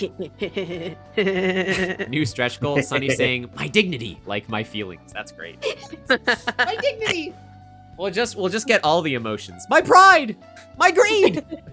My leg! My My leg! badonkadonk. My badonkadonk. Oh my gosh. It hurts. He puts the whiskey glass down, seemingly that he has won, and he outstretches his feathered hand and he goes, well, I believe fair is fair. Yep. Go ahead, Ruby. Instead of I chime in. Instead of offering the feather, could I offer you a bottle of orc liquor since you love drinking? He don't know. turns to you and he goes, I'm sorry. I don't remember giving you permission to speak. Oh, well. Oh, Hey, what? I get fumed. I'm angry now. Like, excuse you? Yeah. I don't think I need. I don't recall asking for your permission either, sir. Now, it's not best to fire off all your temper in one place. I'm sure you'll need it to crawl back to wherever you came from later. But regardless of your silly proposition, orc liquor is among the most foul of the region. I'd expect even someone of your stature to understand that. And I'm sad now. I just like put it away quietly. Like, all right, well, fine. Sad. Sad. He says, no, I believe a deal is a deal. Can I please see that feather? Now, I do have a skill saying pulling a fast one. You do. Am I able to try and deceive him with a fake ice feather? Well, you don't have a fake ice feather. If you Oh, yeah, have that's something that you can pass off as, yeah, you can certainly try, but you have to, what are you going to do? What are you going to use? Yeah, hang on. Let me just check on what I Yeah. you can check on what flip the items. While the party is going through their items, Just rifling through their pockets. Yes, Judge. Stumpy is running around the library putting out candles. You're putting them out? I like Running around Prince's putting out all suggestion. We are gonna make enemies of this. Well, if he puts out all the candles, then all the there's not going to be any light. So I mean, it is still daylight He's a- outside, but that and he It's is more an of owl. annoyance than a hinder. Sure. Okay, hang on. My pockets contain 3 different pairs of shoes, overcoat. I should have just challenged the owl to a shoey contest, just drinking the whiskey out of the shoey. shoe. Yeah, shoe. Yeah, the Shoe. Cheerful Oh, shoe. gosh. Cheerful shoe, yeah. Sunglasses, loose sandwich, and matches. Stumpy, you have been gifted thick from the Sam crew. Judge, on your next roll, you can add an additional d6. All right. Stumpy is pleased. Thank you, Sam. I wish I had that. Well, I guess I'll just have to hand over the feather then. All right. He holds his hand out. You place the ice feather in his hand. Mm-hmm. All right. He takes Um, Bluey from you. No, Bluey. Lost Bluey. And he says, fascinating. Not sure where this came from, but it'll look good in my collection. And he tucks it Oh. underneath his robe. Hey, nothing. We're goblins. And nothing says. In case you nothing couldn't says that tell. we can't just take it back, right, Rumpy? Aren't you a little, I don't know, miffed about the fact that we had our feathers stolen from us rightfully? I'm pretty sure that this owl here has some cheap liquor. So, Rumpy, are you with me? I'm Maybe you sorry. Are could you find- are you trying to Shanghai me right now? Oh, he can hear us. You're right in front of me, darling. Yes, I can. I would say be quiet, but perhaps there's another way I can make you. Ayo. Ugh, eye roll. He's like, oh my god, I'm surrounded by idiots. I am surrounded by idiots. Why don't We're- you just take your time browsing the library, and I'll be here if you spill any more juice. God damn it. I guess we'll just have to swallow our pride and just go and find trying to find like a Yeah. secret tome or a map to the to the Kangaroo King. Yep. Let's get back to the original mission. Let's go get a map. I'm sick of this bird. I'm sick of this asshole. This feather brain over here. I'm still open to finding out his DMs and his status. I'm trying to find a way to spin this and I can't. No, I think that's it. But I do have a telescope that I would like to try out. Okay, the Yeah. broken telescope. And it's stolen, but it's not broken. All right, true. Sheba, hello, has just redeemed Back It Up, which is a great one because whenever the goblins next fail, there will be 2 consequences instead of 1 Aw. consequence. Oh, So thank you, Sheba. We'll God. keep that in mind.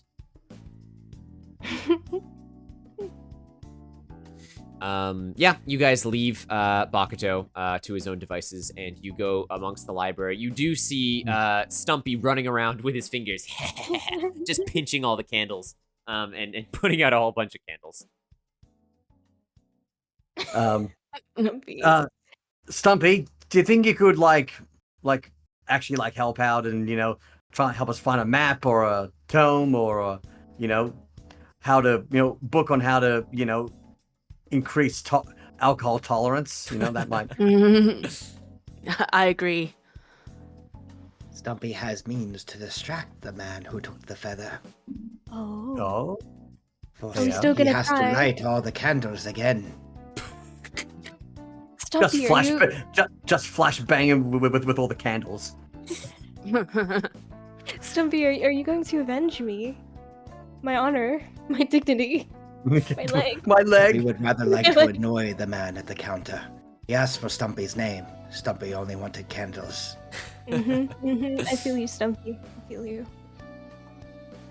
What are you guys doing?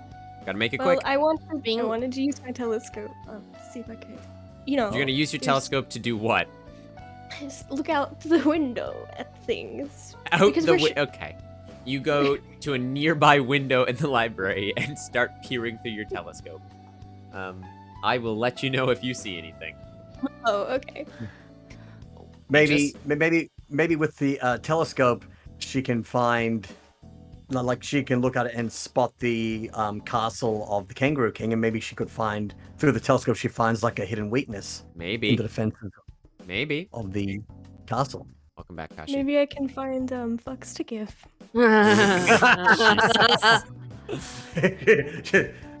Since I'm familiar with the library, I would kind of know where maybe that's a geography Yeah. section. Sure. I'm gonna probably head in that Sure. that direction. You make your I- way over there. What would you like to look for specifically? Regional maps, maybe anything that might give me any hints about the castle the kangaroo lives in. Yeah, you do. You don't need to roll for anything. You pan around for a little bit in the geography section. Yeah, you see regional maps that you sort of begin to pull out of the shelves and sort of glance over. Rumpy, are you helping Dumpy or are you doing something else? I'm thinking of going and finding books on castle architecture to see if I can find anything that might help us, that might help us in Break in. finding a potential weakness in Okay. his defenses. For that, like some- I will need a dice roll. Okay. Some kind of searching check. I don't know if you have any skills that involve your perception or anything. Let me just check for 1 second. Oh, I forgot you picked. Greetings, Kipshop. Greetings, Presto. No. No. Okay. In that case, you take a minute. Go ahead and roll a d6, Necro, just the one, and we'll see how you do. It's not Okay. nefarious or anything like that. Just roll the one. I roll a 6. I Let's got a go. 6. You got a 6? Yeah. Yep. Okay. Wow. All right. In that case, the plot thickens. Anxious. Just Dumpy thick as over. You pull out some regional maps, and it doesn't take you too long to see a map of Australia as a whole. And you notice that not too far north of New Assel is a depiction of a castle on the map. And all it says on there is K Castle. And it looks like maybe half a day's travel from where you currently are if you just follow the river. Fantastic. I'm gonna just take this. Actually, I'm gonna rip out the map or whatever. I'm gonna just rip it out. You rip out the map from the tome, and you pocket it. Yes. Okay.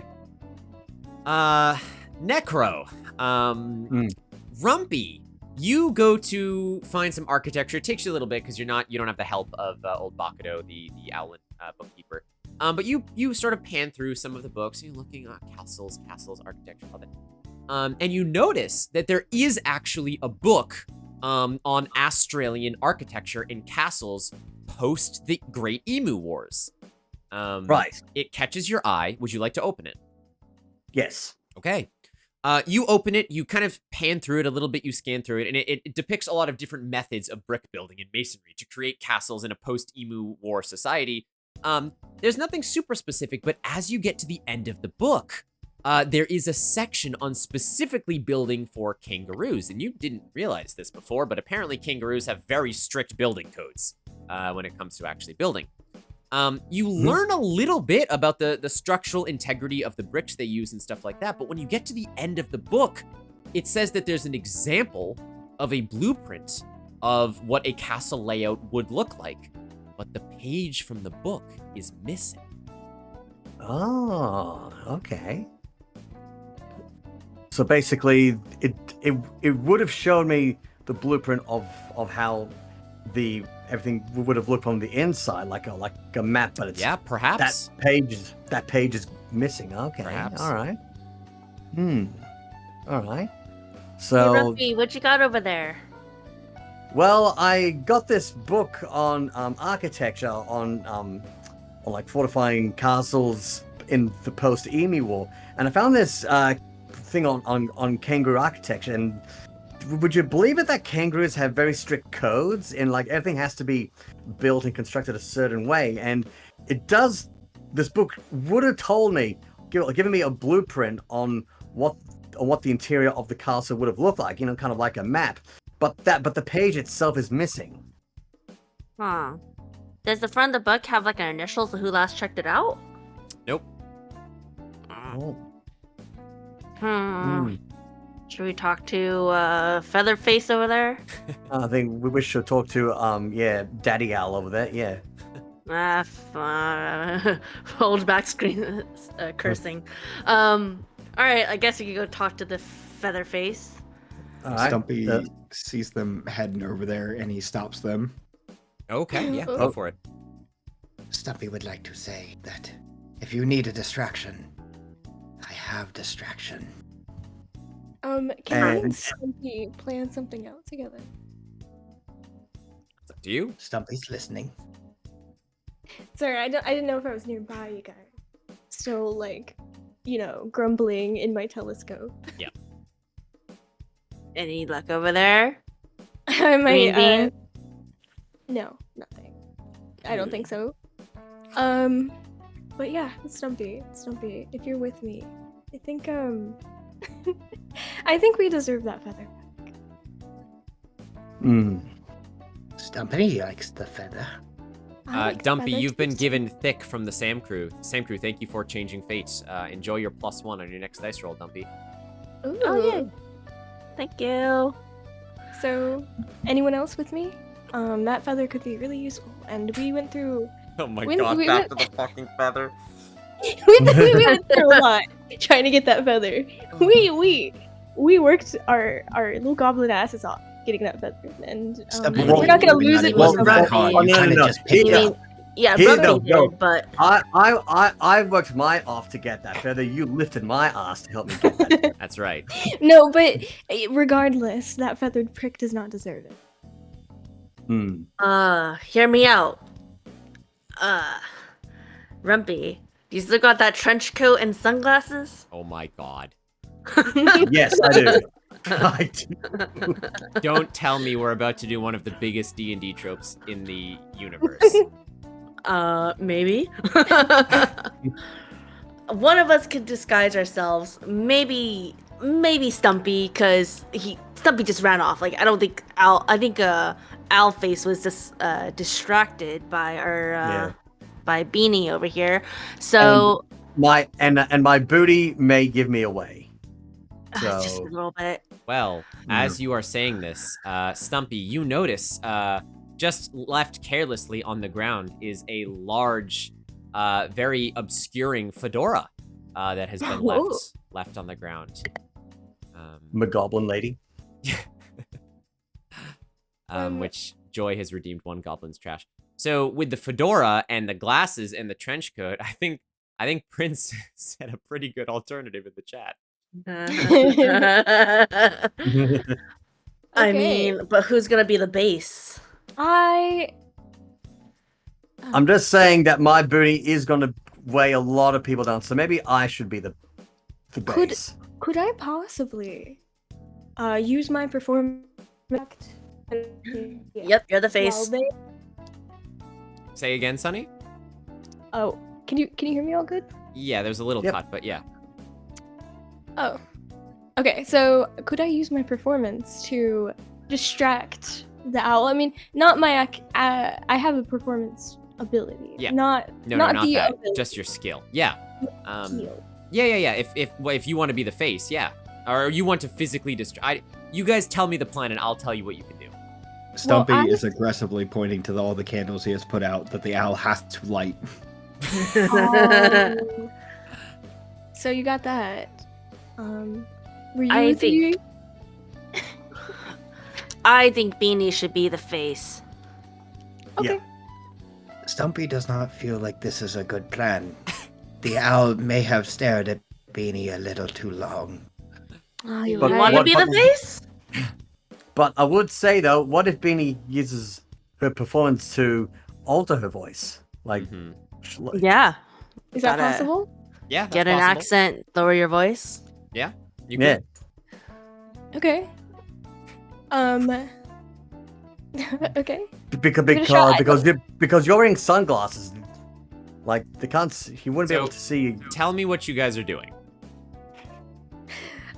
We're being doing the little rascals thing and just being like a big. You actually big gonna person stack on trench top of coat. each other inside of a trench coat and have Sunny Yes. try and Green Bean throw their voice with their performance check to be a stranger. So what's happening while the three of you are in the trench coat? What is Stumpy doing? Stumpy is. Well, Taking candles. Stumpy, can you do anything with your candles? Can you like make them burn brighter, or I don't Can know? you set the can you set the place on fire? Oh my god. Yeah, you know, a little arsony's fine. It's Yeah, just little like it'll different distract them. times. Stumpy Different can times. start a small fire on a different floor, yes. All right. So we have the bones. We have the we have us in a trench coat, and we have distraction. Okay, next step. How are we getting the feather guys? Yeah. Stumpy would like to point out that the fire and the trench coat seem a bit like a hat on a hat.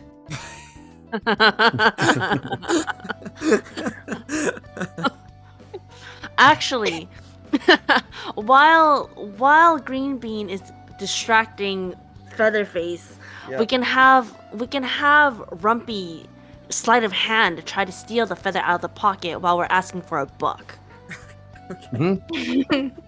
Wait, let me just check my skills for 1 second. Now I do have that one perk. You do have a 1 per stream ability. Yes, you do. It says I can roll my ass to instantly steal any loose object not held or worn in hand's reach. But Yes. I don't know if we need it so early. he That's put it what in I'm his thinking. pocket. We still have to steal a Nautilus. We still have to go get shinies. I don't know. We do have to. I don't know if that counts as held if he does have it in his pocket. It's not a loose item for sure. Yeah, it's not a With loose an item to be put in his asteroid, pocket. Enhance. A what? I'm just imagining how the ass swipe works because you have a really big booty. You have a really big booty, so you're better at life, Sonny. That's what we've determined. Exactly. You're killing it. All right. Give me your final answer, guys. We got to keep going. I'm gonna go with the trench coat idea. I like We're it. just gonna idea. stack on him. And we're I'll gonna use try my to performance. and Rumpy's gonna try stealing the feather sleight of hand. We're gonna ask for a book. Ask for a So book the about the three emo of us wars. are gonna stack up while Rumpy sneaks behind and steals it. Well, Rumpy could Yeah. either steal it from within the trench coat stack, or yes, the three Yeah. of you Yeah. can stack, and then Rumpy goes would- behind the counter. I think Rumpy should be in the stack. Okay. Yeah, I need to be in the stack. All right. Let's just picture this. I mean, Judge, you can also we can have 4 goblins if you want it to be 4 goblins in a trench coat. We can. I'm sold on the idea of stacking. Yes. Okay. We can 4 equals 1 person. Okay, chat. Wildly, Rumpy takes out their sunglasses, trench coat, and the fedora that Stumpy has put on the ground, or taken off the ground. And Rumpy says, climb on. And on top of Rumpy goes Dumpy, on top of Dumpy goes Stumpy, and on top of Stumpy goes Green Bean. Until you have a tower of teetering goblins standing before this owl dominatrix. And you're all in a trench coat with sunglasses and a hat, and you begin to waddle forward towards the towards the owl. Okay. Here's what we're gonna do. I'm gonna need all of you to make a balance check. Okay. Oh boy. All right. That's a good one. Yeah, I need all of you to just roll a 1d6. If you've been blessed with thick, then you can roll multiple d6s. and Why if do any- I We'll see what we all get here. get some bad rolls? What do we get? Stumpy and Stumpy Oh, and I Dumpy have got a- secrets. Dumpy got a 6 though. Dumpy got a 6, Green Bean got a 2, Rumpy got a 3, and Stumpy got a 6. Okay. I'm gonna say, because this is a really risky maneuver, that I'm gonna need you guys to also roll ass. Why don't we just have the bottom of the tower, Rumpy, roll ass again? So that's another D6. It's another 66. Okay, so 1 6. times. 6 times. Oh, 6 times. Yeah. All right. That's 1, Oh, That's bad. 2. Okay. Okay, this isn't looking great. Chad, hold on to the seat of your pants. Oh no. Oh. oh boy. Okay, so we have 1 critical failure. So, with the balance that you guys have with your 6s, you will succeed. And oh, Kashi has shaken the booty of Rumpy. Rumpy, re-roll those 6 dice. And yeah, just those 6 dice, because that's where we are right now. Go ahead, Okay, dude. gotta roll again. Roll another Cross my 6. fingers. Thank you, Kashi. Kashi. A 2. Oh, that's another crit no. fail. Oh no. 4. Oh, that's 2 No. crit fails. Oh, a crit success? Okay. So it's the same thing because 6 and 1s cancel each other out. So you... I think it's. Ooh. you have 1 critical fail. Yes, Sheba. If there's a failure, they will have 2 consequences. Don't worry. So what happens here is we add a notch to the chaos clock, so you are 1 failure out of 12, because you have a 1 on your final dice there, for your ass roll. Now, you continue making your towering way over to this librarian, to Bakudo. And as you do, you walk over, wibbling and wobbling back and forth and back and forth. And you make it up to the table, seemingly okay. And once again, Bakudo kind of raises his Allen head at you and he says, "Sorry, I didn't see you come in. And who are you?" Oh yeah, I'm speaking. You're it. Oh my god, I gotta shh. It is I. My name is Lumpy. Madam Lumpy. Lumpy. Mumpy? Lovely. Lumpy. Lumpy. Okay. Pleasure to meet your acquaintance. He roll a performance check. Roll a d6 and then roll another one because you have a skill in performance. Okay, 3 is not enough. 4 is just enough. He I like looks- it's suspicious. He looks at you up and down. Thank you for the lurk, Joy. He looks at you up and down, and he goes, "Oh, Well, my apologies for not seeing you enter, Lumpy. You don't happen to know 4 other goblins, do you? Goblins? Why would you assume that the likes of I would associate with such lowly creatures? Fair enough, just the name was... Never mind. Also, Green Bean, you've been given thick, so your next roll is an additional d6. Oh, thank you. Looks at you up and down and says, okay, so what do you need my help with? Hey guys, what are we asking about? Oh, Emo Wars. Oh yeah, I got it. Was that whispering? Were you whispering to yourself? I'm sure every... Just say you've got gas. Yeah, I've just got a bit of gas. I'm sorry. This scene. Anywho, You ate too many green beans. I ate too many green beans in my last meal. My apologies for the scent. Alright, just try not to be indecent. Is there anything I can help you with, my dear? I'm very busy, as you can see. My apologies. I would like to request first a hand account of your experience with the Emu Wars. I'm sure a wise and well-traveled person such as yourself would know a great bit about that. Roll a persuasion check, Sonny. Again, trying to get him to open up about this. Okay. That's a 6! Let's go. There you go. Oh, he has a tragic backstory. He closes his book. And he looks at you and he says, the Emu Wars. Well, finally someone's asking me about a topic I find rather intriguing. Yes, well, where should I begin? You see, he kind of gets a wistful look in his eyes. The Emu Wars were now about 50 years ago. It was a dark time for Australia. But in all the time that we were fighting, and he starts to drone on, Necro, would you like to attempt to steal the feather while he is distracted? Yes, I will. All right, Rumpy. Do you have a thick that you haven't used yet? I think I do. I was given a thick earlier that I haven't used. I think so. Look at Rumpy. No, well, you get to re-roll. I think you're done. I don't think you have it anymore. Okay. Just roll 2d6 then, because you're you had Thick. skill in thieving. A Yes. 6. Let's go. You can roll another just for fun. 5. Oof. Wow. Well, Rumpy, with expert timing, you, from the bottom of the trench coat, reach underneath the desk, into this owl's cloak, snatch what you believe is the feather, and you pull. And you yank it and you gingerly put it back in your own trench coat. Yes. At this, you tug on Dumpy, who tugs on Stumpy, who tugs on Green. Oof. Ow.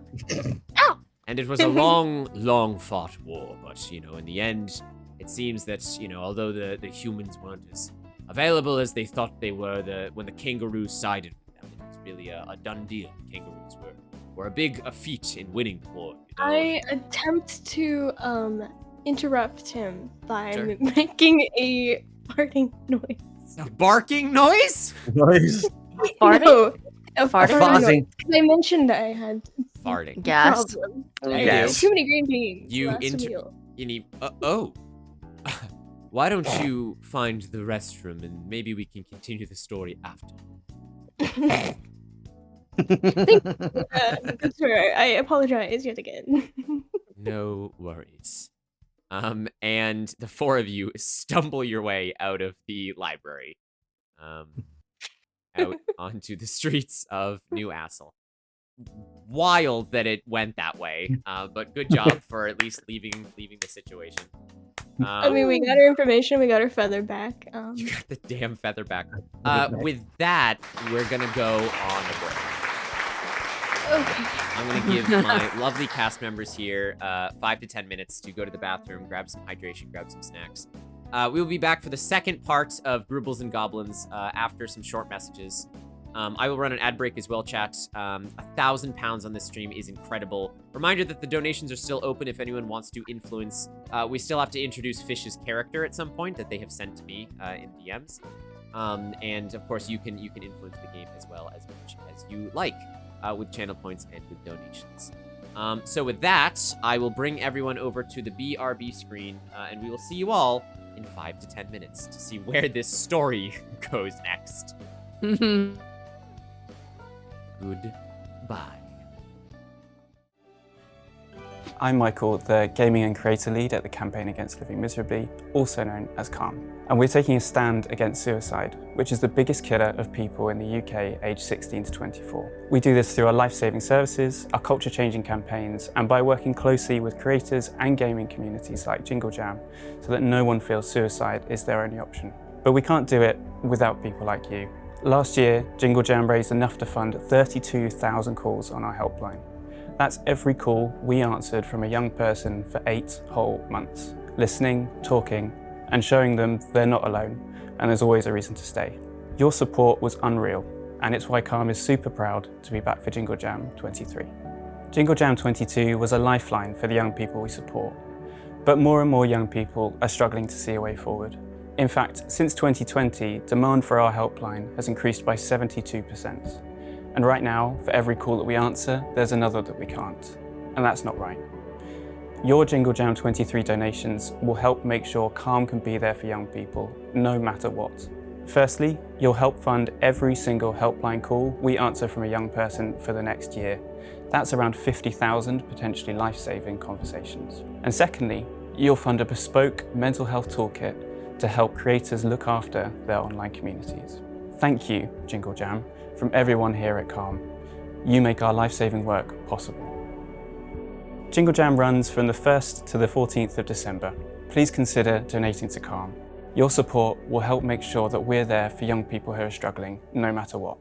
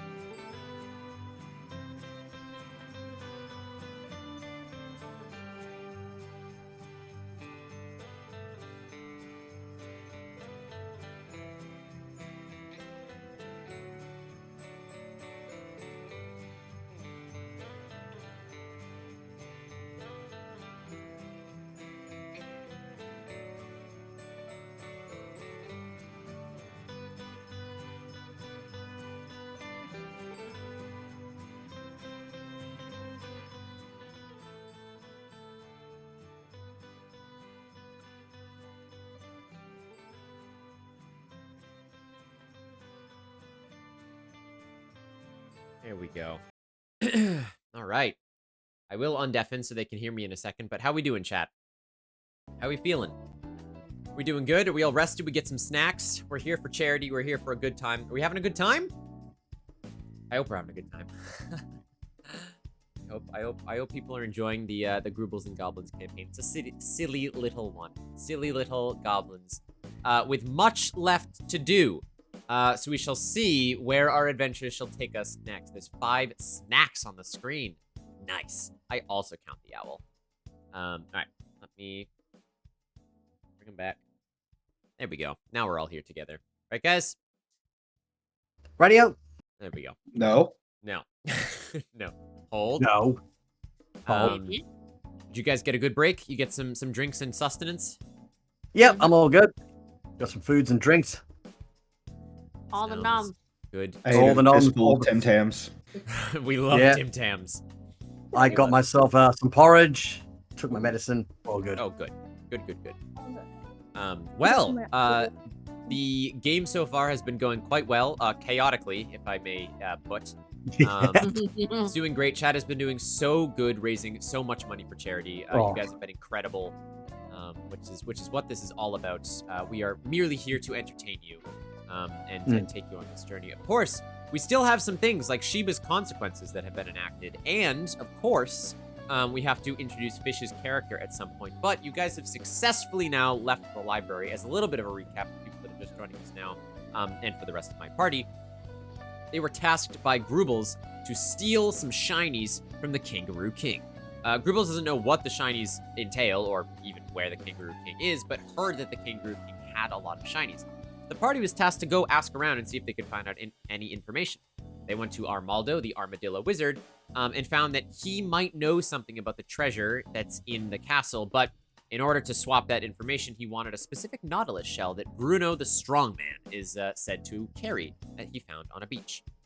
While making a plan for Bruno, the party also went to the library, where they had some interesting conversations with Bakudo, the old librarian, the Owlin librarian, where they learned a little bit, like Dumpy found some maps of the land, and Rumpy learned a little bit about castle architecture, and that there was a page missing from the library book. But in both losing the feather and stealing it back, Green Bean set them on the right track. Stumpy put out a bunch of candles, and the party has left the library, and now we're back on the streets of New Assel. Does that sound about right, my intrepid goblin ears? Is there anything I missed? No, the thing you got about caught it. It's a Right. lovely recap. Thank you. Yes. So now we are back out on the streets of New Assel. It's a lovely city, the main city of Australia, of course. The cobblestone streets are lined with lamps full of little fireflies that glow in the night. Red peaked roofs dot the sides of the river that cut straight through the center of the city.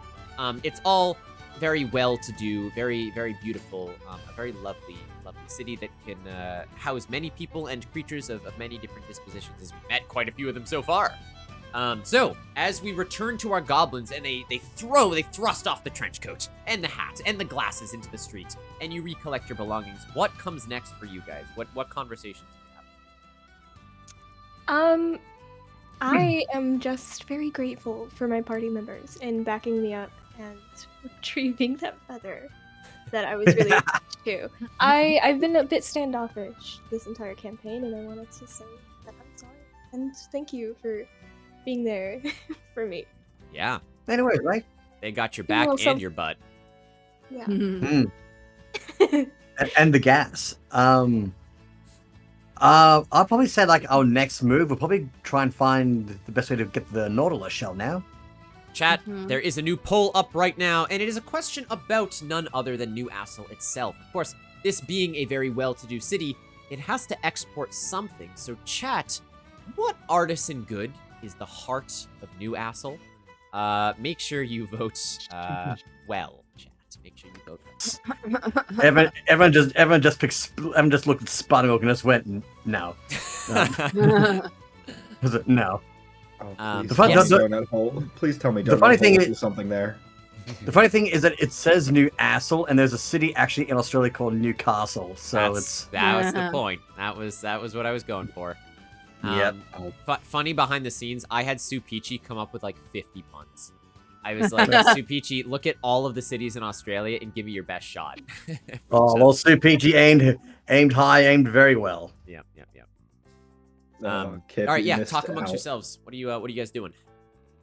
So we got information on the castle. We got some blueprints. We're missing a little bit of information, and we have two artifacts potentially.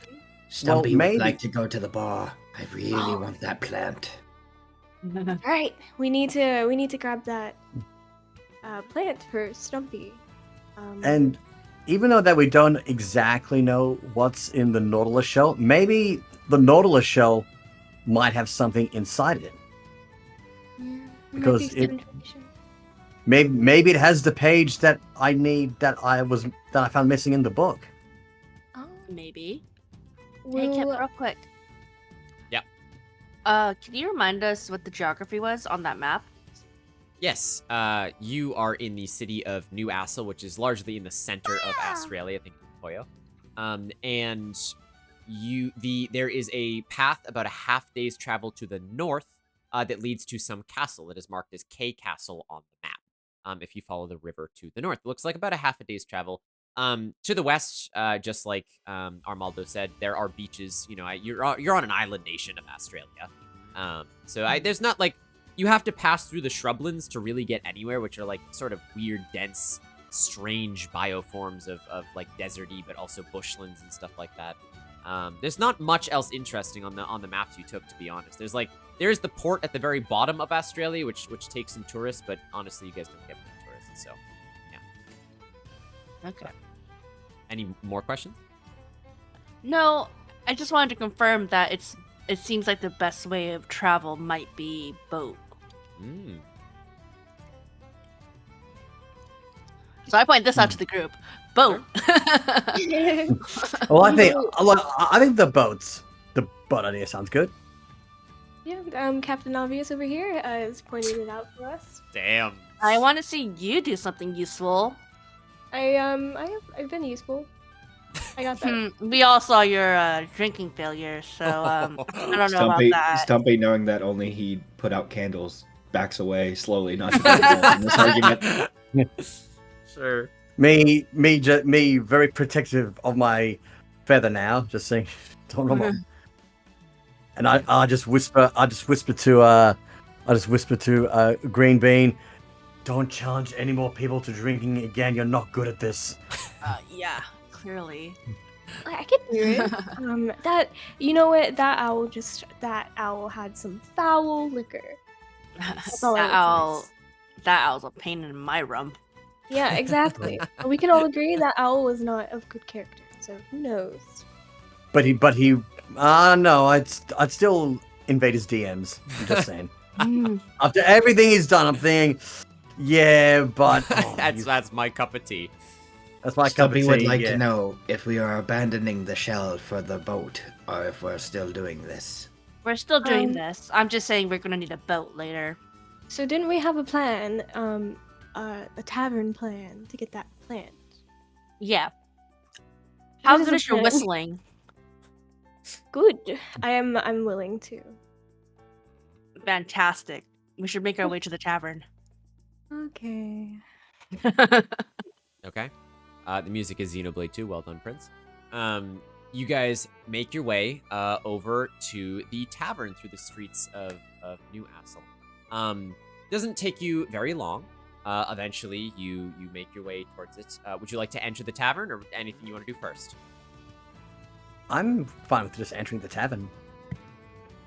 Stumpy would like to peer in the window if the man we need is there. Okay. You peer in. It's quite hard to see all the way back in the tavern from where you are, but from your vantage point, you can see. You might need something to, enhance your vision. Stumpy, yeah, Stumpy that's right. gestures the green bean. me just The spacing scope. out. The scope.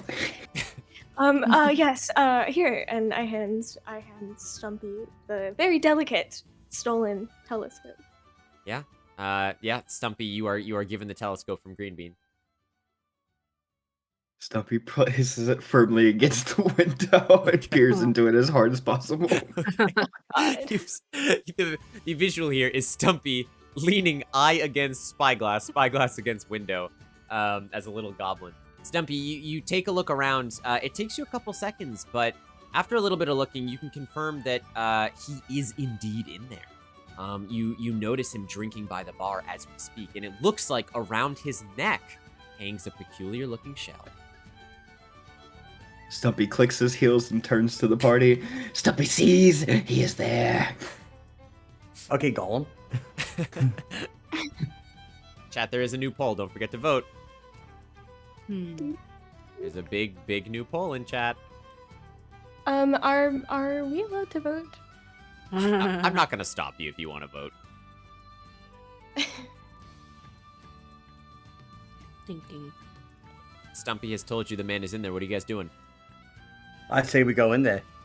I gotta be snuck into stage, I guess. Or do you think I could just hop on there and nobody's gonna give a crap? Why do we just, or could do the 4 goblins in the trench coat thing again? And I was thinking that too, actually. I would like to do a performance. I mean, oh god. options on the table. I reckon. Well, alternatively, we could have Green Bean do a performance and try and like enchant. Wait, what's the guy's name? Bruno. Bruno. And like just like have like enchant, like have like Bruno enchant. So all he's doing is just focusing entirely on Green Bean, making it a lot easier for us to try and steal the shell. I do have a performance thing. You do have your once per stream ability. You do. Well, I don't want to use my once per stream ability. Right. I will But say, this may be the only.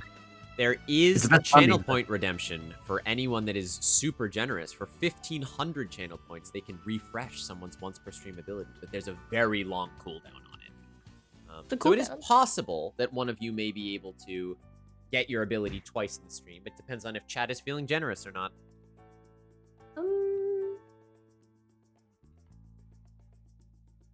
Yeah, the ability does sound perfect. It is perform their instrument of choice and convincingly distract a small or large group of people for creatures for 1 minute. Plus an additional minute per 6 rolled only works once in the same group of people. Yep. So I could distract the entire tavern if I wanted to. And you guys could do whatever the heck you wanted. All right. Well, I think what we'll do is that you get on stage and you do a performance, and then try and get Bruno enraptured, and then when he's completely focused on you, I'll move in and try and steal the shell. Okay. Right? Sounds like a plan. Sounds like a plan. What are you guys doing? You two slackers. Slackers, God. Okay. I look over at Stumpy. You see those candles? Stumpy sees all candles. You're gonna do what we did in the library.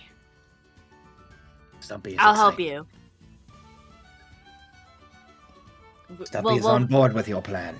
We'll darken the tavern so it makes it all eyes will be on Beanie over here, and she can wow the crowd. Stumpy is in awe of your genius. You can give out the candles as like those glow sticks that people use in like idol concerts. Like a lighter. Oh, I see what you're saying. Yeah. Oh, that's good. Sounds like a plan. All right. Alrighty, let's go. Okay. We'll send. You enter the tavern. Something like this. Here we go. Okay. Immediately, you see the tavern is full of people. There are lots of humans sitting down at the bar, standing up, walking around, ordering food, ordering drinks. There's a lot of people in there. And it is honestly a little overwhelming. She can clap her cheeks to the sound of booty. Exactly, Vinixia. Yeah, you get it.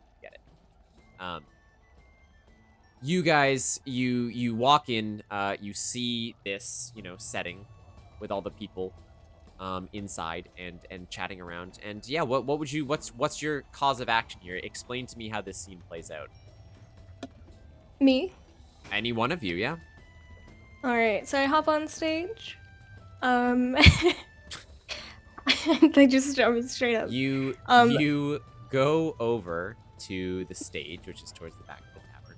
And as you do, you see a woman dressed as a barmaid kind of hold her hand out as she's kind of walking back saying drinks. She's, oh, hey, whoa there, lass. What do you think you're doing? Oh, don't mind me. You'll see. Well, no, I'm gonna mind you. It's me tavern after all. I can't just let anyone willy-nilly jump up on the stage. Not after last week, anyway. Do I have to roll a persuasion? Sorry. I'd have a conversation, Sonny. I don't know. What do you want out of this? Sorry. Gosh, I don't know. She looks at you and she goes, "Hey, aren't you a little short to be a dancer?" Oh no, I'm not a dancer. I'm a singer. I'm a whistler, enchanter. I'm sure you haven't had any. Okay, when you say singer, she kind of like her eyes open, and then you switch to whistler, and her eyes squint, and she goes, I'm sorry, love. Did you just say you're a whistler? Yes, finest in in the city, and I'm sure you've never had any entertainment like me before. So. Well, that's a pretty tall order. Well, usually we like to get the patrons nice and drunk, and it's still like midday. How good do you think your whistling is? Good enough to hop on stage. Tell you what, if you get a standing ovation from some of these lugs in the chairs over here, I'll send you a round of free drinks on the house. How about that? Nice. All right. While this interaction's going down, I grab Stumpy and I point to another table. I'm like, go, and I go onto my side of the table and start putting out all the candles. I have a question. Yes, please. Did I overhear that conversation with Green Bean? Did you want to? Yes. Then yes. Good. I have a plan to make everyone stand. Oh my god. That's good. So no matter what I do. Well, we'll see in the dice rolls. Kashi has just donated an extra 10 pounds. Kashi, thank you for adding an NPC into the game. Kashi says a DM will be sent. Thank you, Kashi. I still have to add fishes. Let me just...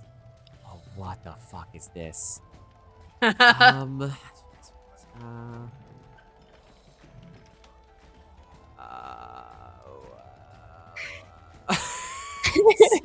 This is wild. Okay. Sure, I like it. No, I like it. It's wild, but I like it. What you and Fish sent me were polar opposites of D&D, and I love it. I'm worried. Okay. All right, I'll figure it out. Okay. Yes. So you answer that question, Judge. But Dumpy does kind of pull you to start putting out the candles. What would you like to do? I'm gonna start taking the candles and gently sliding them under people's seats. Okay. This is not... There's a risk here, so I'm gonna need you to roll. I don't know if you have any sleight of hand or sneakiness or any skills that would help you here. All I have is my love of candles. You do have a skill in candles, actually. That's true. Yeah, you can roll 2d6. I don't think you have any more thick, do you? I think you've used them all. I don't think so, no. Yeah, I think you used them all. All right, that's 2d6 then, Judge, for rolling for candles. Oh. Ooh, that's a double fail. I'll give chat a minute if anyone wants to shake the booty of Stumpy, or if you want to save it for Green Bean's roll in a second, because there is a cooldown. You can't just spam the rewards. But if anyone does want to help old Stumpy here, otherwise we've got a bit of a complication that's about to happen. Shake the booty on Stumpy. All right, Prince says, no way you're going down like this. I know, Shiva. Almost. You almost had it. All right, let's re-roll it, Judge. Re-roll both the dice. Wow! The polar opposites there. Well, luckily, because it's not an ass roll, we just take I the know. 6. I know. It's the best. So, you very gingerly, as Dumpy goes around and begins to start putting out some of the candles, you grab some of them and, like, nimbly tuck them under people's seats. That's what you wanted to do, right? Yes, I want to warm their legs up. Okay. Rumpy, what are you doing? I'm sneaking around to try and find Bruno.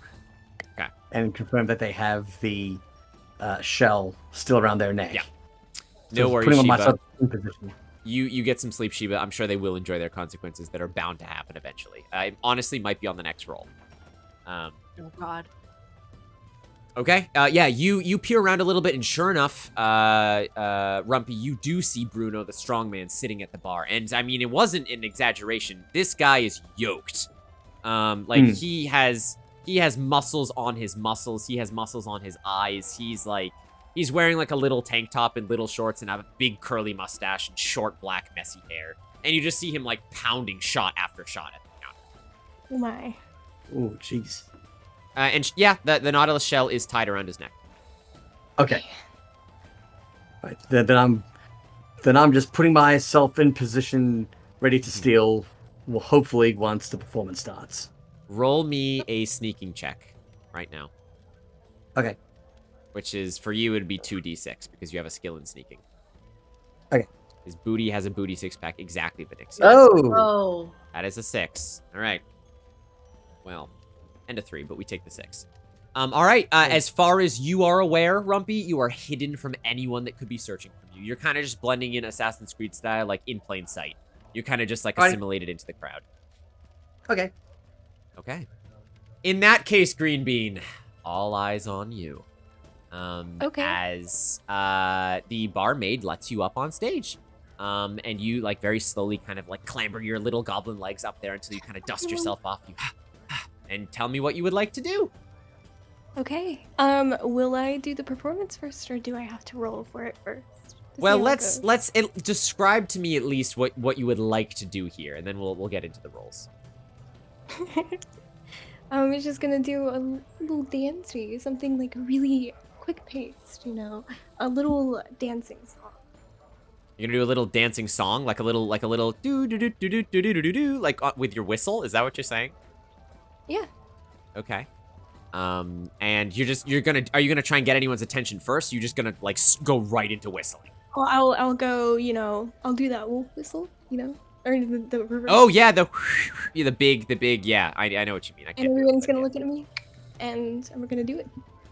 Okay, you do a little wolf whistle. It gathers the attention of a lot of the onlookers. And I will just keep the audio on my end. And the crowd goes quiet. And everyone is looking at you. You can feel your heart kind of pounding in your chest, but you know you got this.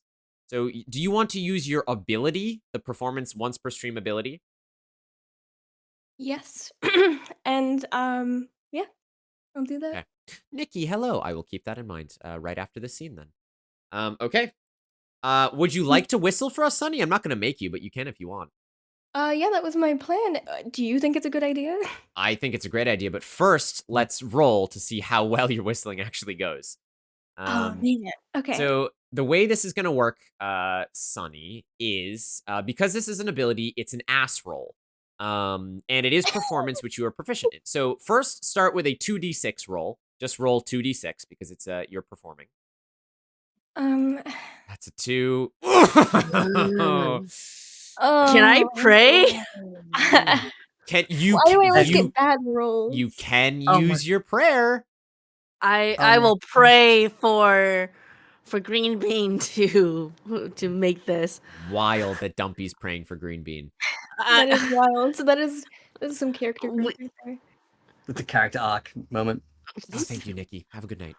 All right. In that case, Dumpy, give me your prayer. You see Green Bean go up on stage and begin to falter with her lips. Everyone's staring at her, and you see her start to sweat. How do you pray? Tell me what you do. O Lord Almighty Gluteus Maximus, the Derriere Divine, I pray to thee under the name of Dumpy. I pray that Green Bean is not gonna fuck up again. I pray that they will be able to wondrously capture the attention of everyone in the tavern. I pray to thee, O Gluteus Maximus, thy divine deity. Please, please, please, thy booty be quaketh, thy booty be shaketh. Amen. That's You, wonderful. Brilliant. yo, is amazing. I You wait a couple seconds, and you hear a voice in your head. And the voice says, And why should I answer your prayer, little Dumpy? Oh God, you can hear me. Thank God.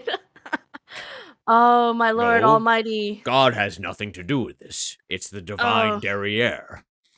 divine Derriere, my deity, thank you so much for listening to me. I have been thy faithful servant for many a years, and I really need this one favor, please, I Lord. have received thy worship in the form of twerks, yes.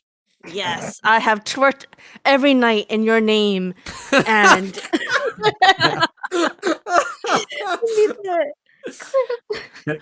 I just love the fact that for everyone following in that church, like everyone who's following that religion in church, no one prays, they just twerk. no, they just twerk, yeah. twerk. It sounds Um, like Let's a just wonderful service. Well, as you have been my faithful divine, I think I can grant you this one request, but I thought you confessed to me in your prayers that you didn't like green bean. I do not, but she's all right, I guess. I am stuck with her, and she is stuck with me. I look side to side, a little distraught. Yeah. But God, please don't make me say this. I, Well, it's all I. right. That's fine. All right, I'll shake my divine booty. And Yes, my lord. fucking hell, that was great. I want to follow this religion now. You wait a couple seconds, and Green Bean, you feel thank you, Kashi. Green Bean, you feel a warmth kind of wash over you, and that you have your confidence back. You can re-roll your 2 dice here. Oh, please, please. Okay, Come on. Come on, please. come on. That's a 3. It's all right. Still good. Is 3 neutral? Nope, 3 is a fail. Oh, Ooh! oh my Lanta. Ooh! Why does the dice hate me? Why do the dice hate you? Is it because I'm too petty? Is it because I've been too petty today? It might have been. Also, you've got gas, so that might also. Yeah, it must be unpleasant. Imagine twerking with gas. Oh, And that. the dice have to be in my back pocket. Time to hear that sweet, sweet whistle, and thus All God right. twerked, and it was good.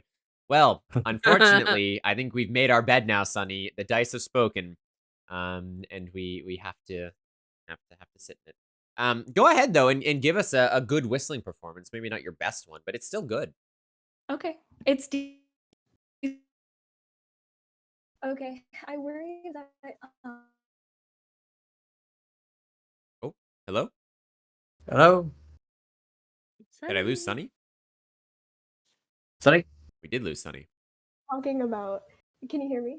Oh, it sounded like your internet Oh, cut out. Are please. you okay, Sonny? Uh-oh. That's a horrible time for that. Oof. No. Can you hear me though? Now I can, yeah. Yes. Yeah, I was literally talking about how I was worried my audio would cut out. That's okay. Oh. That's her Okay. whistle. It disconnects her. I did. messed with the cord. It's good. Try again. Sunny's internet rolled a 1. Okay. Yeah, I'm good. Do. That your whistle? No.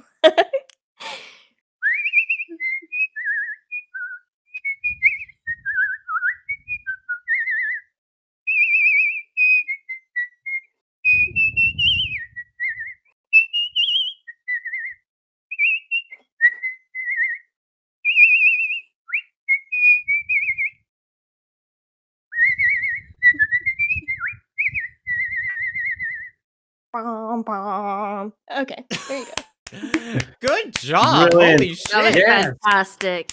Can, Brilliant can, stuff, mate. can my god, can my You are a god be you're moved? Well, a bona fide Anxious, Disney princess. the ability works twice, Anxious. It always works twice if you want to do it again. For like, does her performance roll? Do you want me to do it again? No, no. you can make her dice re-roll. Yeah, Anxious, you can do that. Fuck it. All right, let's do it. All right, pray to him again. Oh, Lord Almighty, Darian. I know it has been a very short time since we last talked, but were you not moved by how wonderfully Beanie whistled? Were you not moved that maybe she might get another chance that everyone's going to appreciate? I was moved, but it didn't seem like the others were. I know, and I think that's a travesty. Do you not? That was such a wonderful performance. Lord, please, can we see if the people of the cavern can be moved? In Well, Booty's name, we I pray. guess, but you're testing my patience, Dumpy. I will twerk extra hard tonight, sir. You I'm better. sorry, my lord. Just twerk harder than the confession booth. I shall clap mine holy cheeks! And in your mind, you hear what sounds like a thunderclap. And Sunny, re-roll your dice again. Re-roll your 2 performance dice. In the name of Gluteus Maximus, amen. I'm not very confident in these dice. I am trying so hard, Sunny, please. He's trying so hard. Hey! Whoa. That's a Oh, 5. let's go. And a 1. Oh, Okay, thank God, we take it's the a 5. So 5 is a success. However, because you're trying to use your ability, you have to roll ass. So your ass size is a 4, right? Yeah. Okay. So go ahead and roll 4d6 to determine how good or how kind of bad it also goes. Okay, no 1s, no 6s. We're neutral. Okay. Okay. So Another one? you don't have to whistle again. No, you're good. I could. That was great, Sonny. That was really good. Chat loved it. You don't want to hear me whistle again? I'm not gonna stop you. Yeah, go for it. Okay.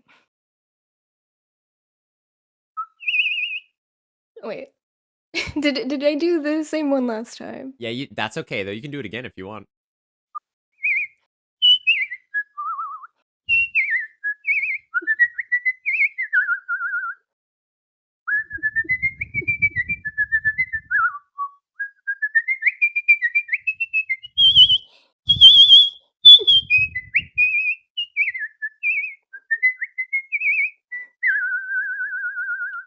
Okay, there you go. Wow. Hey, nice work. Holy That was shit. phenomenal. Holy That was cannoli. fucking insane, Sonny. What the hell? Oh That should be a my redeem. God. Yeah. Prince says you're confusing the shit out of his cat. Well, that was amazing. You wait a couple seconds, Green Bean.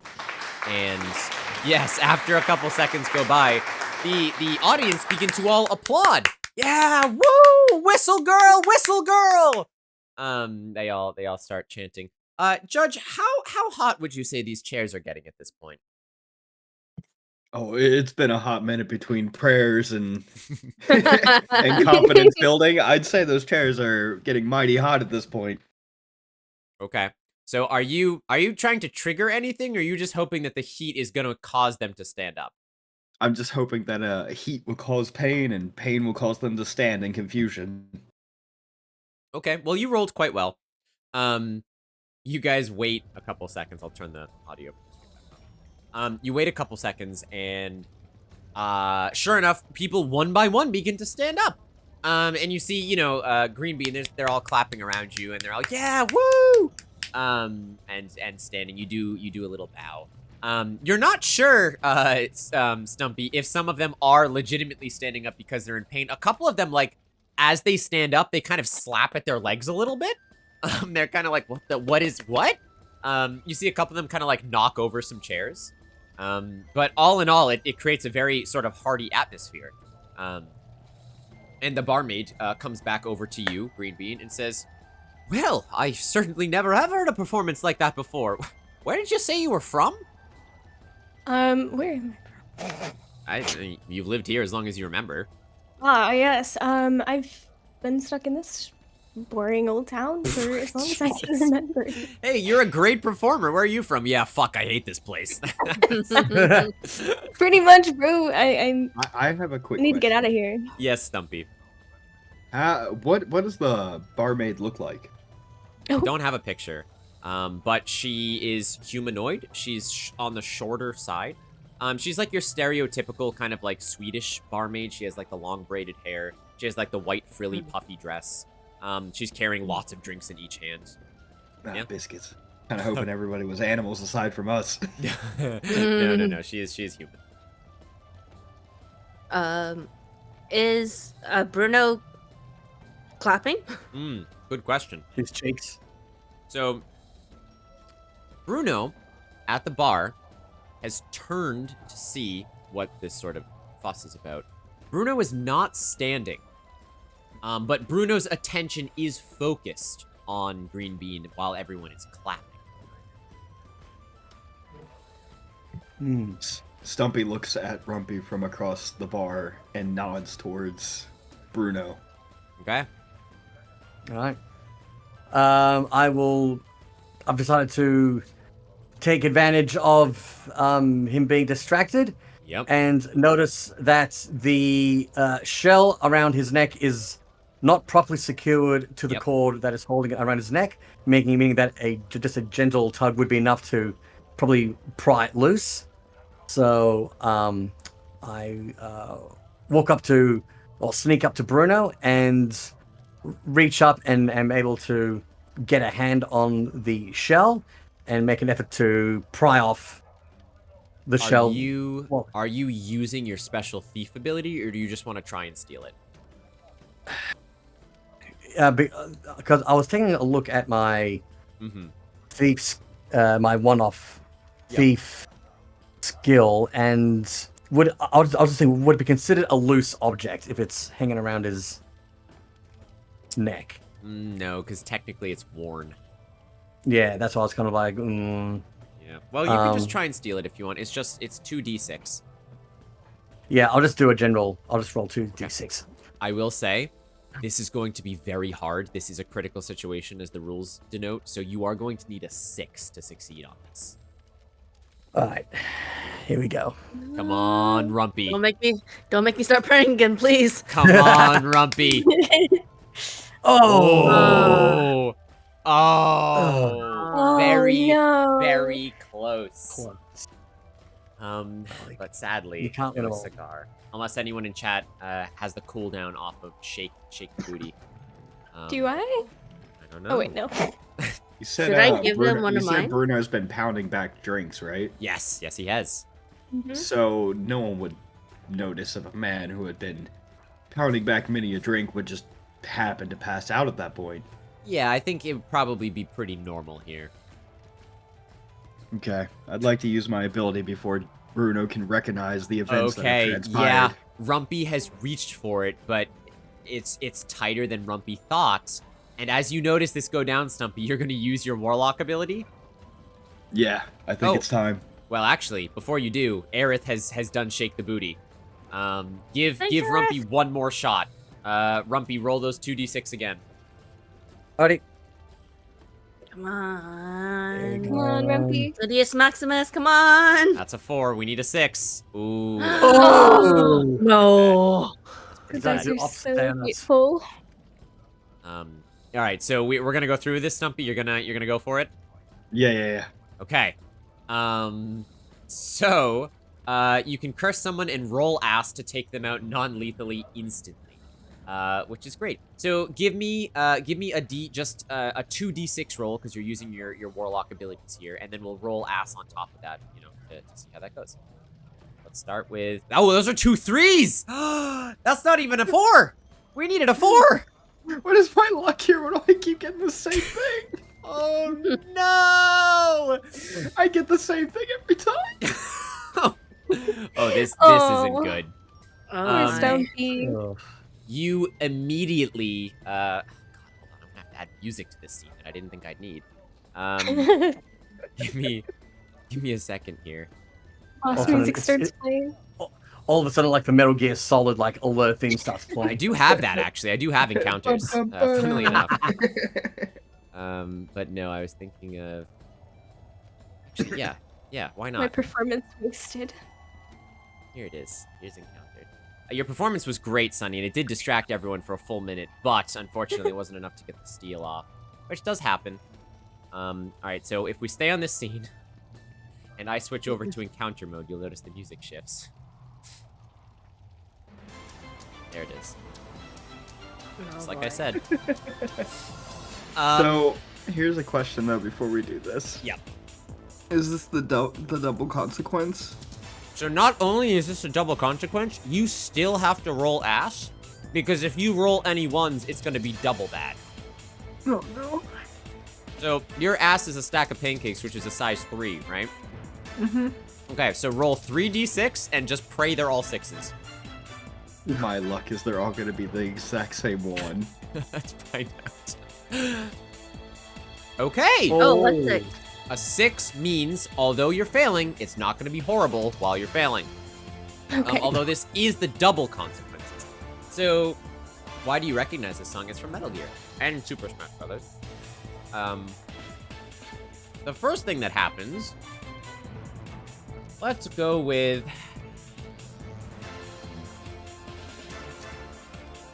Oh, okay. Yeah, I've got it. So, the first thing that happens to you, Dumpy, not Dumpy, Stumpy. Stumpy, as you kind of like cast this spell to knock out old Bruno down sitting at the bar, you miss. You miss Bruno. and you hit Rumpy. And Rumpy, you fall to the ground. Just clunk. You fall to the ground unconscious for a minute with Bruno's necklace in your hand. Which is where the 6 comes into play. So you snap the necklace off of Bruno's neck as you fall unconscious to the ground. And Bruno stands up and looks around and does not notice you. Okay. Bruno immediately turns to the right and punches the nearest guy in the face. As this happens, the guy that just got punched reels, and he turns over, grabs a glass, and smashes it against Bruno's chest. No sooner has this started than everyone in the bar starts going, "Fight! Fight! Fight!" And people start scrambling up from their tables and just start beating the crap out of each other. It's turned into an entire tavern brawl right now. And Rumpy is just passed out on the floor. Rumpy's unconscious, Yeah, Nautilus in hand. Stumpy is looking aghast at what just happened. And Green Bean and Dumpy, you guys are kind of close to each other in the stage. I'm holding on to Dumpy a little bit. And I will always love. How close is Rumpy to the door? Rumpy, I mean, still like 30 feet from the door to the bar. I'm probably gonna be trampled at this point. Yeah, you probably are going to be trampled at this point. I'm trying to shove Bean off me. I'm like, or actually pull her. Like, hey, we gotta go. Like, we have to go get Rumpy. I'm like frozen. Stumpy has one final idea. Yeah? Stumpy has a jar fit for a room full of people. Oh no, Stumpy. What? Stumpy. Huh? What? What would you like to do with that jar, Stumpy? Stumpy opens his jar of ball bearings. And as he opens them, he instead just throws the entire jar on the floor in front of everybody. In the midst of the bar brawl. Stumpy Wouldn't that affect like Green Bean and Yes. Yep. Dumpy as well? Stumpy, This is the only chance I have for you not to be stepped upon, Dumpy. Rumpy. Stumpy takes this jar of ball bearings, throws it into the ground, and the thousands of ball bearings scatter over the floor. As they are just like little steel marbles. Within seconds, Stumpy, people start falling over. There's like a domino effect. Just, whoa, Jesus Christ! And just people. And they're all flailing. drunk too. Well, they're slipping on all the ball bearings. Has there been enough people to fall on the floor that me and Bean can like run over their bodies to like? I love it. Yeah, sure. You can fall like a Kingsman scene. You can run on the people collapsing over them and get to your friends. Yeah, you guys can do that. All right, so I'm dragging Bean with me to try to get to Rumpy, and I tell Bean, I'm like, Bean, we need to get them out of here. Here, help me pick them up. And so I snap out of it. Okay. Yeah, I start trying to haul Rumpy, but their butt is too heavy, and I'm just struggling. Help me! Immediately here for the S, and I need to help support it. Yes. This may come. We're trying to pull Rumpy out of the bar. Okay. Let me. Oh my god. Let me just go. This is wild. So luckily, Rumpy is only down for a minute thanks to Judge's thing. So you start pushing Rumpy by the ass and trying to get. Bruno is still up and kicking, by the way. Bruno is still like standing by the bar, just swinging at anyone. He's what? You hit me first. What? You come at me? I come on you. You don't think he gets American phrases very well. And he's swinging and kicking. And you guys, you make it over to Rumpy and you start sliding him over the ball bearings. Yes. Stumpy, what are you doing? I run behind the bar where the bearings would not have landed. Yep. And try to run behind the bar to get close to the door to get out. Perfect. Yeah, you sneak behind the bar. As soon as you fly back there, the barmaid who's behind the bar just kind of, yo! She yelps and she kind of like throws the drink she was holding into the air as you just kind of like push past her. Liquid goes everywhere as you just, they're smashing. You run between her legs, you get around the other side of the bar, you help Dumpy and Green Bean, who are pushing Rumpy. And at this point, Rumpy, you wake up. You come back to consciousness. Oh, what the hell happened there, right? Run, Stumpy friend, run! Get your butt moving! All right, we're gonna have to tell me twice. I'm running as best I can. I've just woken up from a spell-induced stupor. You gotta give me some time, mate. It's Poyo indeed, Mecha. You slide Rumpy, and Rumpy kind of like gets to their feet, and you guys just clamber over the fallen bodies that have happened in this tavern. And you all make it to the door, and you burst out of the door from the tavern back into the streets of New Assel. Where are you going? Jump on the boat. Stumpy would recommend back to the tower. We have the thing. Tower, alright. Tower, run! Okay, you guys sprint in the direction of the Wizard's Tower. At this point, you can see a couple of guards making their way towards the tavern that are kind of like, what's going on in there?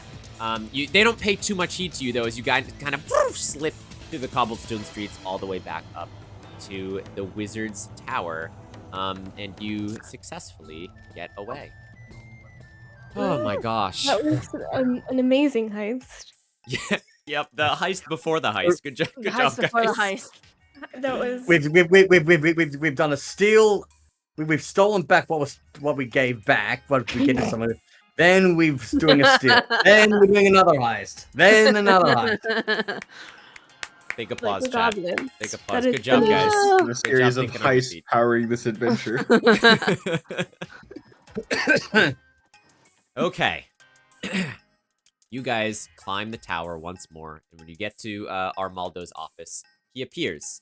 And he greets you all, and he says, "Oh, welcome. You're back sooner than I anticipated.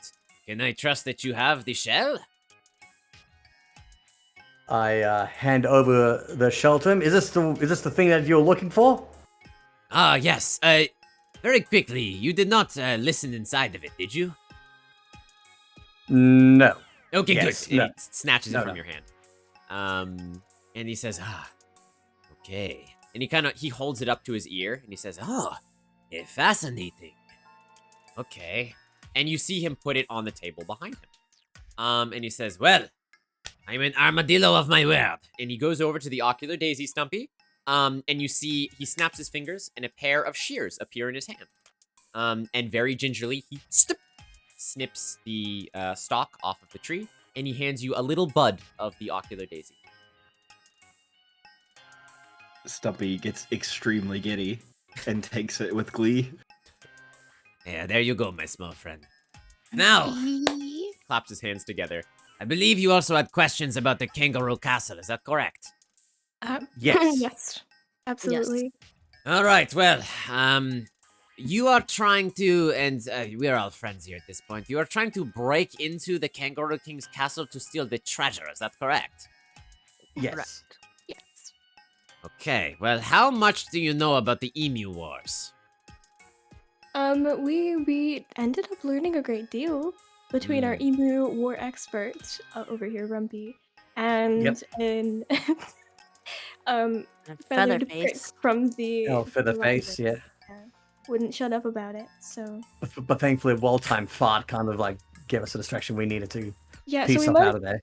we might have missed some bits of it. That is okay, you are not supposed to hit every part of this campaign, just what you want to hit. Who said that? He looks at you and he says, well, I'll tell you what I do know that may be of some assistance, because the Emu Wars, although they ended 50 years ago, the Kangaroos played an integral part at ending that, bringing all of their soldiers to where they needed to go and defeating the Emus once and for all. However, this made the Kangaroos gain a very sort of prestigious sense of honor, and all of the treasure that was won in that war was carted away to a fort in the middle of the shrublands. When the humans and the other creatures tried to barter with the kangaroos, they simply said that they were no help in the war and continued to build a fort around the treasure. However, I happen to know that, and he kind of scratches the back of his head, the other creatures were persistent. And the kangaroos couldn't just guard the treasure themselves, they needed help. I can say that, not by my own hand, but certainly I did not stop it. There were other wizards that summoned a great creature to defend the vaults of the Kangaroo Castle that was built around the treasure. Sadly, as far as I know, the creature still guards the vaults to this day, and it is a formidable foe, to say the least. He kind of looks at you all, waiting for some kind of response. Do we know what kind of creature guards the treasure? Well, unfortunately, it is a very gargantuan sand snake. I see. Snakes. While he's Yes. explaining, I'm gonna lean into Rumpy. Rumpy, I need your candy. What? I need your matches. My matches. I give you my I give you my box of matches. He slides his box of matches. But when this happens, take the shell. Take what, sorry? The shell. The shell here. Oh, the shell. Table. All right. You'll know when it happens. All right. He says, yes, so unfortunately you will have to deal with a snake, but lucky for you, I happen to be very prevalent in this regard, and I know its weakness, so I'm happy that you came to me. If you would like to get past this creature, and I'm not even sure you can make it past the guards in one piece, the only thing I know that can defeat a sand snake that large is an immense amount of sound. Large sound vibrations are enough to send it into a coil, at least for a short amount of time for you to get past it. Ah, so maybe we could have Green Bean sing, like really, or maybe use whistle really loudly. You could certainly try anything, but I will say it's a very big creature. You may need a lot of noise. I have an unexploded artillery shell I haven't used yet. Oh my God. I'm sorry, did you just say you have a bomb in your pocket? I do. I have a bomb in my pocket and a crazy She's happy to goblin use it. over here who has an affinity for candles. So. Right. Well, I would like you to leave my tower as soon as you are able, now that I know that. But unfortunately, that is all I can tell you. As how you are going to get to the castle, how to get inside, the layouts, that is not my area of expertise. My area of expertise is ass enhancement. And he kind of looks down at his own booty and slaps it a little bit. He said, I mean, if you're interested, I could give you potions to make your asses larger for a short amount of time. Anxious, you're in. I'm all in. While he's talking to them, I'd like to slide more towards the back of the or like the room behind him. Okay. To use the jar of oil, do I have to use the whole jar, or can I just like pour a bit out? I'll say the effectiveness depends on how much you use. I only want a small distraction. Okay. I want to pour like half the jar out in the corner of the room. Okay, sure. You pour some oil without him looking, just kind of onto the ground. While I'm doing this, I nod to Rumpy. Okay. I slowly make my way over to the table where the shell is placed. Okay. Waiting for the signal. I don't know what's going on, so I don't notice this happening. No. I'm talking to the armadillo, and I ask, is there any items that you have that might be useful for us? Something we can use to distract the snake, or something that like teleports us in, or anything magical? Since I wave my arms around like, since this place is magic, do you have anything that we could use or borrow in the meantime? Oh, yes, of course. I do have a means of flying over the castle walls. And he turns around and he says, what? That's strange. Bluey was just here. And he looks at you, Rumpy, because you're kind of near his table. But he looks around and he goes, where did that feather go? What feather? Pardon me? I don't know what you're talking about. I had a feather, a bluey it was called, that had the ability to grant flight, but it was just here. I was studying it. You can see him kind of get a little frantic now as he kind of starts moving some stuff around on his desk. Well, I didn't know, so I was too busy ogling the eyeball plant. Yes, I know you're all very obsessed with the plant. That's a very strong feather, and I mean, in the wrong hands, it could do a lot of harm. And he kind of starts like, flipping some tables up. Oh no, it could do a lot of harm. Oh no. Now that I see him panicking, I take one of the matches and light the pile of oil in the corner. Oh my god. You drop the match onto the oil, and it just it goes up in an instant. You all notice this, the heat and the light that springs from the corner of this wizard's tower. And Armaldo kind of turns immediately and snaps over there, and he, fire! And instinctively, he rolls up into an armadillo ball. And he starts like rolling frantically around the office that he's currently in.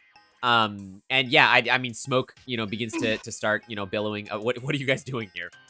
Can I grab anything that looks useful? Everything. Now's the time. Snatch as much as we can and run. Yeah. I snatch the shell. Sorry, say again. My audio cut out. Oh, I snatched the shell. Mudkip, is there anything I can snatch? I want the crystal ball. I will tell you right now, the crystal ball is way too heavy for you to carry. Damn Dumpy, you want to help me carry this crystal ball? Fucking hell. Fine. You're going to rob the town wizard that helped you of everything he owns. To be fair, he made us do a thing before he helped us, so it's not really equal. It's not really a helpful nature. It was an equal exchange. It was an equal Okay, I exchange. feel kind of bad about stealing from him, but I think the ball is too heavy. So. We'll return it. It's fine.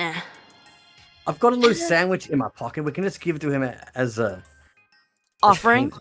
Yeah, as just an offering. Leave it on the table as we leave. Yeah. Just be like, here you go. Look, we're just leaving out. Sorry for robbing you blind. Here's a loose sandwich. Lol. Tell me what you guys are doing. Well, I'm taking the shell. I'm taking the shell. You take the shell. I guess I'm helping Beanie try to lift up this glass ball, the glass crystal. Okay. Okay. Stumpy immediately books it to the staircase to go downstairs. Stumpy, as you do, you notice there is the rest of the eye plant sitting on the table. Plant does love Stumpy. I am taking that plant with me. That's mine. Okay, you double back for a second, like comedic style. Your head kind of snaps back, and you grab the rest of the plant, the ocular daisy with the eyeballs sprouting out of it, and you run to the staircase. Sunny, what were you gonna say? Nothing. I'm just apparently carrying a really heavy ball with my. I need Green Bean and Dumpy to make me some sort of athletic check.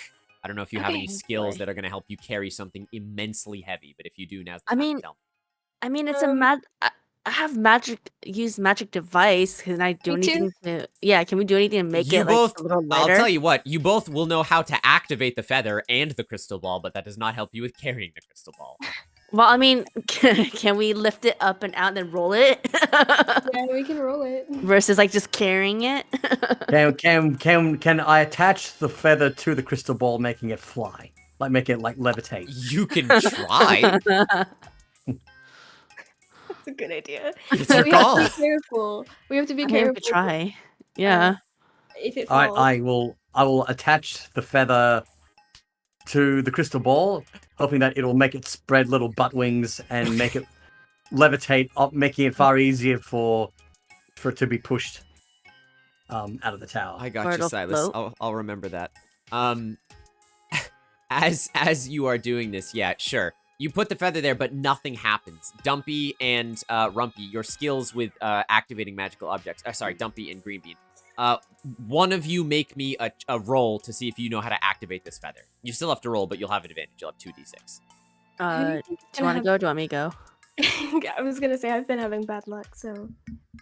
Go for it, Dumpy. Let's see what happens here. Give What it a is? shot. 5. Okay. That's you more. get 2 rolls though. All right, we take the 5. 5 is a success here. You know that all you have to do is attach the feather to something, brush along the bristles along the back, and say, "Baby's got back." Baby's got back. I start petting the feathers like baby's got back. Baby's got back. You can lay it all on me. You do this, and as you do, sure enough, little ass wings sprout out of the bottom of the crystal ball. It looks like it's got its own little bubble booty. And these little crystalline wings begin to like golden snitch, like beat really fast out of the back of this crystal ball. And it begins to slowly hover into the sky. Perfect. Is it just floating? Like, Well, it's do we have to, getting like- higher and higher. Can Oh, I, God. can I, because that I've got such a thick booty, can I jump on it and weigh it down so it's not like flying up? So like I kind of like just like jump, like throw myself onto the crystal ball so just to weigh it down. Sure.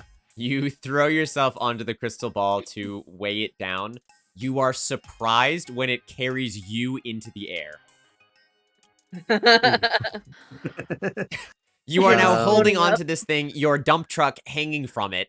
And the crystal ball with its little ass wings is struggling, but lifting Rumpy towards the roof of the wizard tower. At which point, the oil has spread to the desk and is now caught the desk on fire. And the armadillo is just panic rolling everywhere right now.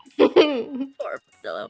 I'm gonna try grabbing onto Rumpy's like foot, like trying to grab them, and I'm assuming I'm gonna just float off with them. I do the same, and I grab onto Dumpy's foot. I'm just gonna take this thing out of here. This is the Goblin stack V2. Oh my god. Okay. So yeah, Rumpy reaches out, grabs onto the crystal ball, is starting to fly away. Dumpy says, "Oh no!" Reaches up and grabs onto Rumpy. You start to lift off the ground. Green Bean goes, "Uh-oh." Green Bean grabs onto Dumpy. You start to lift off the ground. And the crystal ball is now carrying 3 goblins towards the fast approaching roof of this wizard tower. Stumpy, we need you. Stumpy, jump on! Stumpy's gone. Stumpy. Stumpy went to the stairwell. Stumpy done booked it out of there. Stumpy. Hey, you gotta get out of here, man. What are we gonna do? Stumpy, Because- I'll hear you out on this, Stumpy. Do you want to like wait for your friends to see if they follow, or are you like getting out of the tower and just hoping they're behind? I stopped midway to the steps, staring back to see if they followed. Okay. You kind of look back up a little bit, and there's no trace of them behind you. I run back up to take a peek to see what's going on.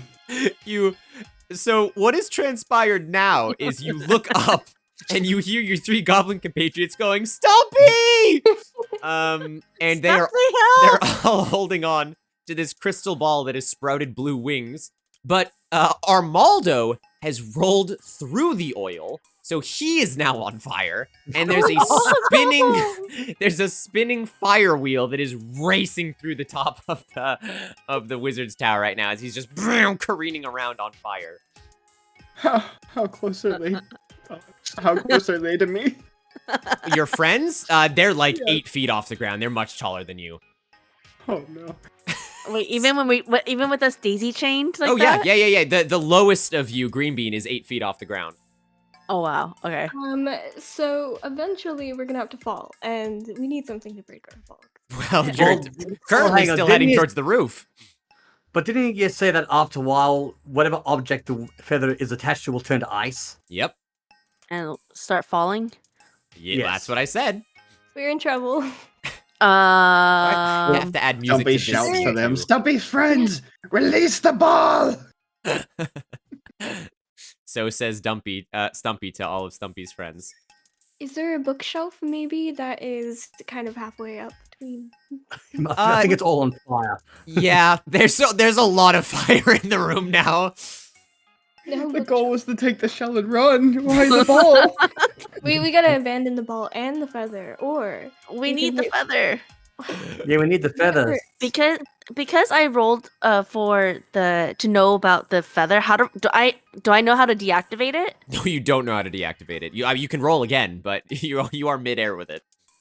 I'm gonna try rolling. Is that okay? Yeah, give me a magic use Oh, check. oh boy, I'm in the- danger. With What'd we my get? warlock abilities, am I got a I one. able to help? Give me a sec. What, did you roll 2 dice, Anxious? It's 2 dice. Oh, that was one. Oh god. Alright, it's still a failure. You are panic trying to figure out how to turn this butt feather off right now, which again is a sentence that we shouldn't clip. Can I give it a And shot? what'd you say, Sonny? Sorry. Could I give it a shot then, since I also have the same ability? Yeah, you well, again, Anxious failed, so there's gonna be a consequence, first of all. Oh. So the first consequence that happens, Anxious, as you have failed this, is as you look down, the fire that was set from the oil has started to spread up the sort of inner beams of the wizard tower and is now reaching the roof. Oh boy. So you guys are fast approaching a roof that is like a hair away from bursting into flame. Is there if you'd still like to try and deactivate it, you can. Is there But any? But if we deactivate it, we just plummet to the ground, wouldn't we? I was about to say, is there any way that the fire is kind of like slowly melting it, so it's not like flying as fast up? Oh, I see. I see what you're saying. I mean, the speed of this fire is traveling. It would only make sense that it would slow the ice. It's I would try melting a little. okay. It is magical ice, gang. All right, it's your average ice. That's fair. Okay.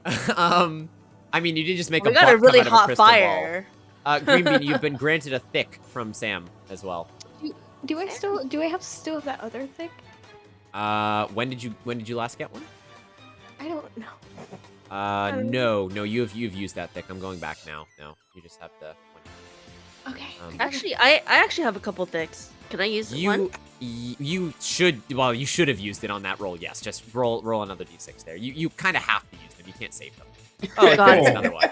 Never mind. Okay, all right. Well, all right. Well, Oh, thank you, Ayla. There we go. Glass melts at 2552 to 2912. Jesus. But how? It's magical fire.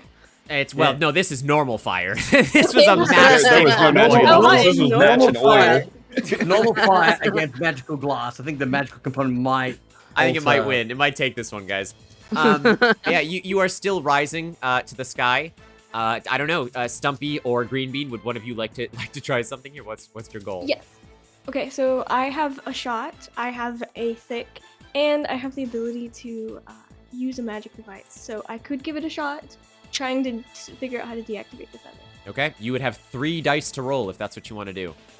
God, dice, don't let me down. I'll say that because this is now a chaotic scenario, you're also gonna have to roll ass to see how good or how bad this turns out. So three sixes and then an ass roll. Yes, 3 6s to see if you succeed or fail first, and then the ass roll to modify your success or failure. Okay. Okay. Okay. All right, a 5 is a success here. Go ahead and roll your ass roll, so 4d6, and let's hope you don't get any ones. Oh, well. Why? All right. Take that one. Oh, no. Oh no. I think we're destined to not. Guys, Was this wasn't even in the story. Well, it's canon now. Yeah. Chad, I hope you're digging this. I think all right. was that 6 or not? I can't count. Yeah, That you was got 4. all the rolls you needed to roll there. You got a 1, a 4, a 1, and a 3, which was your 4 for your ass roll, which is because your ass size is 4. So you, Green Bean, do realize that all you have to do to deactivate the feather is say, back it up, back it up, back it up. And as you breathe on the feather. Okay. Do I tell them this, or That's do up I to have you. to do it? We might die Rumpy. otherwise. Rumpy. You Yes. need to whisper on the feather. You have to say, "Back it up, back it up, back it up." Okay. Serene okay, it. back it up. What? Back it up, back it up, back it up. Back it up, back it up, back it up. Okay. Rumpy says this. As this happens, the feather recedes from the crystal ball, and there's a moment of you guys levitating, and then like the Looney Tunes, you all just fall to the ground. Also, Derivative, thank you for the raid. I think we're about to get swamped with ads, which is a horrible, horrible time for this. But welcome in, Raiders. Oh my gosh. Hello, Derivative. How was your stream? Welcome in. Hello, Thank you for Derivative. popping Come in, mates. We were watching you play Lethal Company. How's it going, friend? How you doing? How are you doing? Thank you so much for raiding into the D&D charity stream. I'm sorry if you get swamped with ads here, chat. You should go give Derivative a check out if you have not already. They are awesome. They're the ads. They're the ads. Hopefully we see them on the other side. For those that are still here, as the wings recede into the crystal ball, there's a moment of you levitating until you all Looney Tunes down into the ground. I'm gonna need all of you to give me like an acrobatics check, except for Stumpy because you're on the ground. Okay, is that just one? Well, unless you have a skill that would tell me otherwise. Good I job, have Dumpy. performance, but I don't know if that counts. That doesn't count. Okay.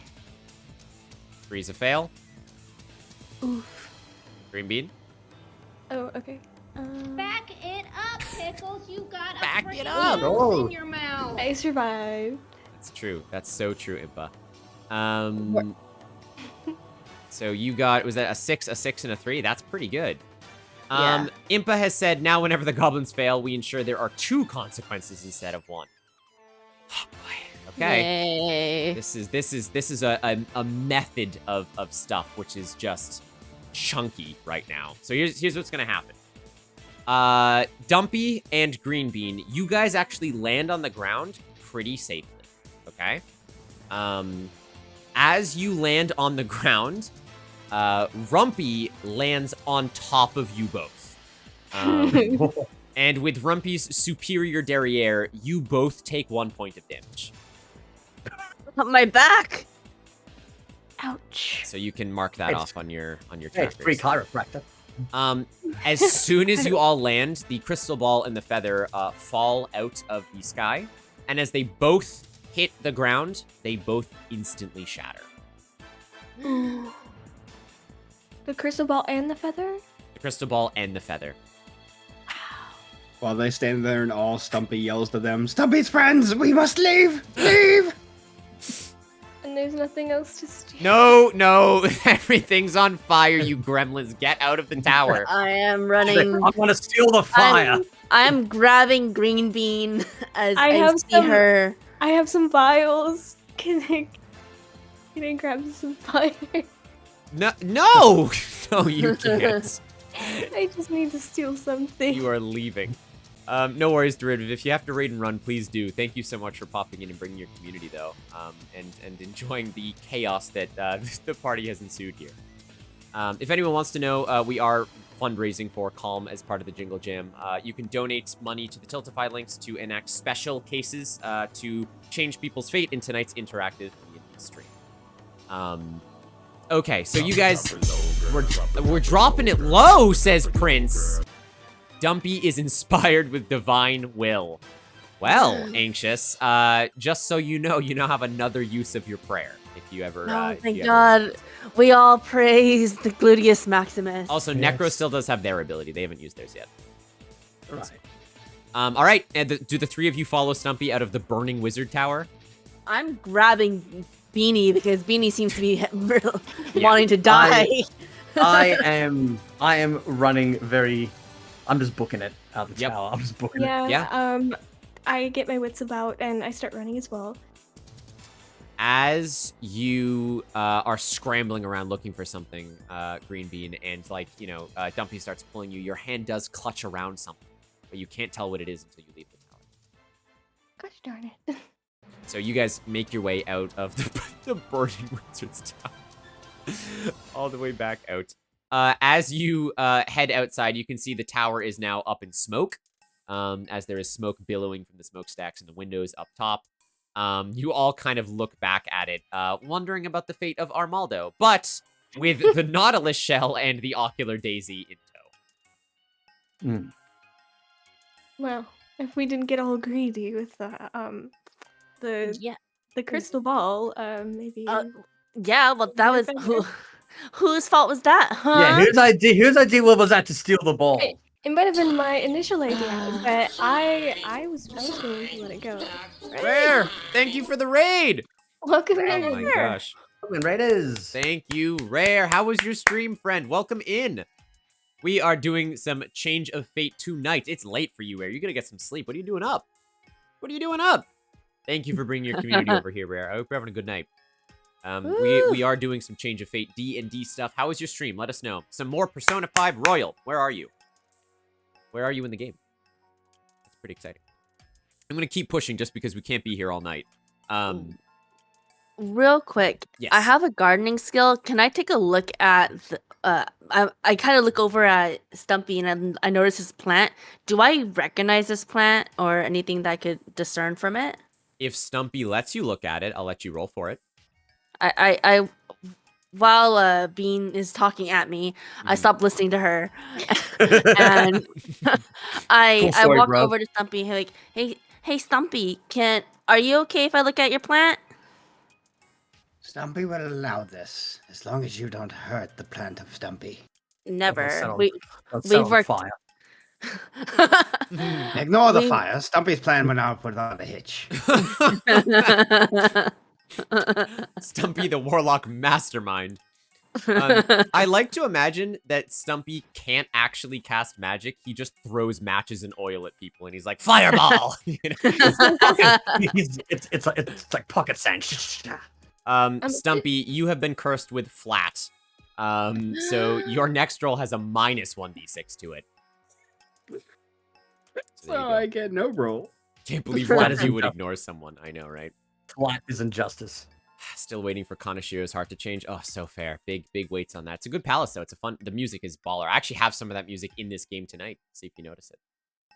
If anyone needs to raid and run, though, please go get some. All right, Dumpy, you take a look at Stumpy's plant. Yeah, roll a gardening check. Roll me 2d6 because of your skill. Oh, you got a 6. Okay. I got 2. Where was this roll earlier? Wow, the 2 6s. Nice work, Dumpy. I mean, to be fair, you did land without a hitch. It was just somebody else ruined it. Yeah. Where was this earlier? We're all on fire. So, you don't recognize this plant, but in studying it rather closely, you are aware that this is not a flower. This is a sapling of a tree. Figuring this out, I kind of say it out loud, like, "Oh, it's not a flower. It's a tree." Do I have any like sudden insight of like hearing anything in my studies about maybe if this is useful to us, like, or if it's a regional thing, or if it has powers? You don't know where it comes from. It doesn't certainly seem like it's going to grant you any abilities or anything like that, but you do wonder what would happen if you left it to grow as a tree. Like you're aware of the root structure and stuff like that, but other than that, you're like, oh, this is a faraway land. This doesn't even look like it comes from your world. Like, it's very strange. Okay, I kind of shrugged. And I was like, okay, well, all right, this is going to be useful to us for now. Well, and I kind of like handed it. I don't think I grabbed it, but I was like, okay, thanks, Stumpy. And I kind of pat him on the shoulder. Okay, back to the matter at hand, group. We have a kangaroo to rob. An evil kangaroo. Yes. As you guys start talking about this, walking away from the tower, Stumpy, as you're at the back of the group admiring your plant, you feel a hand on your shoulder. Takes a quick glance to see what's behind him. Okay. You take a quick glance to see what's behind you. And okay, Impa. All right. Well, this'll change. And as you look behind you, you are face to face with a massive black widow spider. It has one of its kind of like, I don't know, appendages on your shoulder, and it just looks at you with a strangely humanoid face, and it goes, "Aha! Hiya!"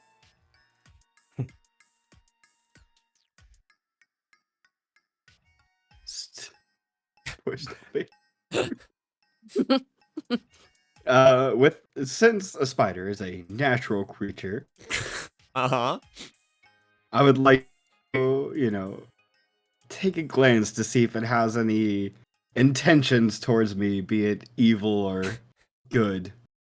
It looks curious, but upon scanning the creature, it has a gargantuan abdomen.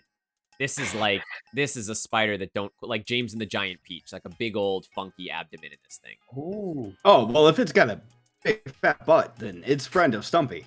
Okay. Okay.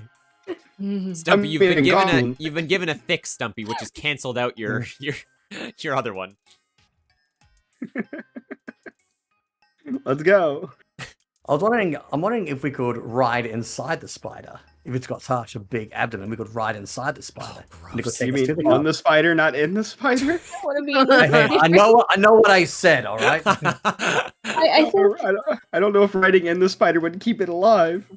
Well, I'm just saying that even if we do keep it alive, at least we'll be protected from anything that tries to attack us. Good night, I don't know Rare. if it'll Have be an alive excellent if we night. ride it that way.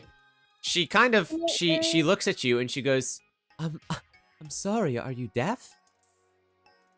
Stumpy is not deaf. Stumpy is just rather confused, but in awe of Spider's big abdomen.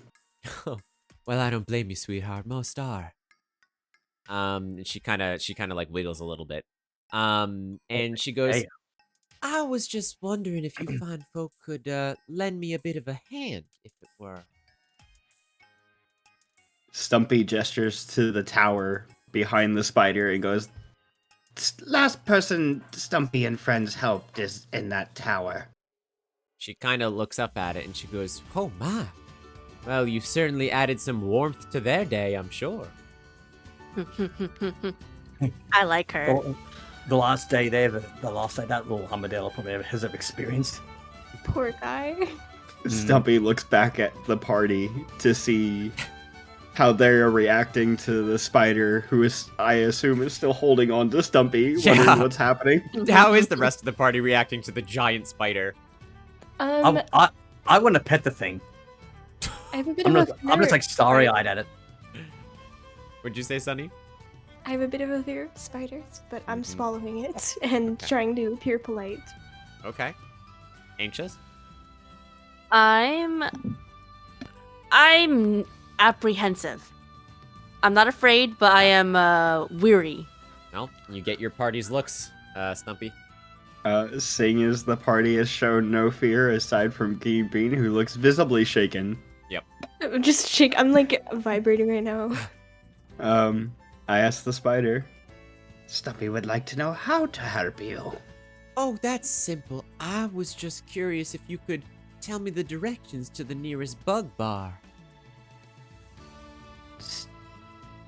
Would I have knowledge of this? Is there a bug bar in Australia for all the time we've lived there?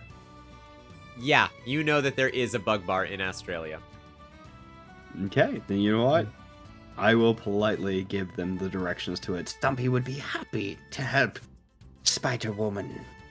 Oh, well, thank you so kindly. Not every stranger is as kind as you. And she kind of wiggles her abdomen, which kind of shakes back and forth a little bit. And she, you tell her that the nearest bug bar is deep in the shrublands in Australia, that you know of anyway.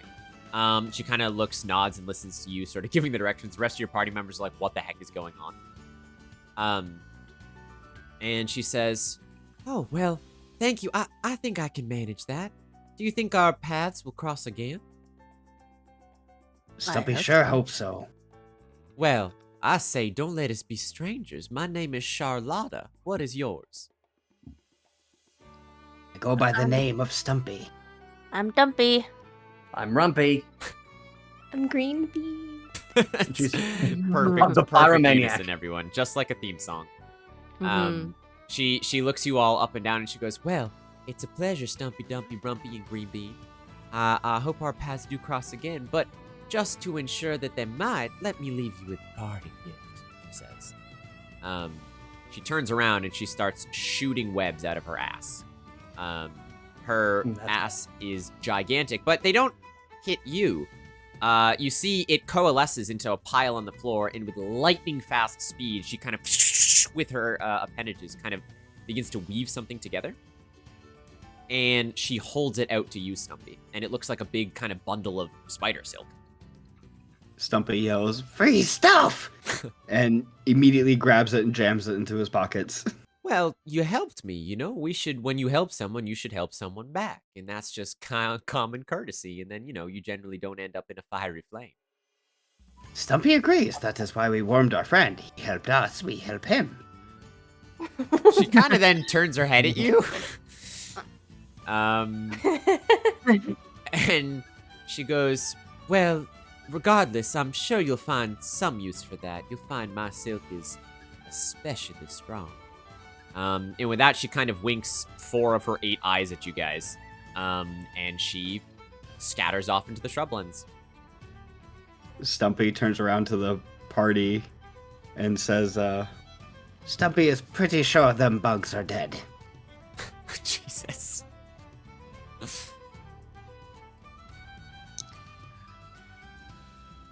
All right.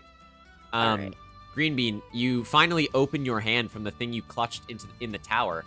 You notice that from the top of the tower, you managed to steal something. It is a small wooden toothpick. Oh. Oh. Well, I got something. What you got there? It's a toothpick. Ah, Toothpick of the magical variety. Is it a magical Yeah. toothpick? It might be magic. can we detect magic? You can. I think Stumpy's probably the best at that, unless you guys have like a detecting magic skill. We do. We do. Oh, you do? Then yeah, you absolutely can. Do you want to do the honors, Beanie? Sure. Yeah. Roll I'll 2d6. roll 2d6. That's 2 fails. You roll the toothpick between your fingers for a little bit. You then put it in your mouth. You then take it out of your mouth. You go, I have no idea if this is magic. Smells like toothpick. Tastes like toothpick. Is toothpick. Is toothpick, yeah. Can I hand it over to Dumpy and ask Dumpy what they think of it? Sure, yeah. Here you go. I take the toothpick. I kind of actually grasp it with my my thumb and forefinger, because she just put it in her mouth. Yeah. Like, ew. Kind of wipe it on my shirt, being like, ugh, and shake it off all the extra saliva. And I kind of look at it, I'm gonna also see if I can detect magic from it. Yeah, roll 2d6. so So far, not great. That's 2 fails, baby! It's Okay. a toothpick, guys. So it's important to note that there are 2 consequences here, one from Sunny and one from Anxious, because even if you don't succeed, there's always a consequence. Nice.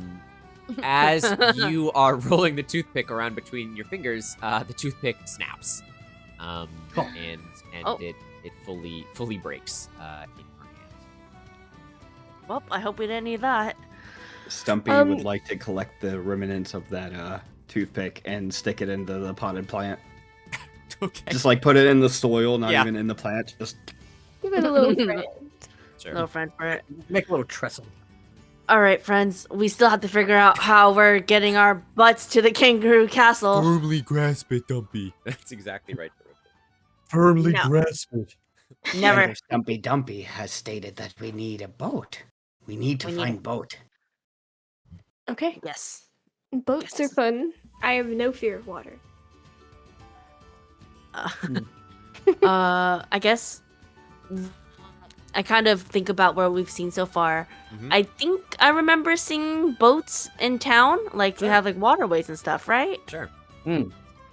Oh. So hold we're on. gonna... Hold on. I just realized what's gonna happen here, and I need some funky music for this. You're gonna go search for some boats in town. Yep. Fish, are you That's still my here? thought. I hope you're still here. Give me a second. I have an idea.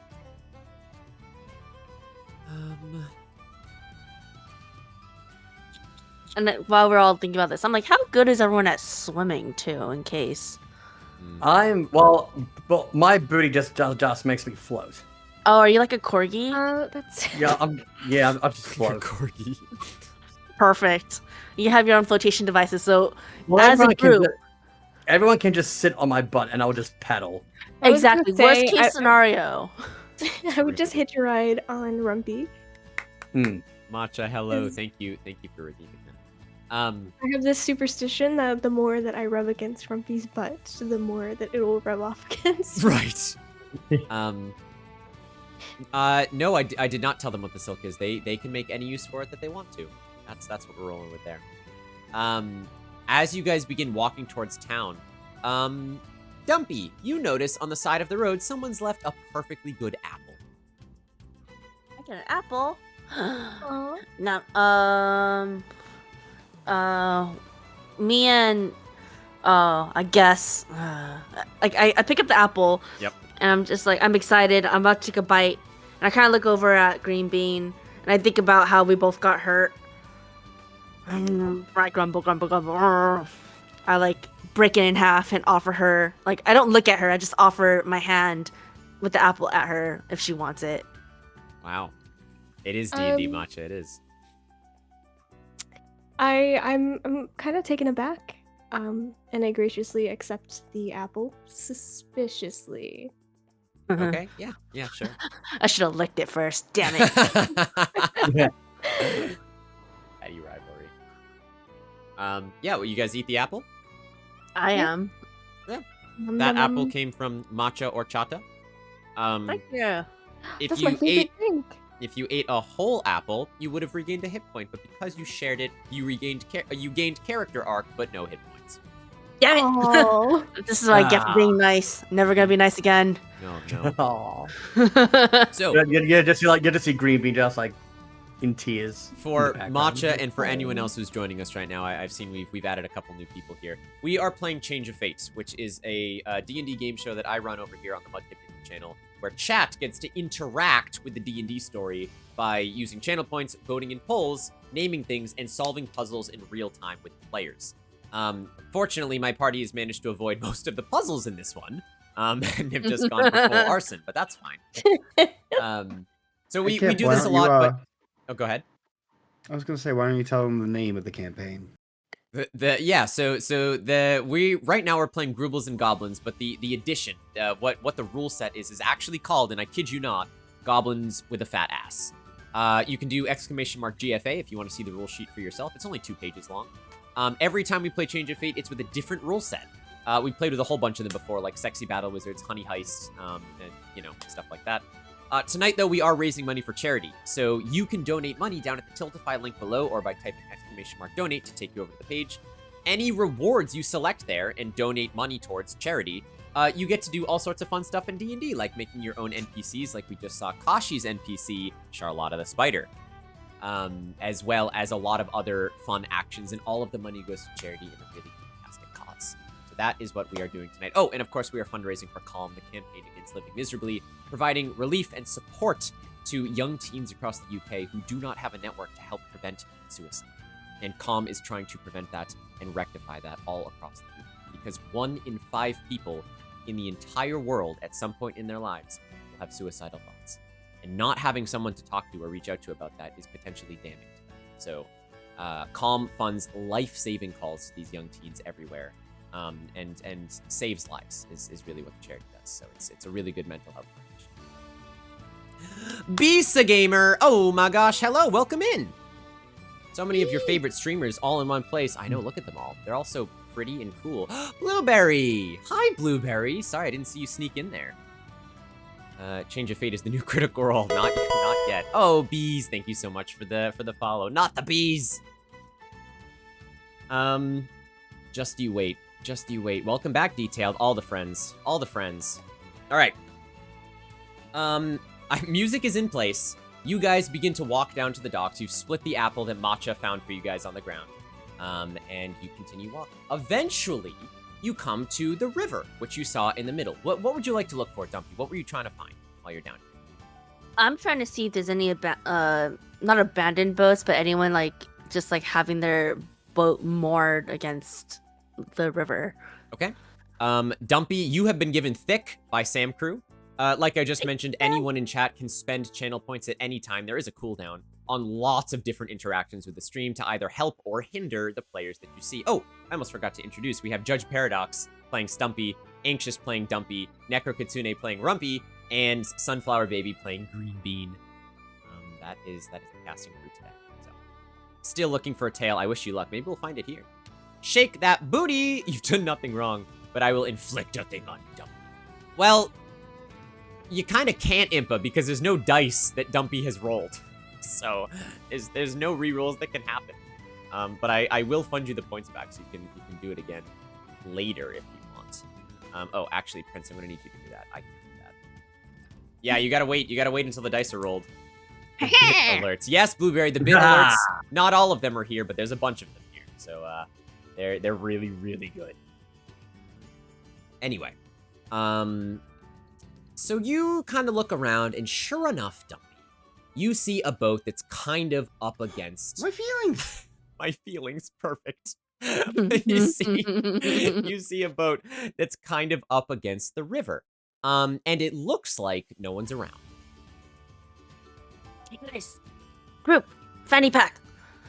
We gotta go get that boat. Is it when I look at the boat, is it just tied or is it? Yeah, it's tied. It's like a little gondola. You know, it's nothing crazy, but it's got space on it. All right, quick! I don't see anyone. Let's go! I book it. All right. I just hop, step, and jump right into the boat. Sure. I follow suit. Yeah.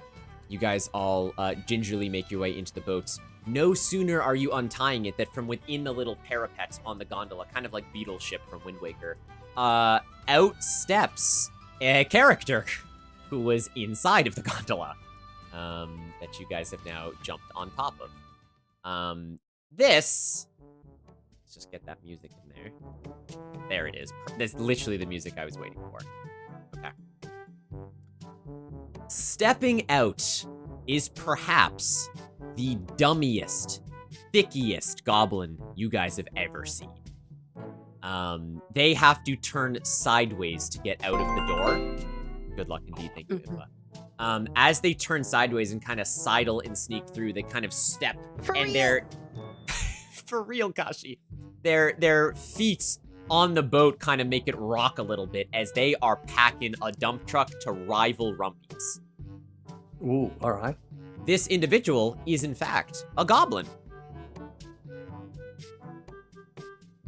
And I was gonna just be like, assume I know them. I was gonna Yeah, be like, do "Hey!" we know this goblin? I know. No worries, Impa. Please get some rest. Is this a is this a rival for my asshood? I lied. Right. Rival. It is a rival for your asshood. What did we call them? A nemesis. A nemesis. Yeah. Stumpy just walks hand extended to shake the new Ass. friend's hand. You get on shake asses. Did we all land on their derriere? No, Do we all just you're, bounce- you're do- all do- on the do all boat, bounce off? but they just step out of the doorway and they're on the boat with you. And they kind of look at you now, boat kind of rocking. You extend your hand, and they slowly extend their hand, and they go, Oh, hi. What are you doing on my boat? Stumpy would like to thank you for the traveling of the boat that you have given us. You're welcome, I think. Who are you guys? My feelings. You don't I remember go us by from the name other of night? Stumpy. The other night, I think I would remember. No? Don't you remember this? Don't you remember this absolute cake, like this absolute bakery that I have on my person at this point in time? Like, struggle bus is does not inspire memories of the best I- cake in the guild. I love Blueberry going through all of your voices on stream right now. It's really good. The individual looks a bit worried and kind of nervous and starts to sweat. They go, No, I'm sorry. I don't remember you guys. Should I? Yeah. Yeah. We were You're just gaslighting this goblin. We are. We were drinking at the tavern the other night. Remember, we were drinking buddies. Yeah, and it was so loud. The only way I could get the barmaid's attention was by twerking on the table. One of you has to roll some sort of lying or deceiving roll. You can't just gaslight this goblin gondola driver into believing. Wait, okay, I don't know. With I all think- four of us, I feel like if we're doing it as a party, we should be able to roll as a party. Hang on. I do have charisma. Would that allow me to successfully gaslight? Sorry, I've been smashed. Stop coming. Don't stop coming in there. Oh my god. But I mean, if it's not even an individual, this is a party gaslight. I feel like this is a party role. It shouldn't be an individual. Yeah, you can fuck it. You can roll as a party. I don't care. No dying on stream. Can Rumpy get an advantage since they have charisma? What's one of your skills, Rumpy? Do you have charisma as a skill, you said? Yes. Mhm. Yes. You get 2d6. Everyone else gets 1d6, except Dumpy, you have 2d6 because of your thickness. All right. For the power of thickness, let's roll for. If you all roll a 1, oh my god. So 2 dice from Necro, 2 dice from Anxious, 1 from Oh, Toad, no, 1 from Sun. Oh, I got one more. I've You got have one 2, yeah, more. because you were thick. Well, we got Yeah. that's 5. I've still got one more to roll. There you go. What did we get overall there, team? Oh, how do I? Gaslight, Gatekeep, Goblin Boss. That's pretty good, actually. +2 for this. That should be a t-shirt. Well, Green Bean got 5. Matcha, if you're into the Change of Fate stuff, hit me up. I'm always looking for more streamers to be a part of this. Always. We got a 5? We got 1 5 from Green Bean. Okay. Woo. The rest are like 4s. You... 2 4s, yeah. Dumpy, your next roll has been flatified. You have -1 on your next roll. I can't sleep, so I'm back. Welcome back to the Chaos Rare. B and I played 5e. Oh, very nice. I love 5e. I'm a huge D&D nerd. You can ask me questions anytime. But Have you ordered your flesh prison today? fuck, who did that? Blueberry. God damn it. Have you guys heard the Ivy line? Any 4 of you? No. I just heard it. It's No. cursed. It's amazing. It's fucking cursed. She says, I hope you've watered your flesh prison today. Very, very cursed. Yes, bees. Yes. We'll talk. love your face. That's Silva. Wild that that's Silva as well. Thank you, Blueberry, for testing on all of our friends' voices. I have more to add as well. Kiwi sent me hers, by the way. Natural so I 20! They're just going through all the sound alerts. Yes. You successfully smooth talk this goblin who you don't even know, and he kind of scratches his big chin for a minute, and he goes, yeah, sorry, you guys, I do remember, we were friends, you with the big butt, you were twerking, right? Haha. Oh, poor guy. Yes. I hope you don't think any less of me, but can you, remind me your names? I am Rumpy of House Thumpy. Real. Strugglebus is real. I'm Dumpy. Judge? Stumpy goes by the name Stumpy.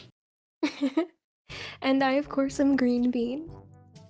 Oh, yeah, Yeah, just in case you guys don't remember, my name is Cheekit. Cheekit? Stumpy Cheekit. fully remembers Cheekit. Yeah. We love Cheekit. You're a best yeah, friend. You do? Yeah, dude. He looks Yeah. he looks legitimately surprised. This individual clearly does not have many friends. Aw.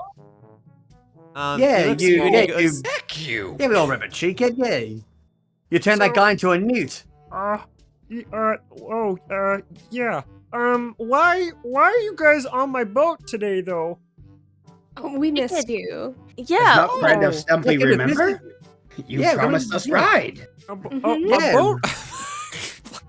Yeah, hey, remember we were in the tavern and some big guy named Bruno was like trying to flex on you and you got really scared. So what happened was that I ran up and just like cannonballed into him with my big booty right into his face and knocked him okay. out. And yeah, so for getting you out of there, you said that you let us use your boat for free one time. So we're kind of cashing in on those tips. he looks very confused, but he also doesn't look like he has the strength to argue. He goes, yeah, okay. Where are we going? We're going down the river. No diving Yeah, just upstream. down the river to pick apples. There's no apple trees on the river. Well, not the ones that No. you've seen. Friend of Stumpy forgets you promised a ride to the Kangaroo Kingdom. We just have to make a quick stop by. You promised. Well, no, we can't go there, guys. Why not? Why not? Well, they have like crazy cannons and stuff. They'll just shoot the boat. Oh, don't worry. We'll protect you. Yeah, it'll be fun. Yeah, What do You you can't go I back don't- now. You promised Stumpy and Friends. Yeah. And you are a friend of Stumpy and Friends, correct? And we just want to spend time with you. you guys Yeah, are exactly. fucking awful. He's We can also just go to as far as you're comfortable and not into the kingdom, but a little ways away, so we're away from the cannon. What? Will you guys will you tell Cheekit's mom that you're his friends? Yeah, Stumpy course. would be glad yeah, to. of course. Yeah, absolutely. we would love to meet your mom. Okay. All right, climb on board, but don't get on my side. I generally tip over the boat sometimes. Oh, Aw. Stumpy We will love keep this in mind. I feel so bad. Is there any way we can not fuck over this one NPC? you fucking tell me, guys. It's not up to Nick. Green Bean. That's funny. We gaslit the hell out of this person. I think. I mean, we're past beyond that It's point. kind of too late. We already convinced him to drive his boat Wait, into wait. enemy No. territory for we have the idea of friendship. Rude. We have goblin Rude. goblin gated goblin boss. This poor bloke. It's so true, He's- Blueberry. It's well timed. One goblin's trash. Yeah. As you guys settle in on this poor goblin's boat, Rumpy, as you sit down, you realize you sit on something. And it is Oh. a really old, stinky sock.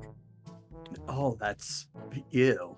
Is this your sock, mate? Or Oh, yeah, probably, but you can keep it.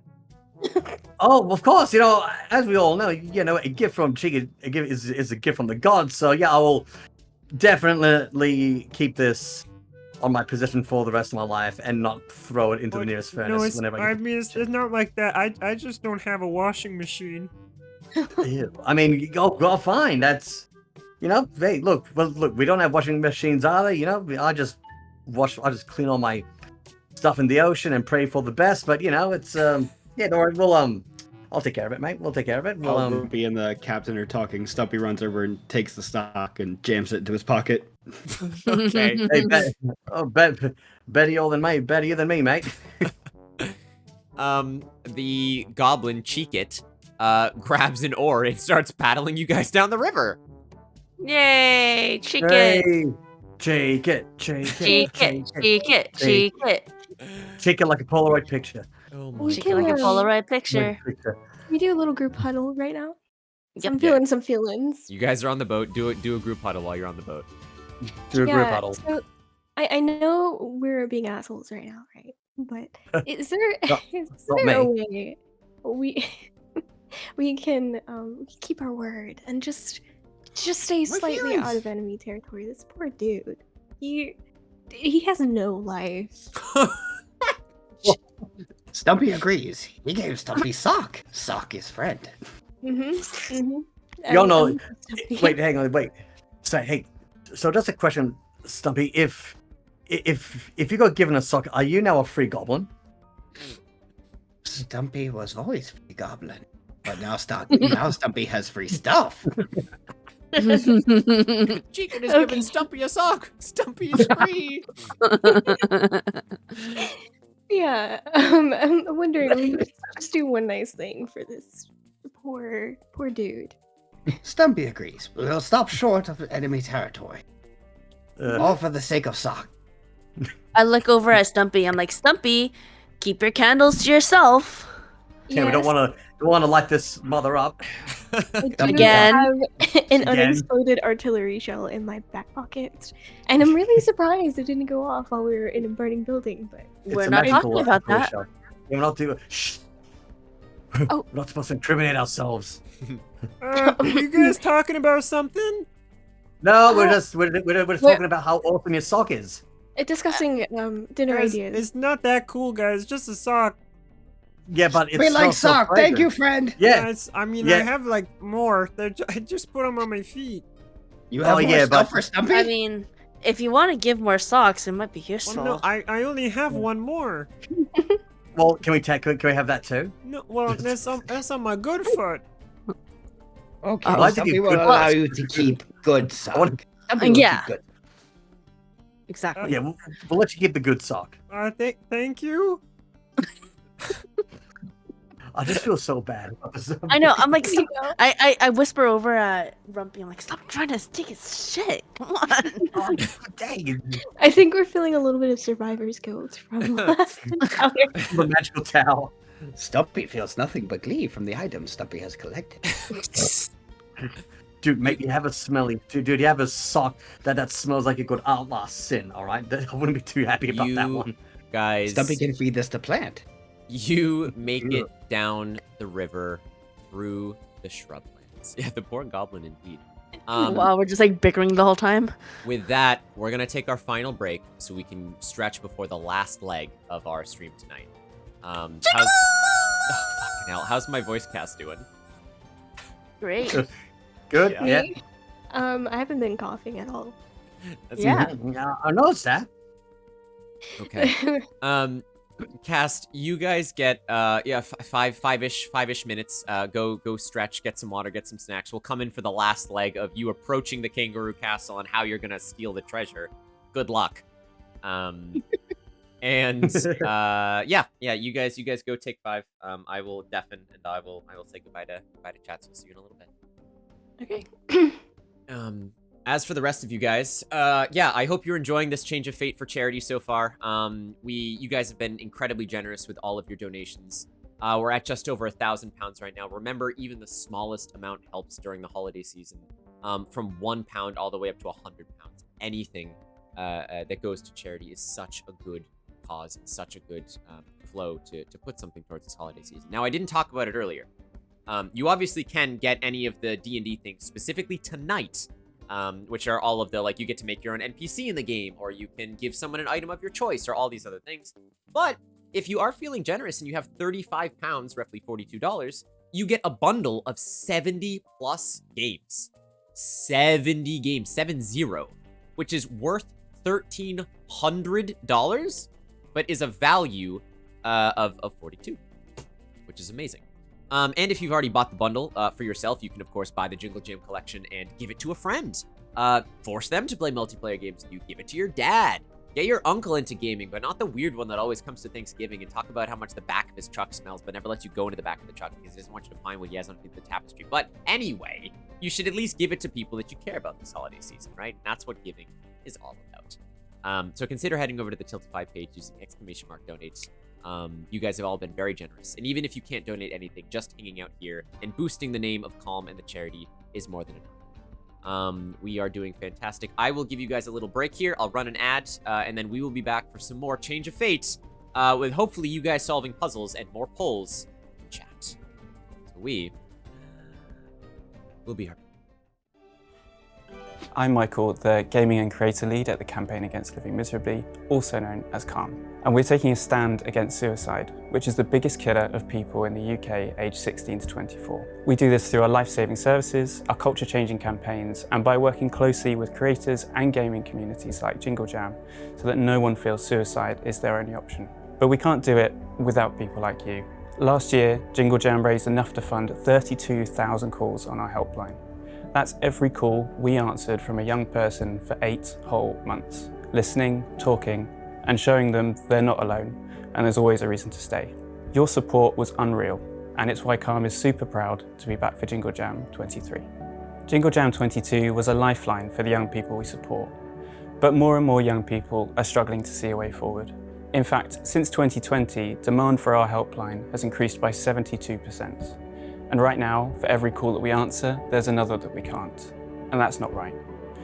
Your Jingle Jam 23 donations will help make sure Calm can be there for young people, no matter what. Firstly, you'll help fund every single helpline call we answer from a young person for the next year. That's around 50,000 potentially life-saving conversations. And secondly, you'll fund a bespoke mental health toolkit to help creators look after their online communities. Thank you, Jingle Jam, from everyone here at Calm. You make our life-saving work possible. Jingle Jam runs from the 1st to the 14th of December. Please consider donating to Calm. Your support will help make sure that we're there for young people who are struggling, no matter what.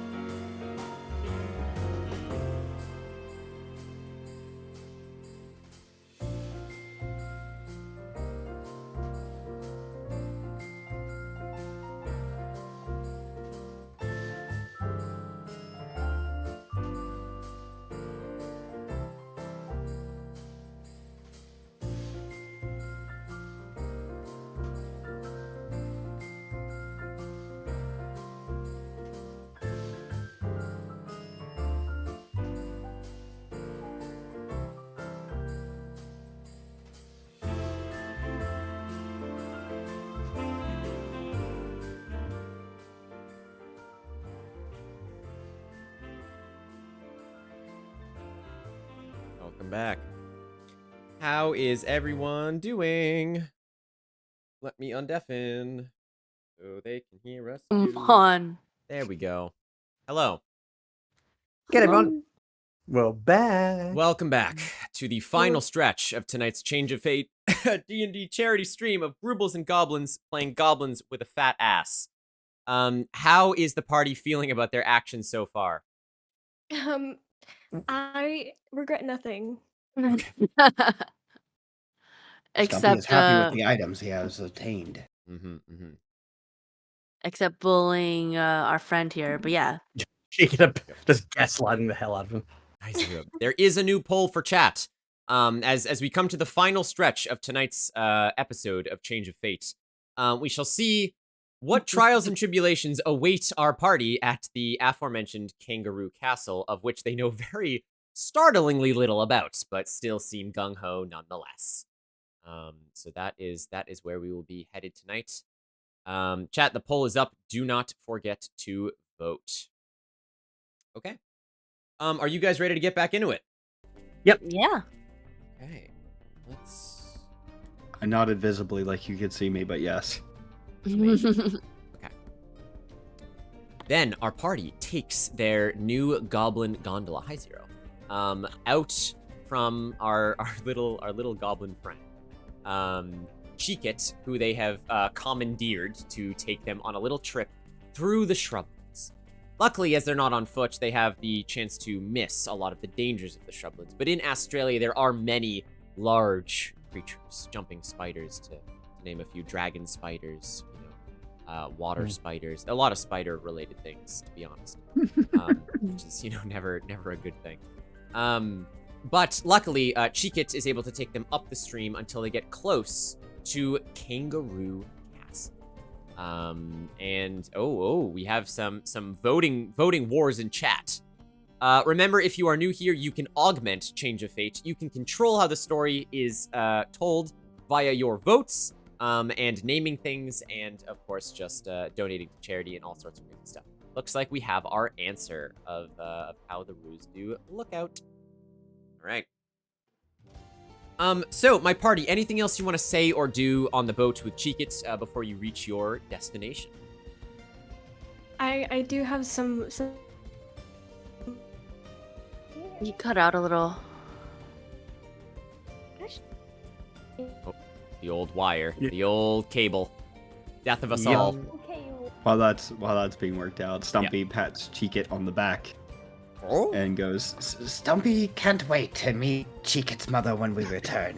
Oh, yeah, she's a little strict sometimes, but Cheekit knows it's just because she loves him. No worries, Cheekit. You are a friend of Stumpy, therefore mother is friend of Stumpy. Oh, that's kind of nice. It's really weird I don't remember meeting you guys. I think I remember my best friends. You are mighty drunk with Stumpy and friends. Well, I don't really drink too much. That's why it was a surprise to Stumpy and friends. Yeah, you had like one meat and then you were under the table and we had to Oh, well, that sounds about right. Yeah. And then we kind of put more meat into you, so What? What? Nothing. Sunny, are you back? Yeah, I'm back. Yes. Yep. What were you gonna say? Yeah, we can. All right. So I take I take him aside, and I put both of my little goblin hands on his shoulder. Who? Cheekit? I let him cheek it. Yeah. Okay. Also, chat. If anyone knows what game this song is from, you are a very pog gamer. That's for sure. Go for it. I let him know that female goblins are generally unimpressed by stinky socks. And that is my life advice that I bestow upon him. Hell. He looks at you and he goes, I'm not trying to impress anyone. I just didn't have anywhere else to put my sock. Well, you have us now. So you'll take my socks? Yeah. Is that what friends do? I think I have an obscured vision of what friendship is. And you're also surrounded by water. Water? Yeah. I can't swim. Well, Yeah, Chiquit, when we it doesn't hurt. It doesn't hurt to take a shower. It's Cool. a little bad. Oh, well, Chiquit, I'm trying to try cutting off Green Bean for a sec. Yeah? When we get there, just hide away from where we are, and we'll be back within like an hour. Okay? Oh, We'll be back, and then we'll go back home with you. We'll go say hi to your mom. What if you need Chiquit's help though? We don't want you in danger. Yeah, we're very Stumpy would capable. highly recommend that you stay here. We Chiquit. don't want We anything need somebody happening. to guard the boat. We don't want It's anything not happening a to you, Well, happening to the do, boat. do you guys know how to dissect a crumpet? Yes. Yes. I'm well versed in dissecting a crumpet. Oh. Can you teach me? Cause I don't know. Another time, Chiquit, please. Another The time, boat, the water, keep eyes. I'm swimming. I'm oaring it, guys. I'm doing. No, Oh, Chiquit, hey, you look! can't swim. He No. points, and sure enough, towards the end of the river, looming in the horizon, you can see a large castle is beginning to come into view. He says, "That's it right there. That's Kanga Castle. That's where they say the kangaroos live." Stumpy would like to recommend to Chiquit, maybe stop before the cannons. Derivative, I guess if anyone were to get it, you did. Yeah, it is Xenoblade. It's Xenoblade X. Proud of you. I don't like how eager Stumpy is to meet Chiquit's mom. I think we're all eager to meet Stumpy, Chiquit's mom. I am absolutely up for a chat with Chiquit's mom. He goes, All right, okay, I'll stop in a little bit, but you guys gotta be careful, okay? I don't want anything to happen to my friends. Oh, Something will happen to us, Chiquit. Oh wait, be okay. hold that thought, guys. My oar's caught on something. Oh, that's weird. and he pulls the oar out of the mud. You see that on it, attached to it, is a strange necklace made of sea urchins. Oh. Stumpy runs and grabs it. Free No, things wait, for ow, Stumpy! You grab it, Stumpy? Yes? You grab it? Yes. Okay, you take 1 point of damage as you reach out and you grab the spiny sea urchin necklace from the oar. And you immediately, ow! But you don't let go as you pull it off the top of the oar. You take 1 damage. Stumpy's I jam it into a stock to avoid future damage. I mean, I'd be careful with that, Stumpy. It looks pointy. Well, it could. Well, it's a. Well, okay. Here's the thing. It's a spiny urchin, big sock. You can. Good job, Blueberry. Yeah. Well, you can just whirl around like a flail. You've got like a very stinky. Yeah, stinky yeah, flail. but it came from the water, and my mom always said what comes out of the water has to go back into the water.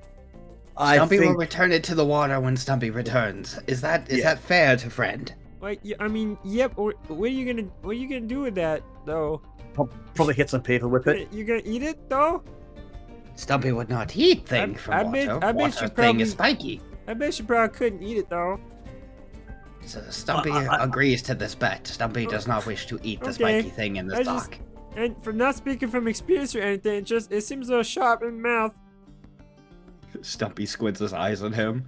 Did friend of Stumpy eat? No. Eat urchin? What me? We must I depart, didn't friend do of it. No, Stumpy. it's sharp, and it looks like it would cut the roof of your mouth for at least 6 days.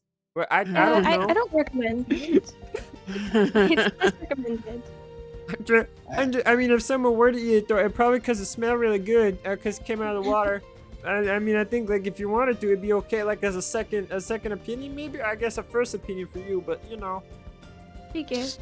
Stumpy will keep this in mind. Chiquit. Yeah. You Okay. I appreciate the knowledge given to Stumpy from Chiquit. But we must be off on an adventure, Chiquit. Thank you for the pointy rock. That crow, goddammit.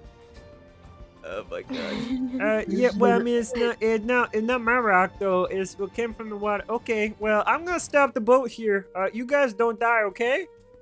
Okay. We'll try not to. And before I leave, I give a fist bump to Chiquit. What It's do a you do? promise. What do you do with your fist? Yeah. So. Well, Are you trying to Is that punch me? is that argument? I'll warn you, I bruise real easily. So I How the grab. friendship is or the handshake is universal, but the fist bump isn't. What are you I doing grab. with I your grab fist, Green Bean? Chicken's. I grab Chicken's wrist and form his hand into a fist and force What? the fist bump. Oh, like that. Oh, why Mhm. are we doing that? We gonna fight? You're too Are we fight? precious. I don't want to fight you. You smell nice. No. You're too precious for this world. I'm so sorry. Me too. Is the boat slowing down Yeah, as the exchange? Yeah. I see Green Beans getting like having this whole interaction. I'm just like, okay.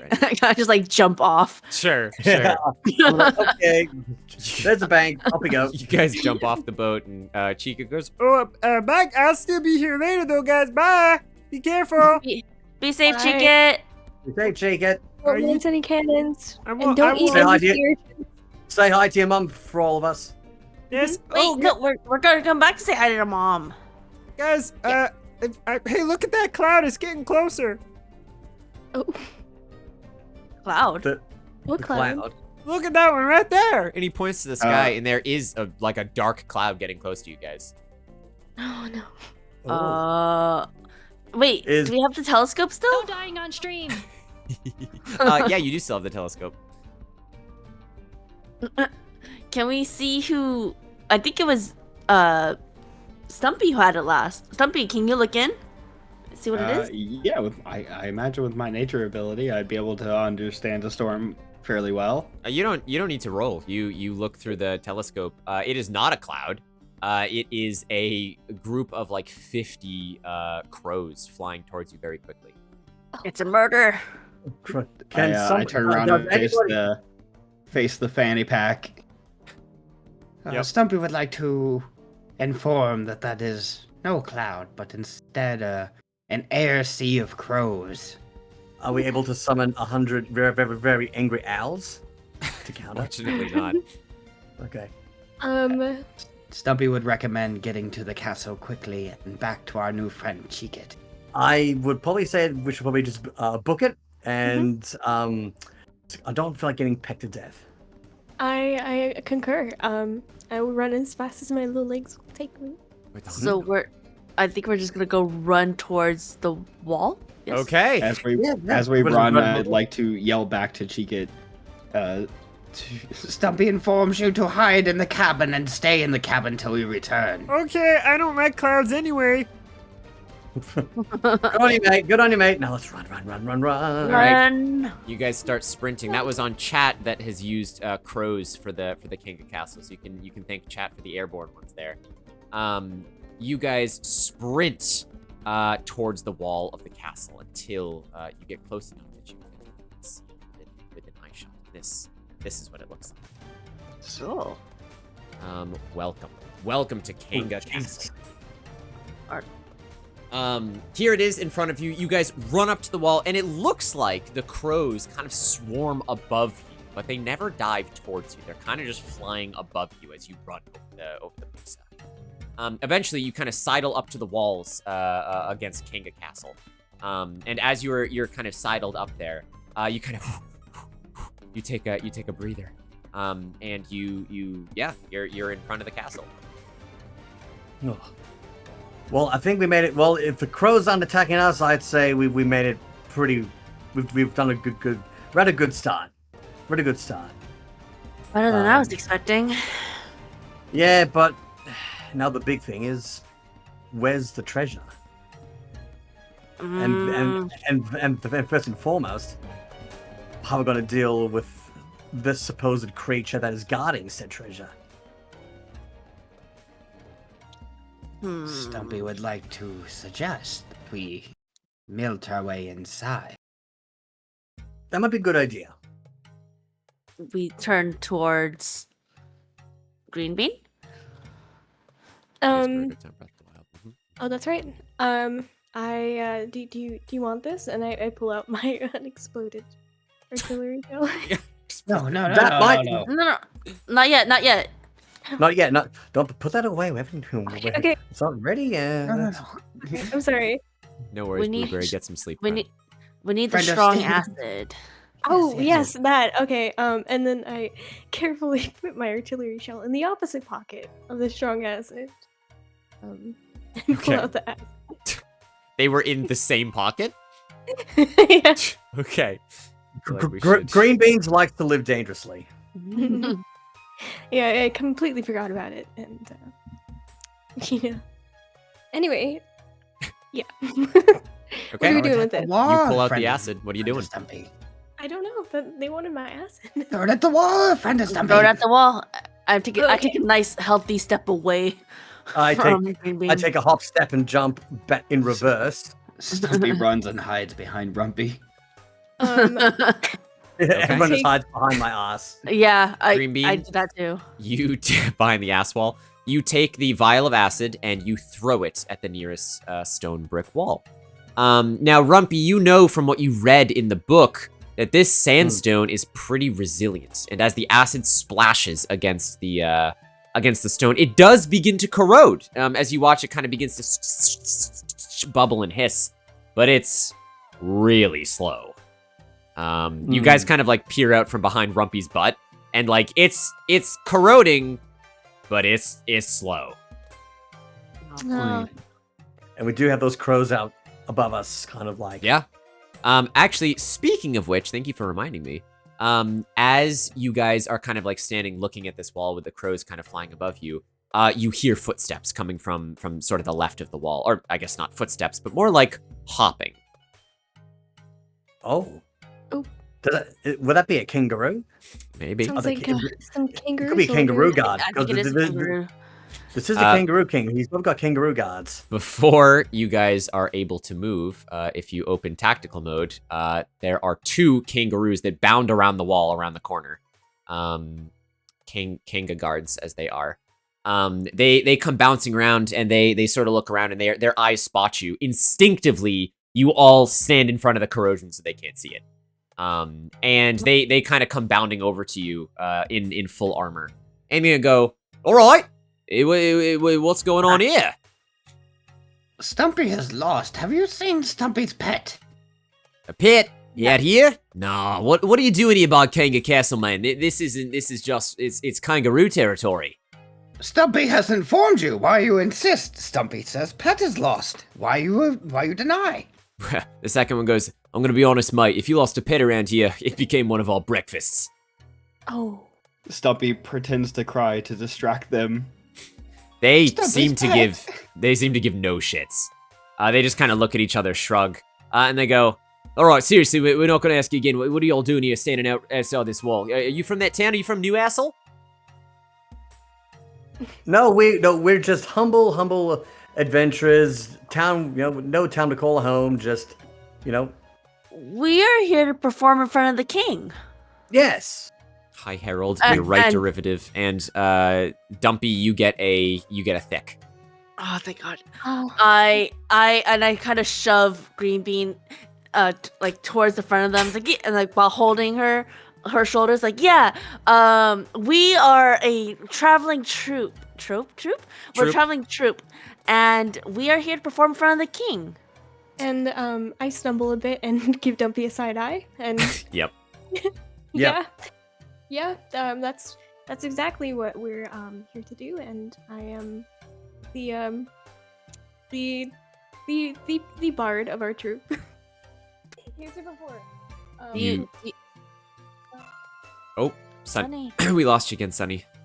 Sonny has fallen into the abyss. The kangaroo guards are Sonny. like, where'd she go? Sonny got abducted by the kangaroos. It is. It's a judge, an anxious, a necro, and a Sonny. Where was I? Does anyone even remember? You said I'm the bard of the group. Yeah, Yeah. and then you disappeared. Really? You got pulled away by the kangaroos. Yeah. Well, we'll see. I'm here to perform for the illustrious King Kangaroo. King Kangaroo. I don't remember him asking for any entertainment, especially not from a group of traveling goblins. You got any idea or anything? Are you sure he hadn't requested any entertainment. I mean, this place looks a little bit. I mean, not to be rude, it's a little drab around here. You're not helping, Green Bean. Stumpy would like to point out, what level do you feel you stand, guard? Do you think the king would tell you what they request or not request? The left one hops directly in front of you, and this thing stands at 7.5 feet tall. And due to the badonkadonk, this thing's ass does not quit. As it stands over you, its hips are wide and they don't lie. As it kind of like peers down, kangaroos can look pretty angry when they wanna. And it looks down at you and it goes, I'm sorry, mate. Are you trying to undermine my authority? Stumpy undermines nothing. Stumpy only has question. If you feel undermined, that feels personal. Again, mate, you're not helping. Well, I have a question for you then, Stumpy. How far you reckon I could punch you if I held you over my knee while my other guard here kicked you back across from where you came? Oh, Stumpy would agree that you have probably launched Stumpy quite a distance. It would be spectacular. But your king would be fairly upset if you kicked the thing he ordered. I think we could play with him for a little sport. What do you think, Rue? The other one looks at him and says, yeah, I agree. You see them start cracking their knuckles as they get a little closer to you. Well, nice knowing you, Stumpy. I whispered to Green Bean real quick. Start whistling. Do something. Really? Okay.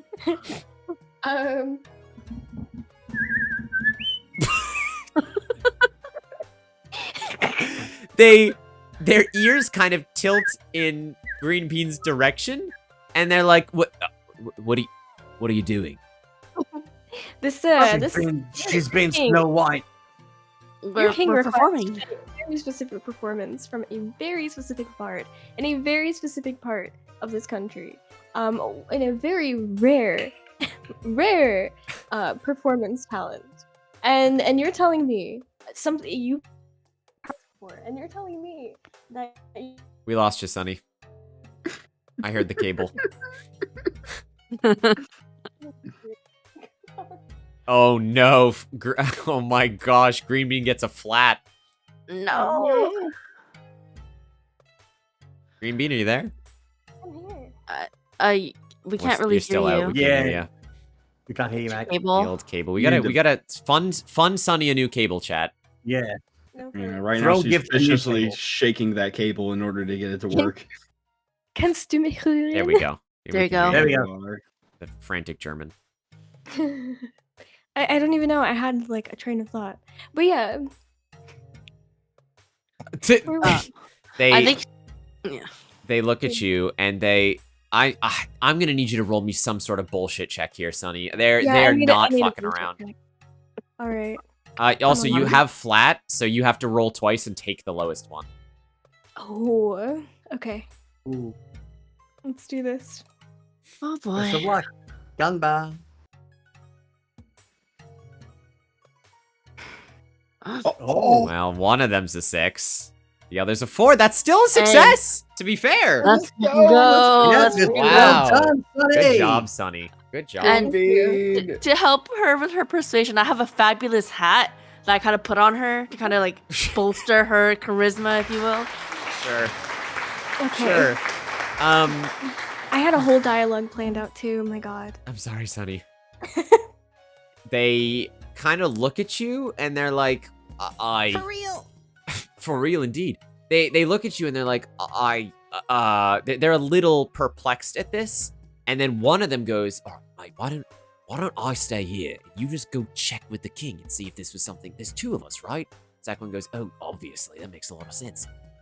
So they goes, "All right, you stay here, all right, with Rue, and I'm gonna go in." You watch the right kangaroo jump over the wall with his legs and enter the Oh my castle. god.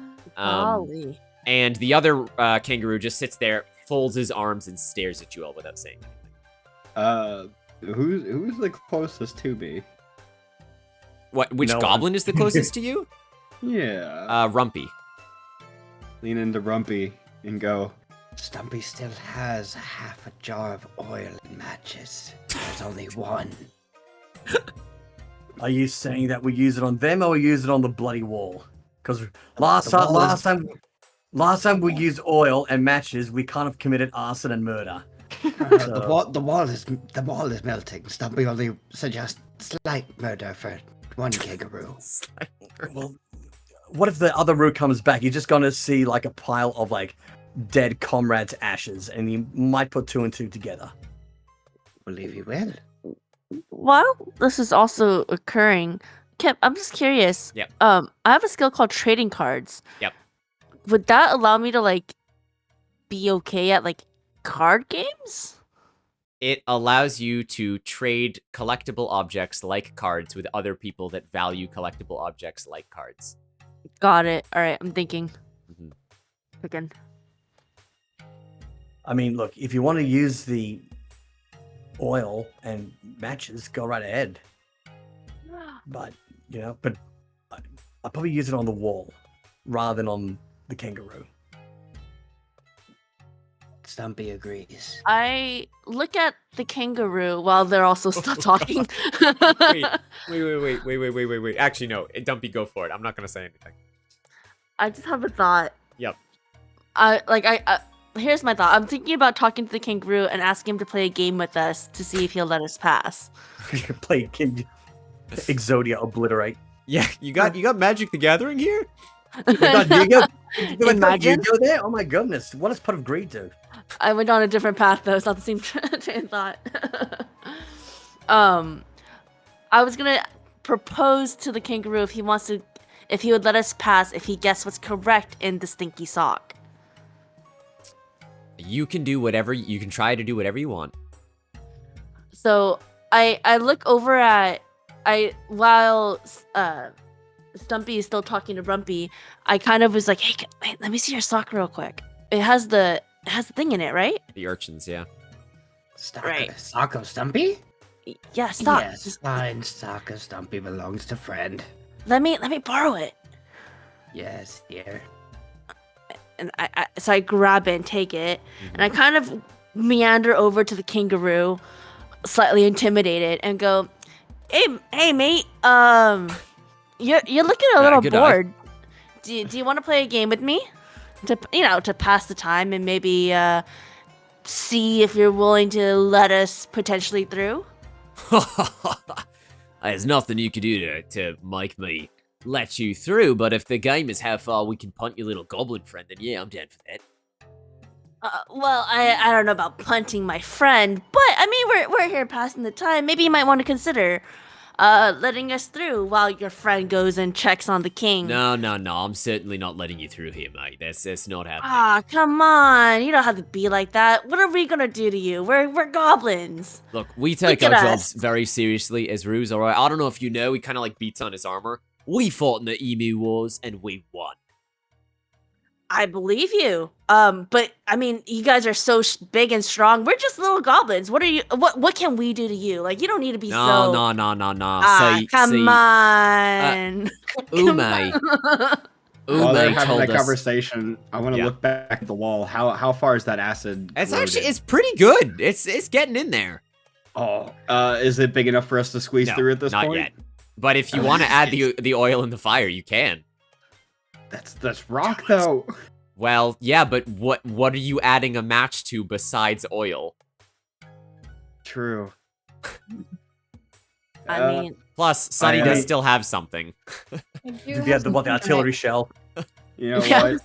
I was kind of saving the artillery shell for maybe a giant. I kind of scooched over to Sunny. Well, we were thinking that we'd blast open the wall with a shell, and then we collectively, with the power of friendship, collectively smack our ass cheeks together to create like a lot of noise. I forgot about that plan. Here's the question: is the acid still like dripping, or is it? Okay.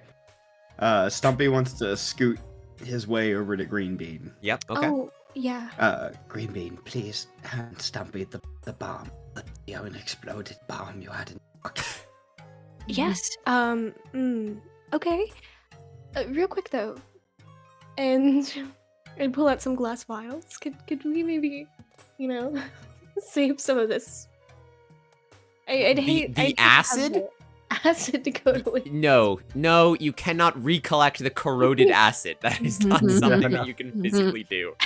Okay, I was Worth a shot. Yeah, we'll appreciate the effort, but no. Okay. All right. And I hand you the unexploded artillery shell. Shell. Stumpy leans into Franz. Stumpy would suggest scooting a little further away from the wall. I just yeet myself off the stairs. Yeah, you got it. You got it. The Roo goes to Dumpy while this is happening. He goes, "Oh, I mean, what's your game? If we're gonna pass the time, we might as well have Yeah, something. we're passing the game. Like, at this point, I'm just trying to keep his Yeah. attention on me. You know what? I bet you look like a smart Roo, but I bet you would not be able to guess what is in this sock right here. And I kind of hold up Ew. the pilfered, stinky sock, and he can smell Yeah, the rancid God. odor. It's fucking foul, mate. What the hell is in there? Yeah, I you pooped know it. what? I bet you will never guess. All right, you're on. How many guesses do I get? Make it I 100. I mean, I mean, you get as many guesses until your friend gets back. How about that? All right, I'm in. All right, I'm gonna start guessing. Yeah, they're guessing. While they're guessing, Stumpy looks to the kangaroo and goes, You know, you're "Oh, I don't like that." Okay, I'm rolling. I see that. Yeah. I tell the kangaroo, Stumpy notices the wind is not particularly in your favor, but if you shift positions with us, get closer to the wall, the wind is more in your favor. You would be able to tell what's in the sock. Oh my, it's foul enough. I don't know if I want to smell what's in there. You would I not mean, think it's of the the best way to get bonuses the you would answer. have to the game, the disadvantages they would have. Think of the bragging rights. I mean, he does scoot a little closer. Not much, but he does scoot a little closer. And as I scoot away from the wall, I want to jam the bomb into the hole that's there while the acid drips on it. Okay, are you gonna do anything with the oil and the matches? I have plan. I want to light the match in my hand and hold the oil in the other as I scoot away. Okay, all right. The Roo starts going, all right, like let's think about this. My first guess, is there an apple in that sock? It is not. Oh shit. No. All right. Starts thinking again. Oh man, it's apples. Yeah, Stumpy, you tell me what's happening here. He's just gonna keep guessing. Why don't you take a nice deep breath of this noxious sock and see if you can guess what it is? Oh, I'm just Really really think outside You know, Mr. Rugard. Yes. Really think The outside this way. smell will get stronger if you get closer to the wall. The wind brushes down Again, the wall. guys, I'm fine here. This is plenty of noxious fume for me today. I mean, it's bragging rights are nice, but it's not worth like getting I don't know, a headache over. As I keep explaining it to him, I keep scooting further away, and I prime the bottle of oil in my arm for throwing. Okay, sure. Let me do a little cheeky roll here. Just curious. Yeah. While you're rolling, is it possible that the smell is enough to knock out a No. Roo? No, Just no, no. curious. It's not All that right. bad. Just wondering. Yeah. He goes, all right, I think it's a guava fruit. Good guess, Hello? but nope, Shit. it is not. But I would say think on lines of fruit. Like really think on lines of fruit. Right. and veg. Yeah. Aye, don't give me any hints. I can get this. No. I'm just saying, mate. You've Oh got, yeah. we've given you look. We have put a hard limit on 1,000 guesses, so you know you can Right. take as many as 1,000. you Yeah. want. All right. I'll get there. I throw the jar at the wall, and then quickly toss the match with it. I cover my ears a bit and I crouch down. I know you've moved a little bit. I do need everyone to make some sort of diving out of the way check. And if you have any skills that help you, now is the time. No.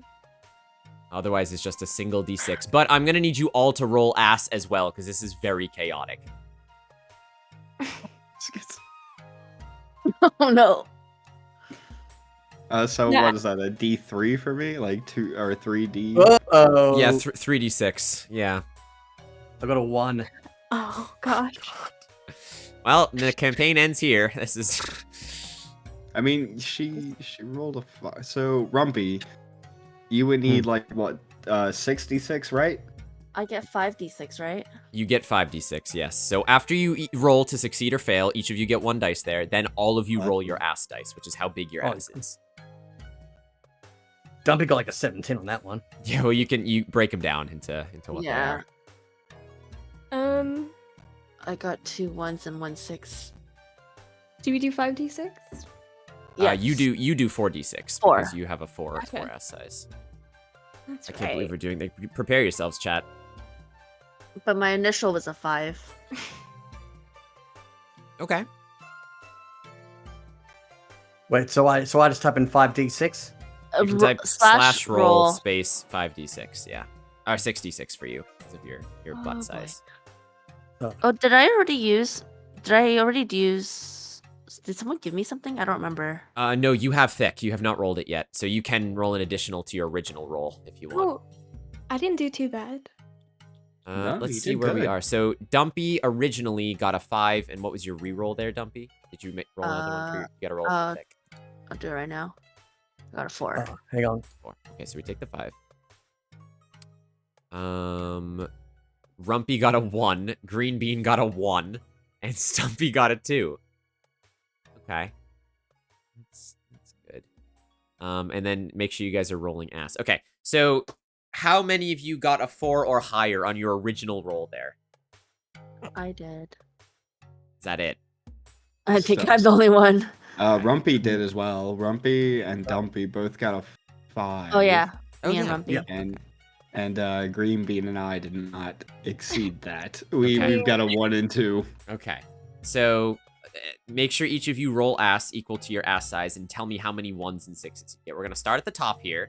I'm going to turn this on. And Anxious. So you succeed in whatever this check is for. Did you roll your ass check? I did. I got 2 1s and 1 6. Okay, so you have 1 failure on top of your success. That's good to know.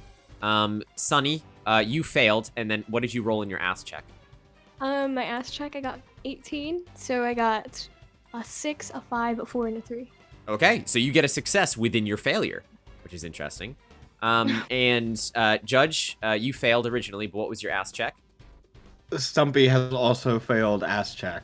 Stumpy rolled a 5, 4, and 1, so that is a big fail on Stumpy's part. That's a big fail for Stumpy. And nice knowing you. Dragged his face across the dirt. Necro, you succeeded, and then what was your ass check? We got a 6, a 1, a 3, a 5, a 3, and a 4. Okay, Yeah, so got a they cancel 22. each other out, Yeah. so neutral. All right. That is good. Okay, so, Rumpy, you and Dumpy are blown to the side as there's this big that happens in the wall. You are blown face first down into the sand. Luckily, Rumpy, you are totally fine. Dumpy, you are also totally fine, but of course, in the explosion, you let go of the sock, and it flies off into the nothingness. It is gone. My sock. It is I have no idea where it's ended up. Probably Green back to cheating. Bean and Stumpy, you have both failed, so you both take a point of damage to start with.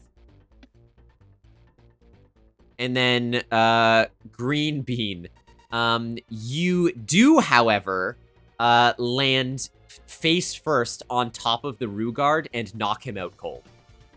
Nice. Stumpy, unfortunately for you, with this sheer magnitude of the explosion, you kind of try and you pick yourself up and try and dust yourself off a little bit, and you can't find your plant anywhere.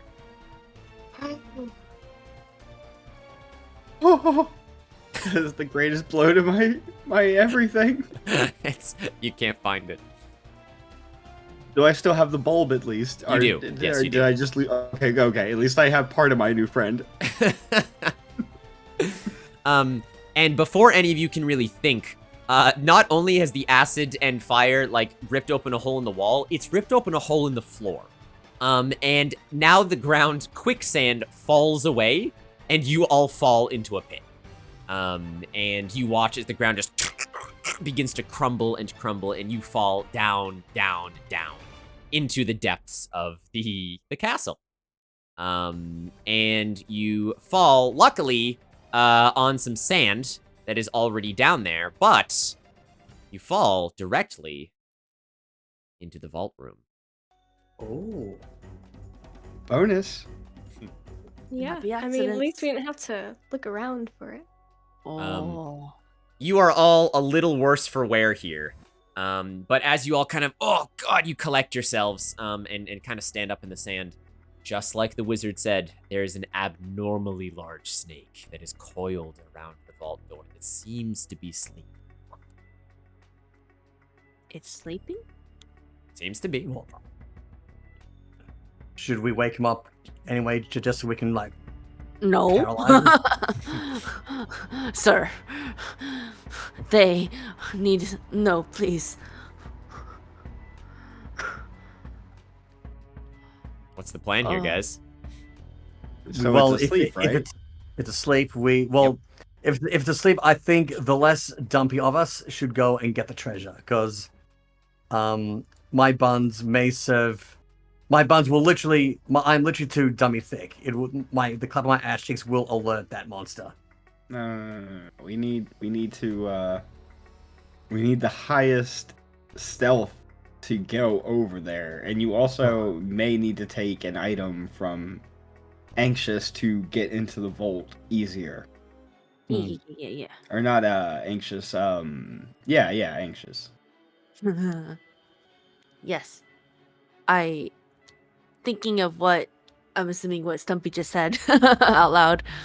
I hand the stethoscope over to Rumpy. Rumpy, please try to see if you can open the safe. All right. So I take your stethoscope and I very, very slowly sneak over to the vault. Roll. Chat, this would be your time to augment anything here, because Rumpy, you're going to have to roll a sneaking check, which you are proficient in. So you do get to roll 2d6. Half pound 420. What a name. Thank you very much for the follow. So you will roll 2d6 unless anyone in chat spends it. Oh, yeah, they did. They gave you thick. So you roll 3d6. Ooh, very lovely. However, Rumpy, this is an incredibly critical roll. You have to roll a 6 to succeed here. All right, let's go. And you are going to have to roll ass to see how well or poorly this goes. But start with your 3d6, and we'll see where we go. Ooh, any good? Ooh! That is not looking good, chat. How do we feel about that, chat? That is a 3, a 2, and a 1. The bottom half of the d6. I was about to say, this is the reverse of what I was about to do. This is ouch, big ouch. Half pound 420. Half pound. We are playing a one shot today called Goblins with a Fat Ass for charity, as you can see on the side there. You can type !GFA if you want to learn a little bit more, but welcome to the ride. You guys get to control the story. Oh, Brandy has redeemed Shake That Booty. So, Rumpy, re-roll those 3 dice, my friend. All right, here we go. Crossing my fingers for you, this Rumpy. one. That's a 3 again. Oh, God. I swear to God, if we get a 2 and a 1, I'm Come gonna on. be like, oh. Oh! Come on, Rumpy! Oh, no! I'm gonna pray, please. You're gonna pray? I'm gonna pray. Okay, oh my gosh. Kashi, cheer 100, cheer 100, 300 cheer 100 bits. Kashi, was that just for excitement? Thank you. Thank you for the bits. Oh my gosh. Get wrecked on this roll. Kashi's like, Kip, please. All right, so for brevity's sake, you pray to your assailant again. And they, really anxious, you want me to do another twerk? Or, Dumpy, who's anxious? I don't know who anxious is. I'm feeling anxious right now. My Lord, my Savior, oh, my divine derriere, please, as a faithful follower of crack, please, Of crack? I'm sorry. Yeah. Did you just say a faithful follower of crack? Yes, it stands for the cherished rear ascension of celestial kinship. As a faithful follower of crack, please. Clip it. Clip it and ship it. I have been the most devout follower. I will convert all of these non-followers here for you. Okay, if Jesus. you help Look, us. I wanted you to like shake that thing. You didn't have to get all real on me there. That's fine. Yeah, please. I'll do a little of some ass clapping and we'll see if your friend can do any better. You hear a big thunderous clap that happens. Rumpy, re-roll those 3 dice again. Oh, please, for the love of all that is good and holy. Oh, literally. look, Prince. He wished you some Shamrock 10 luck. for the love of God. Hit a 6 Rumpy. Oh, my Lanta. Come on. Oh, no. Come on, come on, Oh come my on. god. Are you serious? What? You are joking. Do I get Do I to have to pray roll? again? So I have You to roll do for get ass 2. now? Well, yeah, hold on. So, in theory, Anxious, you can pray again, but now that we've used up your free abilities, every Okay. time you pray, your deity may refuse, ask you for something, or straight up cause a consequence on the situation because they're tired of you. So you can chance it, but you don't know if it now it could go poorly. Oh, my Lanta. Oh, my Lanta. All right. I will wait and I'll hold off on my prayer. Okay. In that case, yeah, Rumpy, roll 6d6, and let's see. Roll for ass, Rumpy. That's a 5. How's this That's a gonna 4. go? Oh no. That's a 5. That's a 3. Oh, 2 more. That's a 2. That's a 2. Okay. Okay. You slowly make your way over to the vault. And you do so without waking the snake. And you gingerly tiptoe behind it. Its scales just kind of, rattling against you. It seems like a terrifying creature. You wander up around the tail, and you make it to the vault door. But, unfortunately, there's a padlock on the door. And in fact, as you look at it, if I open tactical mode right now so chat can see, and you guys can see as well, this is what is on the door.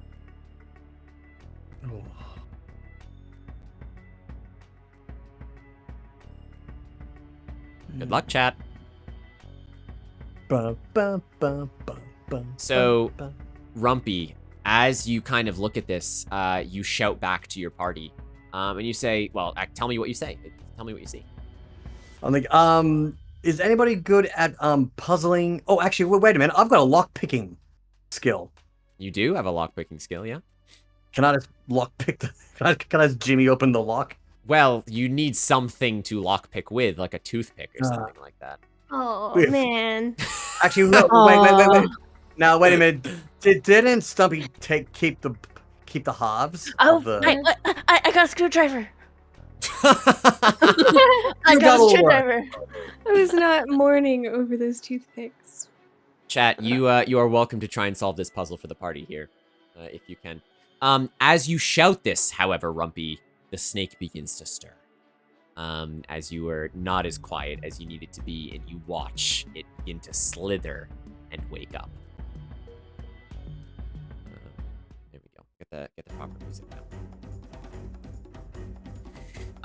Rumpy, you are there stood in shock as the snake's tail begins to writhe around the vault door, and it begins to leave where it's currently sleeping and begin to slither slowly, groggily towards your friends.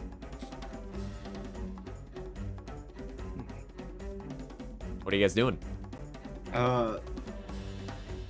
With Well, a if it's- nature ability, do I see any weakness on the snake? Because snakes are a creature of nature, no matter the size of them.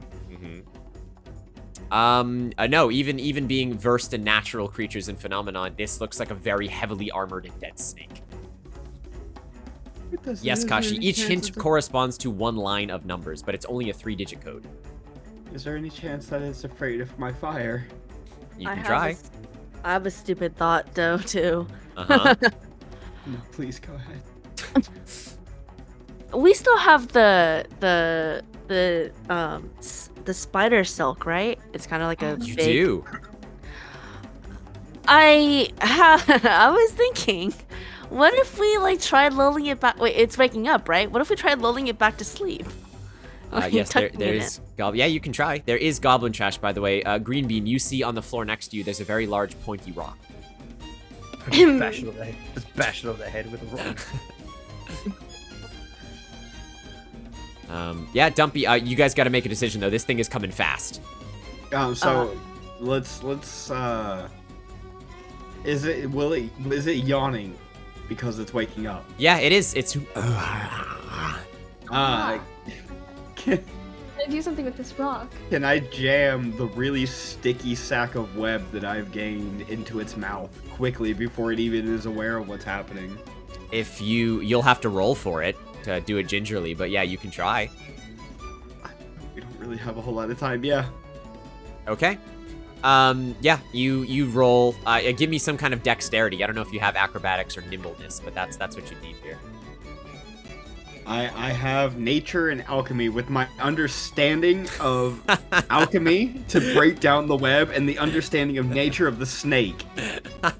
I feel like I can do this very well. I appreciate the attempt, but sadly not enough. That is 1d6, my friend.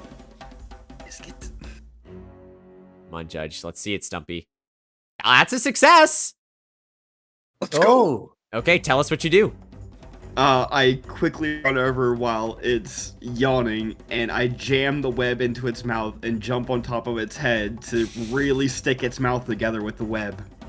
Okay, you immediately do this as the head begins to clamp down, and just it gets stuck. It begins to writhe a little more like chaotically because it's now kind of stuck with its mouth down, and you're on its head. Dumpy and Green Bean, who have witnessed this, Rumpy, you're still trying to figure out the padlock. What are you guys doing? If I think I've figured out the code, can I put it in? Absolutely. Can I suggest 394? Sure. You immediately kind of go to the hatches, and you start working away. Yeah, I'll let you start putting those numbers in. Dumpy and Green Bean, anything you'd like to do? Yeah, I'm just. I don't know if there's much that I can do. Can you whistle? Try to lull it to sleep? Do something, please? Oh, okay. I'm like just panicking now. Yeah. You know what? I could give it a shot. That's a good suggestion. Performance? You know? It'd be a performance roll, yeah. Do one. Let's do one. All right, roll 2d6. Okay. Okay. Oh. Is that first one a 5? Yeah. That's a success. All right. You begin to whistle as loud as you can, remembering what the wizard said about loud noises.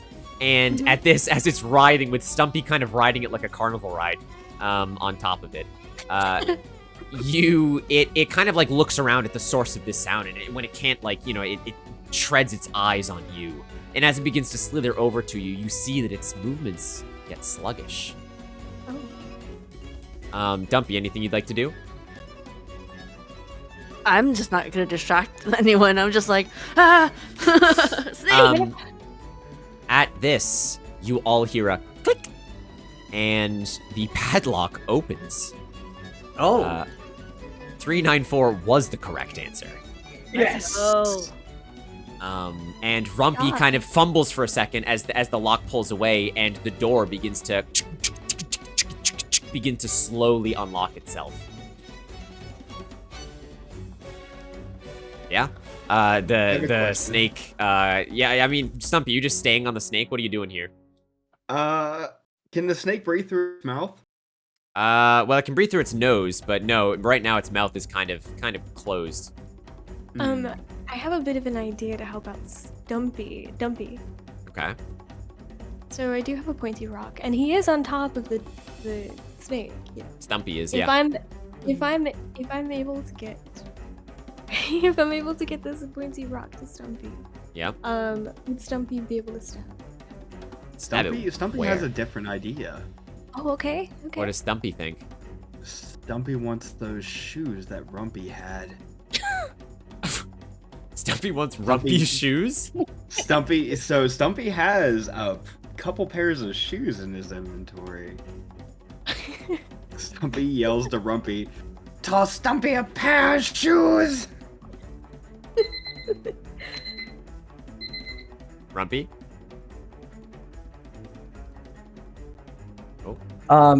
Sorry. Yes. Yeah, no worries. Would you like to toss the shoes over to Stumpy? Yes, I'll toss the shoes over to Stumpy, yeah. And I think that is the last action of our Necro Kitsune tonight. Yes, unfortunately, I do have to go, unfortunately, but That is okay. I greatly enjoyed my time here. Thank you, Mudkip, for the stream. Thank you, Sunny. Thank you, Hazard. Thank you, Anxious, for being so awesome. And thank you, chat, for being absolutely amazing. And just thank you for allowing me to help contribute to a wonderful, wonderful cause. Thank you, Necro. I'm sorry, we're very close to the end, but we couldn't sandwich it just in time. But No, I thank think you. it's all good. Thank you very much for hanging with us, friends. We will let you know the end of the story. All right, no worries. Thanks, Mike. You all take care now. Of course. Good night, Necro. Goodbye. Good night, everyone. Good day. And Rumpy has left the building. Rumpy, no. The I will- fattest stack. I will do my best to continue the Rumpy for now. There we go. Okay, yes. Everyone, make sure you go follow Necro. They're a lovely individual. They unfortunately have to go. They were also a little unwell, so they were doing their damnedest to be here tonight. So that was very, very kind of them. And their monetary generosity to top it all off. They are just the sweetest being ever. An absolutely amazing person. And are They well are worth the the follow. best. Necro meeting them fools. Yes. yes. All right, you guys ready to continue? We're getting there now. Yep. Yep. Okay. Yeah. Yes. So, yeah, Rumpy kind of turns to you and says, "Yeah, all right. What you need my shoes?" Somebody needs the extra pairs of shoes, please. Yeah, all right. And he, Rumpy kind of rummages through their bag and all three of them, mate. As many shoes as you can give me. Yeah, okay, all right. And I'll toss the shoes. And sure enough, yeah, the shoes get tossed over to Stumpy on the back of the snake. And yeah, you have just a pile of 6 shoes. I want to jam the shoes into the snake's nose so it can't breathe no more. I knew that's where you were going with that. It's got one outlet of breathing left. I must remove it. Oh my god, you nut jobs. You So brilliant. You take the shoes and just start jamming as many as you can into the nostrils of the snake. Green Bean, you and Dumpy see this, but the vault door continues to open and it clicks fully open at this point. And now the big round vault door swings to the side. As this is happening, Stumpy is just riding the snake like a carnival ride, just all over the place. And although it takes a couple minutes, eventually with the whistling and with the blocked pathways of air, the snake finally stops thrashing and eventually lies still. Quick, shiny, Yeah. Shiny. shiny. You gonna rush into the vault, Yep. Absolutely. Yeah. Stumpy? Stumpy hops off the dead snake and triumphant does a little dance and runs to the vault. As you do your little dance, the snake still does, like, jolt a little bit. I scream a little and then run to the vault. yeah, right. Stumpy friends, wait for Stumpy. The 4 of you enter the vault. Can I do a little heal click? Of course. It's shiny time, and being goblins, is it shiny indeed. Here Shiny. is the vault. You all enter, and sure enough, there are shinies everywhere, laden with chalices, necklaces, bracelets, rings, coins, adornments, you name it. Thousands of artifacts from the Emu Wars. I would like to make a roll. With Okay. my goblin occult ability, I'd like to see what would please the goblins the most as an item we could take. Sure, yeah, give me a 2d6 roll there. I'm fine with that. A 4 is a success. That's a success. You know that if it's to give to the humans, you know that it would be things like jewelry and apparatuses and stuff like that. If it's to give to the goblins, which, Grubles was like, well, steal things to give to the humans, and then eventually trickle down economics back to us, right? Yes. If it's to give to the goblins, honestly, the things that are shiniest and like pointiest, because they reflect the most light, like there's like little like fragments of a chandelier that you like, that's so cool and shiny. There's like a little like a little set of pliers that's kind of bent out of shape, but it's also laden with gems, and you're like, oh my god. Like, there's some, like, really impractical stuff that you know the goblins would like. Stumpy turns to the party. As tempting as all the shiny things are, even to Stumpy himself, we need to gather things the humans would like. So please, jewels, lots of jewels, even if they aren't shiny, as dirty as that seems. Jewels. Why are we appeasing the humans and not the goblin? That was what we were told. Oh yeah. He has made deal. Nah. He has made deal. Grubles said that we needed to grab enough stuff for the humans. Gotcha. Would I be able to detect anything magical? Oh, yeah. Roll me a magic detection. All right. That's a good 2d6? question. 2d6. Yeah. That's a success. Yay. With the 5. There is something magical, but it's buried far under some piles of stuff. You'll need some help to get it. Okay. Dumpy, would you be able to help me grab these magical items? I guess. I like Thank you. I like roll my iconic Gotcha. roll eyes. Be like, all right, where you sensing it? Where are they? They're just deep in the ground. All right, let's go. And then I do a little dive into Meta. the gold. We're at the end, Meta. While they do a Scrooge McDuck dive looking for something in there. Yep. I want to fill my pockets as much as possible with any jewels that I can land my little grubby mitts on. It's a smart call. Rumpy will follow suit and do the same. Yeah, Green Bean, Dumpy, you guys with your strange teamwork, you make it to the bottom of this pile and you find a strange orb. Oh no, not another orb. Not another one. The orb flashbacks. I grab the orb and I kind of like look at it. Do I see anything interesting with it? As of right now, the orb is perfectly clear, with no smudges, no scratches, nothing. It's almost as if you were holding air itself. The only reason that you can tell that there is an orb is the thin glint of light on the glass. It is a perfect sphere. It feels strange, but you do feel magic emanating from it, but you don't know what to do with it. Well, you could maybe if you make a check. I want to say something real quick. Yep. Stumpy sees the strange orb brought out and has an irresistible urge to lick the orb. To lick the orb? Stumpy. You can if you want to. It's up to you. I mean, you're far away from them, but if you want to run over, you can. I want to climb over as much as I can to get over there and lick that orb. I have the irresistible urge. Pay attention, chat. Stumpy, you race over as Green Bean and Dumpy are kind of, like, inspired and kind of in awe of it. You flick your tongue across the surface of the orb. And you give it just a wild lick.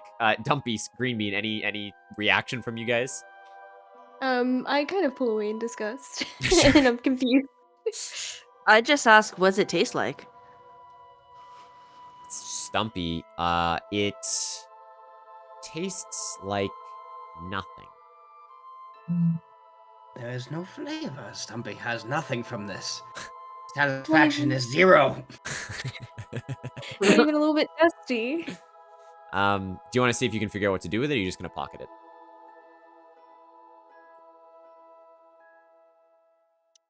Any of you. Oh, okay. Yeah, I that's thought you not were up to me. All I did was lick it. I don't have it in my hands. I think I'm still holding it, right? You are? I kind of like, because it's slobbered on now, I like shove it into Green Bean's hands, preferably you. Slavicide first. Sure. And like shake my hand off. As you are broached with the orb, it is bone dry. Oh, that's interesting. Didn't you just lick this? It's. You still see Stumpy has reeling, memory. like clawing their taste buds, like there's nothing there. I kind of look at it, and would I be able to roll for another? Yeah, magic use check. 2d6, unless anyone wants to augment it, but I think it's 2d6 for you. Gotcha, because I'm really interested in this. Oh, Let's go. you got the 6. Yeah. All right. And for chat's sake, and I recommend you guys do the same, I'm going to turn off the music here. And you think for a second, and you kind of close your eyes, and you realize that there isn't necessarily a way to activate this thing. There's no switch, there's no magic word, there's nothing like that. But you feel something in there, and then you realize it's not you feeling something in the orb. It's something in the orb feeling you. And you kind of wait a couple seconds, and you're trying to reach out and find this way to interface with the magic. And all of a sudden, like a beam of light, there's a beacon in your mind, pulling your mind's eye to the orb.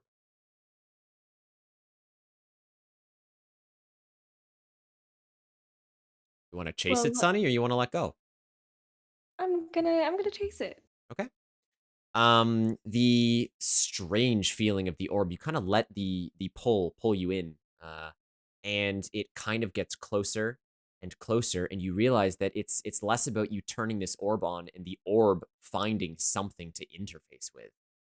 And eventually the light becomes so bright in your mind, you flash open your eyes instinctively, and as you do, you look down at the orb, and the orb is glowing. And inside of the orb is a multitude of celestial colors. The deepest blues mixing, swirling with reds and royal purples. Just an amalgamation of rainbow inside of an orb you've never seen so pure before. You don't know what you did, but you did something. Well, I'm quite perplexed and shocked, and my mind is a little bit fuzzy. And I look around to see if anyone else noticed anything. Um, interesting. You are the only one in this room. What? Are all of the artifacts still here? It is just you and the orb. The room is empty. Oh, okay. Well, that is quite scary. All right. And are there any, pathways leading out or windows? Yeah, the vault door is still open. Yeah, okay. Well, I guess I'll take a peek out the vault door to see if it's You still holding the orb? Yes. Okay. There's you take a peek out the vault door. I mean, yeah, there's the vault room where you had originally sort of fallen down into. There is no snake, however. There's no sign of any struggle. In fact, the room you're looking into, it looks a bit like a dead end, save for the very back of the room that you don't remember when you first fell down. There's a strange mirror. Oh my gosh, this is some Harry Potter shit. I would be inclined to investigate the mirror though. Sure. You walk out of the vault, your footsteps making no noise as you do. You walk all the way over to the mirror. It's Harry Potter shit. Yeah, it's a strangely shaped mirror, a bit ornate. There's symbols you don't really recognize on the top and bottom, especially as a goblin. You just you stare into the mirror. The mirror, your reflection stares back at you. Interestingly enough, though, the reflection of the orb in the mirror is once again empty and clear with no color. But you instinctively look down at the orb in your hand, and it is very, very vibrant. What would happen if I just for a second put down the orb?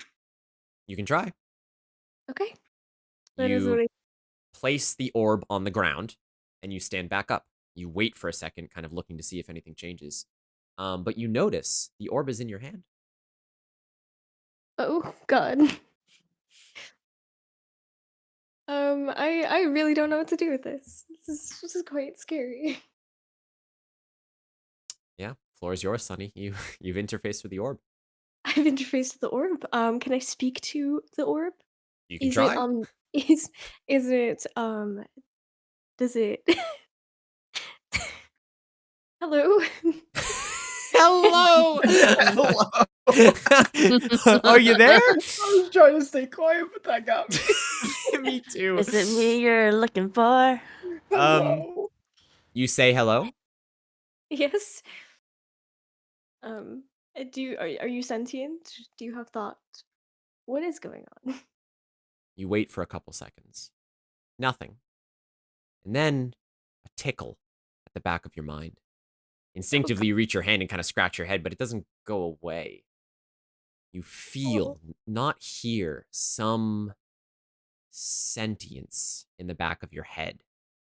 And it just proclaims unto you, "What are you?" What are you? What kind of question is that? It's the sass. I can't. Sometimes a goblin, yes, but only recently.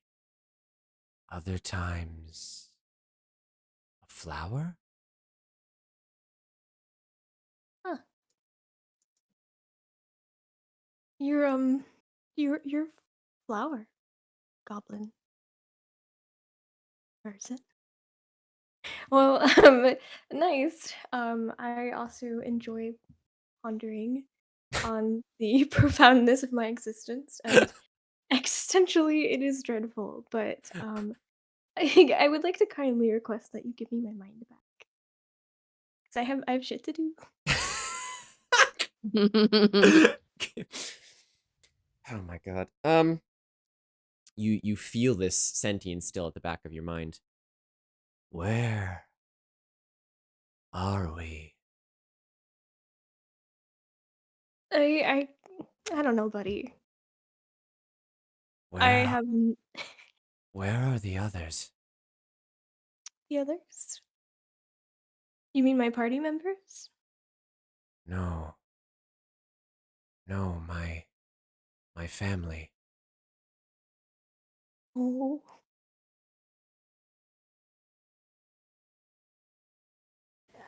I and when was the last time you've seen Why them? did you awaken me? Um, I didn't mean to. I was just curious. She cut out. That was not me, chat. She cut out. You still there, Sonny? Yes, I'm still here. Oh, the wire. You're too quiet again. God damn it. Not now, Sonny. Jiggle it with ferocity. Roll to jiggle. Roll to jiggle. Is it working? It's worse. It's not better.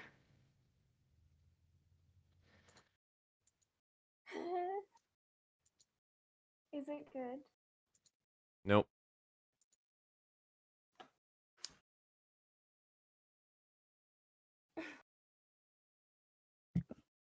Oh, green bean, the connection between us and the gods has fallen. Oh my god. Okay. There we go. Yeah, you're good. You were there and then you disappeared. You need It's more a robot. jiggling. Sonny? A little bit robotic. I was jiggling so ferociously. We're good. You're good. You're good. There you go. You're back. Much better. Don't touch anything. Proceed. Yeah. I don't know. When was the last time you saw your family? Do you Time. remember? What is time? That beats me. I'm sorry. I don't think I'll get anywhere else with this one. I'm, I'm just a goblin. We are in the wrong place. At the wrong time. Where is the heart? The heart This is important. Remember, where is the heart? in my chest. In your... No, not your lifeblood. I mean the heart. The eternal. I don't know. Power here is waning. Return I'm me to the sorry. mirror. Okay. Sure. And I kind of am shaking a bit as I try to touch the Cheer orb to the 100, mirror. cheer 100, cheer 100. So you try and what, sorry? Touch the orb to the mirror. As you do, the mirror's surface becomes liquid, and you can just place the orb inside if you want. Okay. Would I be able to peek my head through the liquid? Fuck me. Yeah, if you want. Yeah, because I'm kind of curious and I'm already here, so yeah, I kind of, put my hands in front of me, Okay. and put the orbs in my hand. Yep. But as I lean toward the orb towards the mirror, I also kind of peek my head through. Sure. You do. You kind of stick your head gingerly through. It's hard to describe. As your face touches the surface and presses through, the sounds, the sights, the feelings that you feel on the other side are not three-dimensional feelings. There's static and unknown eldritch whispering and colors, but darkness and void and a beating of a over and over again. And all you can hear ringing and ringing is eternity, eternity, eternity, eternity. And then with a snap, you open your eyes and you are still sitting in the treasure room, Dumpy kind of looking at you curiously as you've, had your eyes closed this whole time. Oh my god. Music's back on. Okay. No, I'm not okay. And What I kind of happened? just sit there comatose, like shaking a bit. Yeah. Dumpy, you look down at Green Bean. Green Bean doesn't have the orb anymore. Where did the orb go? Tasted colors.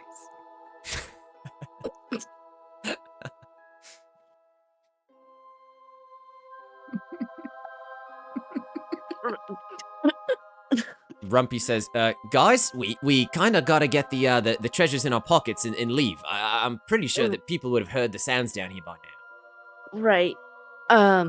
Real quick, I wanted to pray to my Gluteus Maximus god. Sure, you have Not to roll. 5 seconds, okay? Not to roll, but Yeah. just like, God, is there anything here that you would like that would offer to you, God? Oh, really trying to please the deity there. I see. I have to. Nothing from you, Stumpy. I have to twerk for 12 hours tomorrow for this. There is, Dumpy. At the very top of this room, there is an obsidian statue of an ass. I would very much like that placed in the church in town. You got it, boss. I'll do my best, boss.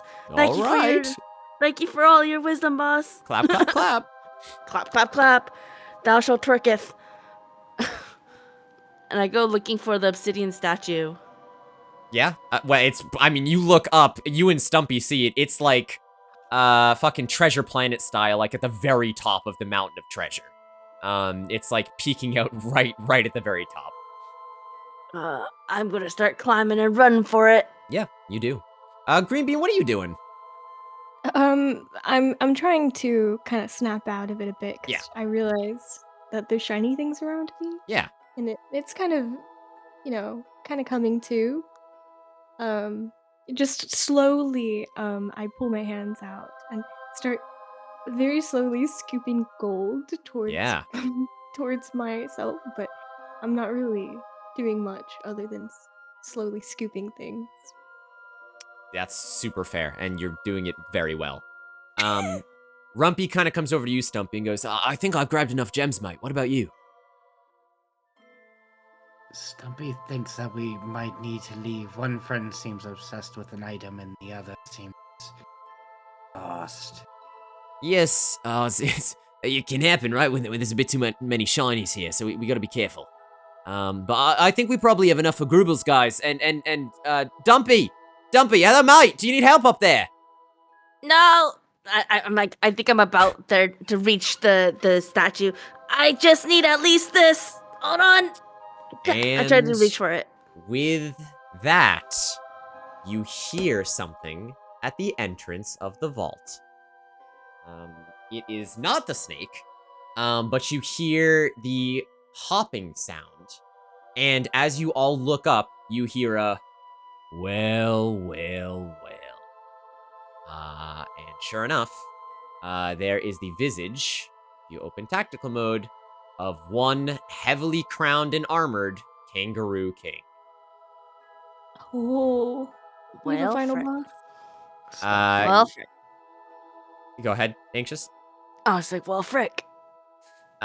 He looks up at all of you in the room, and he goes, I thought I heard an explosion on the outside, and when one of my guards told me something about a traveling bard, I knew something was up. But I've got to give you props. I wouldn't have come running as fast as I did if not for my advisor here. And you kind of turn and you see next to him, there's a kangaroo in a cloak? It's like an Emperor Palpatine style cloak where like the hood is like over his face. And he's just kind of standing like a little bit behind the king. And the king goes, Ume, thank you for telling me to come straight to the treasure room. And the kangaroo just kind of nods and goes, of course, sire. As your financial advisor, your monetary gains are my original purpose. And the king goes, all right, so tell me exactly what you thought you little green pipsqueaks were gonna get away with here. I kind of realized you have so much wealth. So much wealth. Yeah, he looks a little, like, happy as you say this, Stumpy. You sense a lot of pride when you say that. And he looks at you and he's like, well, of course we do. We won it all rightfully in the Emu Wars. Stumpy would also recognize the man of your status and wealth, and also know that giving to help others, truly help your status, let people know the amount of power and wealth you hold. He laughs for a minute and he's, giving to others. And what have others ever done for me? They've been weak. They've never been able to lend a hand. Everything we've built, we've had to rely on ourselves for. Sure, of course, we can share the wealth within the kangaroo society, but beyond that, what's the point? We get taken advantage of our honor, our strength. You know we are the superior among the people. So let's just leave it like that, and I'll let you walk away to the prison with your skulls still intact. How about that? I have a quick question. Okay. How close is the advisor to the king? Like, maybe 5 feet. Like, pretty close. Stumpy would like to share a drink with you, King, before you cart us away. Dumpy, if you would, I would really like that liquor you were holding on to. No problem. I Dumpy hand says over. from the top of the pile. I still grab. I think I grabbed the statue, right? Well, So that's pretty big, dude. Nah, my statue. Okay, I slide back down. Okay. I mean, what? He's away from me, right? So I slide towards Stumpy and hand him my drink. Okay. Yeah.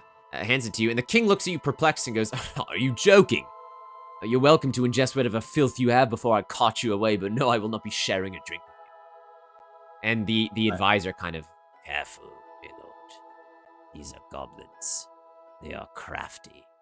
Not to be... And then, like, Ume, the advisor, kind of looks down at at Greenbean. Hey, what's wrong with that one? And I'm just like rocking back and forth and mumbling a bit. Rumpy goes, oh, don't worry too much about her. She found some treasure that she really liked, but she put it back, didn't you, Greenbean? And I like gave him a blank stare. Right, mate, you're creeping me out a bit. Yo, Stumpy, what are you doing before the king gets aggressive here? Stumpy lights a candle. Okay. And, Stumpy just wishes to set the mood for the illustrious king. What? Because we are in all of your presence. Okay. And I slowly approach him with the alcohol in hand. I'm not... Look, I told you I'm not going to accept your gift, but if you're turning yourself over willingly, perhaps I'll only feed your friends to the snake. As I get close, I I throw the liquor bottle at him as hard as possible to break it. Yep, sure. And chuck the candle after him. Oh my gosh. You throw this is just Judge's character the whole game. You throw the bottle. It smashes on the knee of this armored kangaroo. And you throw the candle that hits the ground, and you, blimey, and as soon as this happens, the bottom of the ground, it's not much, but the alcohol that sort of douses his fur goes up in flames, and he, Jesus, oh my god! And he starts, like, patting his fur, and he's thoroughly, not, like, toast or anything, but he's very distracted and on fire. Run. I grab as many as my party members and usher to the door. Right. We're all running. Okay. Grab green bean. Yeah, you sidle over and you grab green bean. Stumpy, you run over to Rumpy, and you guys push past the advisor and the king, and you rush out of the vault with as much as you can carry right now. Hope you guys have your music on. As you do, weirdly, you just hear a small chuckle from the advisor as you push past him. Okay, you guys are outside of the vault. Now what? So the hole that we fell into, has that become a slope, or is that just a straight pit? It's pretty much a straight pit. There's a little bit of a ledge, but it's also like 30 feet above the ground. Buttery. Yeah. Do we see any, there is a hallway leading out of here, presumably further into the castle. Yep. Yeah, that is pretty much the only option we have. Yep. At this, as you guys are running past the snake, you hear the king shout, "Just wake up, will you?" And with a snap, you see the snake begin to start moving again. Oh gosh. Yeah. My shoes. Yeah, can they? Is it would actually get up? You notice its eyes are jet black, but it's still moving. And is its mouth still perfectly sealed? Yep, still sealed, as far as you can tell. Alright, I'm not too worried. Okay.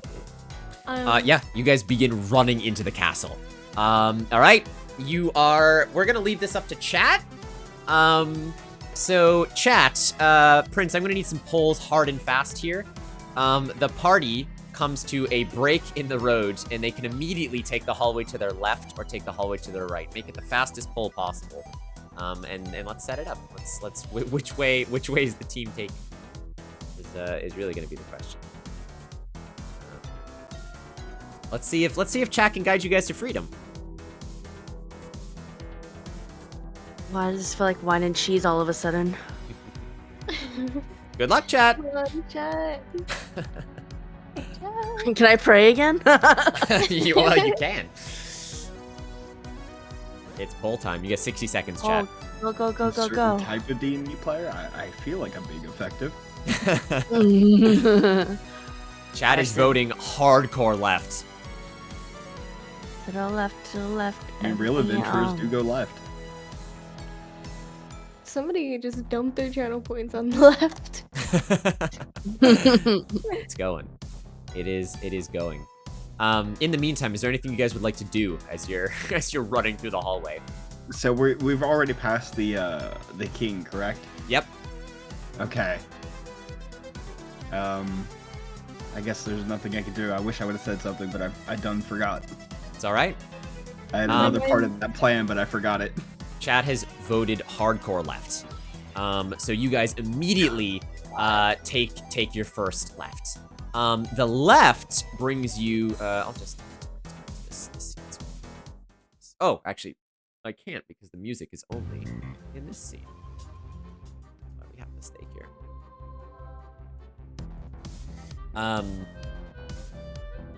Oh, my music is all. Who's ever throwing Molotovs? Music messed up big time. Chat. Give me a second.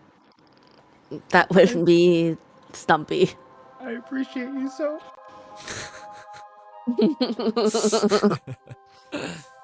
We're in the end of it now, chat. Thrown a lot of things. You've thrown a lot of things. All right, you guys take the left. As you take your first left, you run into a staircase that leads up. You ascend the staircase, and you feel like you're on a low floor of the castle, but at least higher than you were when you were in the vault room. You immediately get to another fork, which can go left, right, or straight. To the left, you think you can hear the sound of footsteps. In front of you, you think you can see light. And to the right of you, you think you can smell something cooking. Chat, which way are they going? Left, straight, or right? Rumpy kind of looks to you, Dumpy, and goes, what was that whole thing with setting the king on fire back there? Do we have enough shinies? He seemed pretty pissed. Well, I mean, Stumpy wanted, I didn't know, Stumpy wanted to distract the king, and we got away from the king. Yeah, but we don't know how to get through the castle, and Green Bean's not doing so great. Hey, Greenie, you alright, mate? I kind of mumble. I'm talking about. Mate, what did you give her down there, Dumpy? She was just holding the orb. I don't know what happened. The orb disappeared. What orb? There was an orb. Didn't you see? Stumpy licked it. Stumpy, is this true? Did you lick the orb? Stumpy has no memory of magic orb. Just remembers licking air that tasted nothing. Yeah, that tracks. It spoke to me. Greenie, what? It spoke to me. And at this, Stumpy pulls you guys forward as you can hear the king behind you. I'll find you! Start hopping down the hall. You decide to go to the right where you think you can smell cooking.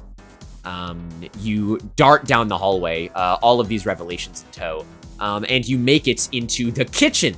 Much to not only your surprise, but the surprise of the 3 kangaroo chefs that are also working there right now. They just kind of look at you, and you guys have that deer in the headlights moment. And one of the chefs goes, bonjour? Exito. Bonjour, oui, oui. Exito? Exito. Oiseau. Si pouffle. You see one of them holds up a croissant on a plate. They go, croissant? Exito. While they're arguing and while they're conversating, Stumpy looks around the kitchen. With my ability of alchemy, I feel like I would be able to recognize some items I could combine in here to help me. Yeah, sure. Yeah, if you want. What would you like to do? What are you trying to make? I need more fire. Yeah, there is a lot of cooking alcohol that you see in various vials. You do also see some various oils that, might not be as flammable, but might help you in the long run. I mean, that's... As we make our way past the amazing chefs here, who we have no ability to conversate with. No, you can see, though, it looks like orders are kind of coming in really fast. One of them looks like they're kind of cleaning up the kitchen.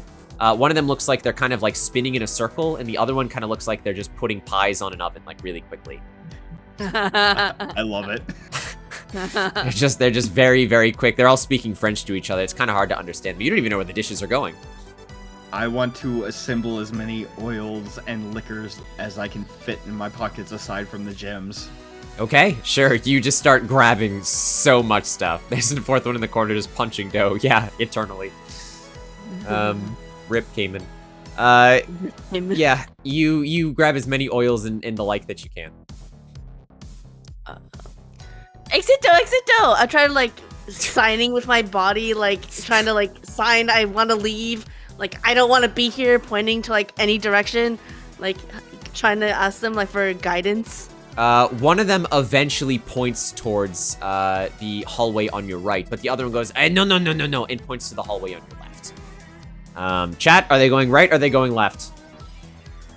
Right looks like it's much darker, but much narrower. Left looks like it's much wider, but much lighter. Which cook that answered us seems to have authority there? The one with the biggest hat in the middle. The one that looks like they have almost like cat ears poking out the top. And like a pair of glasses, I think. In what direction did they state? They didn't. It was the other 2 chefs that did. Oh, butter biscuits. All right, chat, get the votes in. 2 chefs out here shouting directions. Yeah.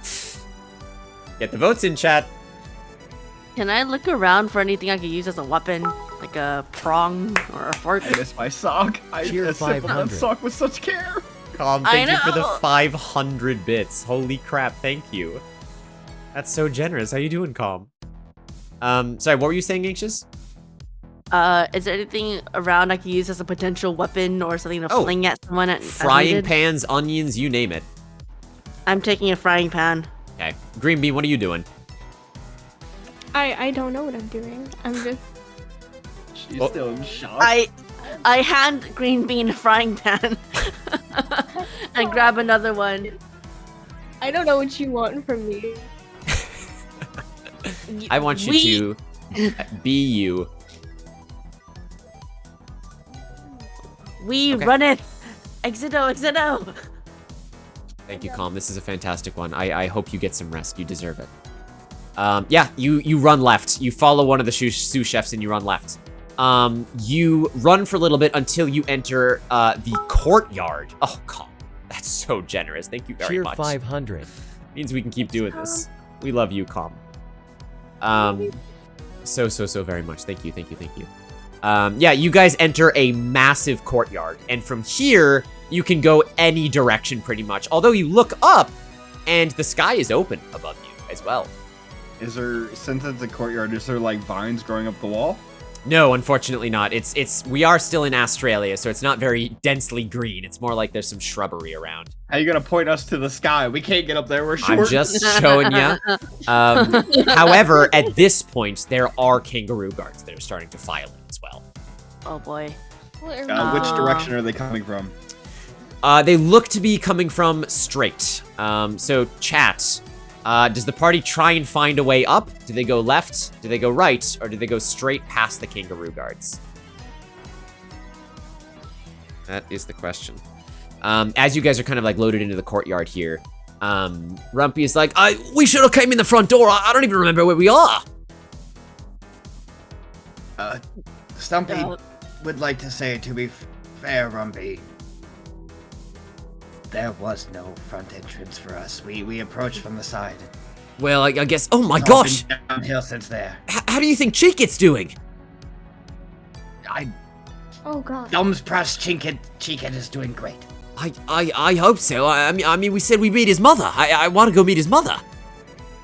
Yeah. Whether Chinkit survives or not, I'm meeting that mother. Well, I mean, that might be in poor taste, Stumpy. Oh, Sunny, your wire again. You're mumbling. You hooligans. What do you mean? Better vote, chat. Oh god. Good. Oh, I think so, Sunny. Say again. I would cry if I could. Okay, I see. You're going up, chat. You're going up, team. All right. You tell me, how the heck do you find a way up? Glance around. What's around us? Okay. Oh yeah. Green Bean, you have an idea? No, I have a silly, stupid one. Do it. Sometimes I those are just the best wanna use- ones. I just want to use my pointy rock, and I was like, what if I climb? With a pointy rock. There are a few, like, potted shrubs around you. There is a large table in the center of the courtyard with a couple of, like, iron chairs. Beyond that, like I said, there's kind of like a stone fence that centers around the table. And there's kangaroo guards coming from in front of you. There's a path to the left. There's a path to the right. I mean, it's a courtyard, so there's, like, flowers. There's, like, a couple of smaller stones, you know. So you're telling me there's a lot of stuff in this courtyard, but the guards are only coming from the center? They're coming from the north, you could say, yes. I would like to use one of my bottles of oil to Sure. throw at the center tunnel and light a flame. Okay. This is gonna be a bit of a shot. So give me a roll for it. I'll let you add alchemy here. You can roll 2d6. Okay. Oh. Okay. Well, yeah, Okay. we'll take the success. We'll take the 5. Let's Yeah. go. You take one of your oils. You yeet it at the tunnel entrance. And you throw the match. And sure enough, it lights up in flame again. Dungeon just made an alchemist. Stumpy's friends, we need to stack as many things to get out of here. Okay, yeah. Rumpy goes, yeah. on it, mate. Right. Presumably you guys, start grabbing the chairs and stuff? Mm-hmm. What type of tape do I have on my person? Do you have tape on your person? I have tape as an item. Then you tell me what your tape is. Frick. We need duct tape. Just start duct taping things together. I was like, duct tape. Yeah, I got duct tape. This is incredible. Okay, duct tape. Magic duct tape. Redneck superior tool. What are we grabbing? What am I taping? Everything. Tools, chairs, plants, whatever. We're grabbing stacking. every plant that we can. The benches. We're trying to like topple it into a tower, I guess. Yeah. Against the wall. You just I'm start taping it together. Yep, frantically. Just taping everything together. This large tower of plants, amalgamation, just everything. You manage to tape this as the roos are still trying to like jump over the flames now. They're trying to see if they can get around them. You make this strange tape tower to get you to the next level of the castle. Are you guys gonna climb it? Yes, we gotta go up. Okay. Yeah. I am going to need a balance check from all of you. Oh, Lord. Oh, boy. I got a 5. Okay. Rumpy got a 6. Oh, Stumpy. That's not a success. Oh, frick. Just take the first one. That was my bad. That's all right. What about Green Bean? Oh, guys. How many am I doing? 2? No, just the one. Okay. Oh, God. Stumpy and Green Bean not looking too hot. Dumpy and Rumpy this time did make it out on top. Wait. I have an explanation. Okay. Seeing as though everything is made of wood and it's plants being stacked together, my ability with nature would help me understand where to grab and hold on to keep a hold of this tower without falling. Fine. Fine, roll another d6. That's fine. For the game. Wow. All right, there's your success. Let's go. You guys all start climbing as fast as you can. Just up this tower of amalgamated objects. And just traiping, up. As you do, you look down and you notice Green Bean cannot get a hold of this tower. She's trying her best. She's like wrapping her arms around it, but she keeps sliding back down to the bottom. What? I'm so unathletic. What am I gonna do? I start panicking a bit. Yeah, understandably. Wait. Oh, I have a big rock. You do have a big rock. I have a big rock. Can I use a big rock to help me climb? It's pointing. Sure. For a situational advantage, I guess you can add another d6. Okay. So how many? That's 2? Just roll 1. Just roll 1. Because you've already rolled your. Oh my god. The rock breaks. Somebody help me up, please. You jab the rock in. This is a 1. You jab the rock into the tower, and it cuts through the duct tape, holding one of the chairs, and everyone on the tower falls down to the ground. As the whole tower topples over with the rock that just cut the tape. And sure enough, all 4 of you land ass first on the ground, back in the courtyard.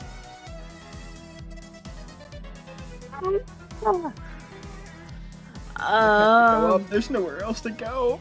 Please tell me we have more tape. At this, from behind you, chat did this. From behind you, you see the king and his advisor fast approaching. The king singed to all hell and very angry. How is he moving? He's got the fire off of him. Luckily, he's very badly burned. And he's angrily hopping towards you, as finally the other roos manage to put out the fire at the north tunnel as well. And they sort of hop, and within seconds you are surrounded by a plethora of roos in full guard armor. And the king is sort of bearing down on you as we speak. What are the chances that I can intimidate them with the amount of oil and matches I still have? You can Because try, he already but been lit on fire once. I mean, that's got to count for something, right? It's got to count for some type of fear. No, I would say the opposite. With the situation it's made you're him angry. in, you'd have a situational disadvantage. So you're welcome to try, but you have to roll 2 and take the lowest. Oh, biscuits. Oh, my Nanta. I'm just gonna tuck my oils back into my cloak. How are they just surrounding us? Is anyone approaching us at this time? They've surrounded you, and the king is slowly kind of hopping up to you. And he kind of just stands above you, and he says, "Well, well, well." And at this, guys, I'll cut this. I really appreciated our little game of cat and mouse, but that ends now. You can see he's pretty angry. I'm not really a fan. How you undermined my authority, got into the vault, poisoned my snake, stole some treasure, and had the audacity to try and run away. Do you know we won these during the Emu Wars? Stumpy would like to point out it was all a big misunderstanding. I tripped. Right. I had the liquor and the candle. It was all mood lighting. I don't want to hear it, accident. Short Stack. And he takes a halberd from like a nearby kangaroo guard, and he like holds it to you. And he's like, "We don't take kindly to thieves around here, but we'll make an example of you lot. After you're executed, we'll roll your goblin little bodies down the river and make sure that no one in New Asshole knows to mess with us. Ever again." And the other roos are kind of like clapping at this and listening. King, at the expense of Stumpy's life, I would like to point out that the river flows to your castle and not to the village. Oh my god. At this, the king begins to fume. During Go ahead, Anxious. During this exchange, is there any chance of me like being able to use my frying pan to like knock out the king or something? You're on the ground, unfortunately. I mean, you can like throw it, I guess, if you want to really give it a shot. Oh, gosh, I don't know what else to do, guys. The king looks down at you, and he's sort of fuming with rage. And you see the advisor put a hand on the king's shoulder, and say, "My king, patience. I know you boil with anger, but think about it like this. Your vault is open. Maybe it is time to redistribute some of these finances towards your well-deserving guard. Is it not?" And some of the kangaroos kind of like look like, "Wait a minute, are we getting paid?" Like they kind of look around like, wait. The king in his belligerence kind of like swats the advisor away and goes, "No, we won't see a drop of that gold leave that vault. You can mark my words. It's all going back in there and double. We're gonna double the security. Triple it. We're gonna make sure that all future treasure gets funneled through some sort of underground security system and never sees the light of day ever again. We earned that treasure, Ume. You know this." After his outburst, the advisor kind of like recedes a little bit and goes, "Very well. I was hoping you'd see reason, but you leave me with no choice, King Kanga." And the kangaroo king's like, "What? What are you?" And there's a simple shh. And you look, and as you look down, you see a small blade emanating from King Kangaroo's neck.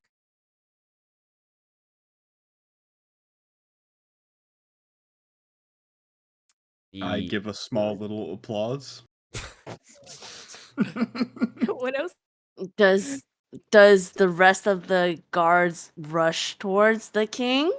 They aren't moving. They're kind of shocked. While everyone's in shock, I want to just like I want to tug on the party and kind of just like gesture Run. to the middle hallway where all the guards came from. Like 'cause slowly, I like, assume run. that's where we get out. Yeah.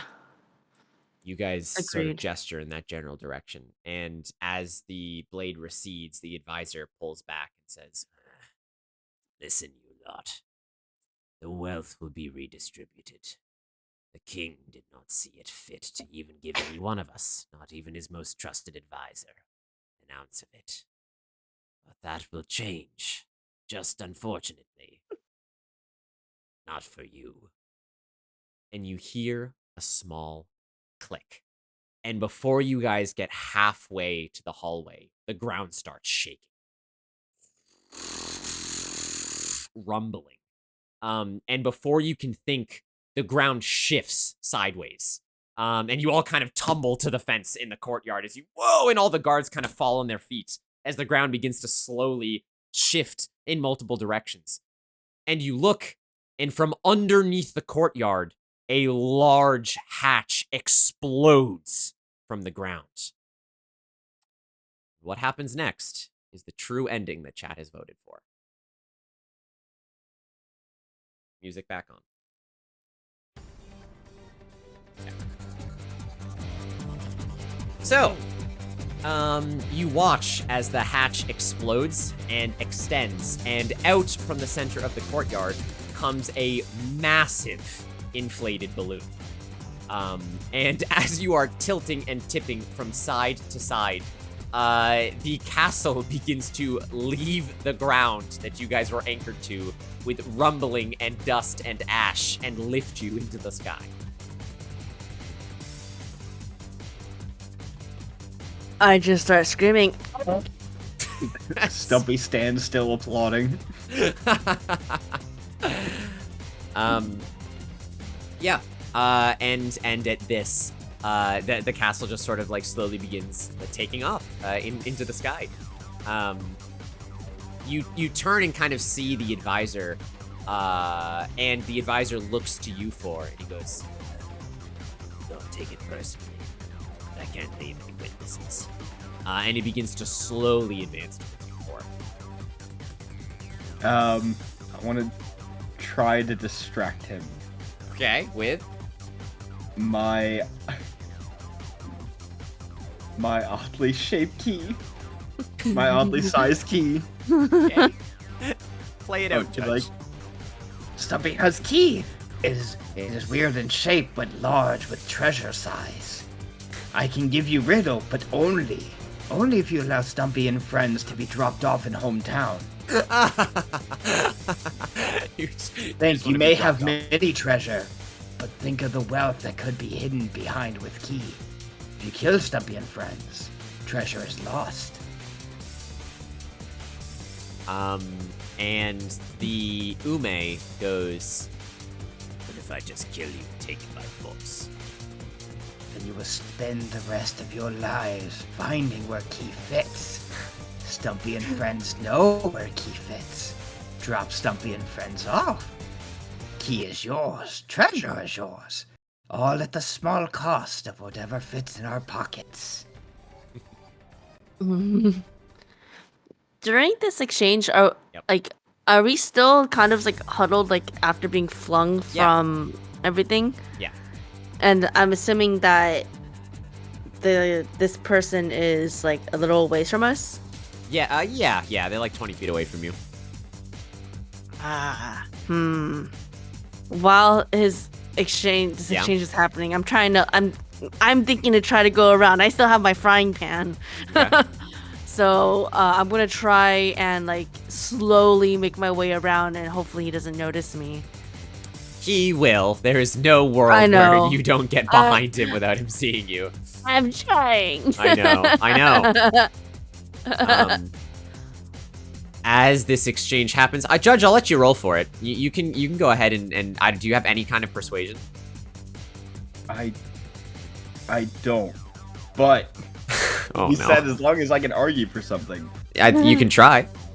Kangaroos are a creature of nature. In fact, all things are a creature of nature, and they all live by the laws of nature. Sure. With my understanding of nature, I believe I would be able to understand the reasoning of these creatures.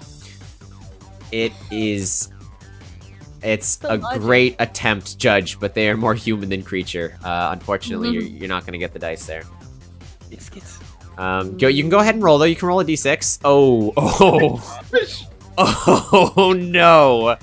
Poor Stumpy. Ume goes, "I can live with that," and dashes towards you, cloaked arm extended, steel shining. Green Bean and Dumpy, you see this kangaroo dashing towards Stumpy, dagger extended. What are you doing? Stumpy! Big rock? You have your big rock. I still my big rock. Okay. I lunge at the kangaroo with my big rock. They are running at Stumpy, and while it's not looking at me, I stab him in the shoulder. Okay. You sort of lunge and you go for the stab. This is a very nimble creature. And you manage to collide with it for sure. You make some semblance, but the cloak is a lot more sort of billowing than you expected, and you mostly tear away cloak with the sharp stone, unfortunately, Green Bean. However, does that slow him down? Well, it does. He actually completely spins and stops, and just stops running towards you. Because he notices as you sort of like shredded apart the cloak, it kind of falls away, and you notice that this is not a kangaroo at all. This is, in fact, an emu. Oh my gosh. Now's my chance. The king's most trusted advisor, Ume, turns out to be an emu from the Emu Wars. You see a gritted face plague this bird. If you go to tactical mode, you can see him there. There he is. I have one opportunity for this. Okay. Let's hear it. I shout to the kangaroo guards who are all nearby. Okay. Yep. Enemies of Stumpy, listen. The emu is here to steal your wealth. All things that could be yours, it wants for itself. All you have to do is rise up, and all things in the vault belong to you. So, here's how this fight is going to go down. Chat, for everyone that is active, for everyone that is lurking, you are going to be able to aid the party directly with bonuses to their dice rolls. I need everyone in chat for the rest of stream to spam what you think the best songs to have a twerk off to would be. I need chat to fill it with the ultimate twerk off songs, chat. And based on how good your answers are, maybe the party will get some bonuses. I was so hoping that key would work. Well, we'll see. We'll see, because you're gonna get to roll for it, Judge. I just want to see if anyone can give you some bonuses first.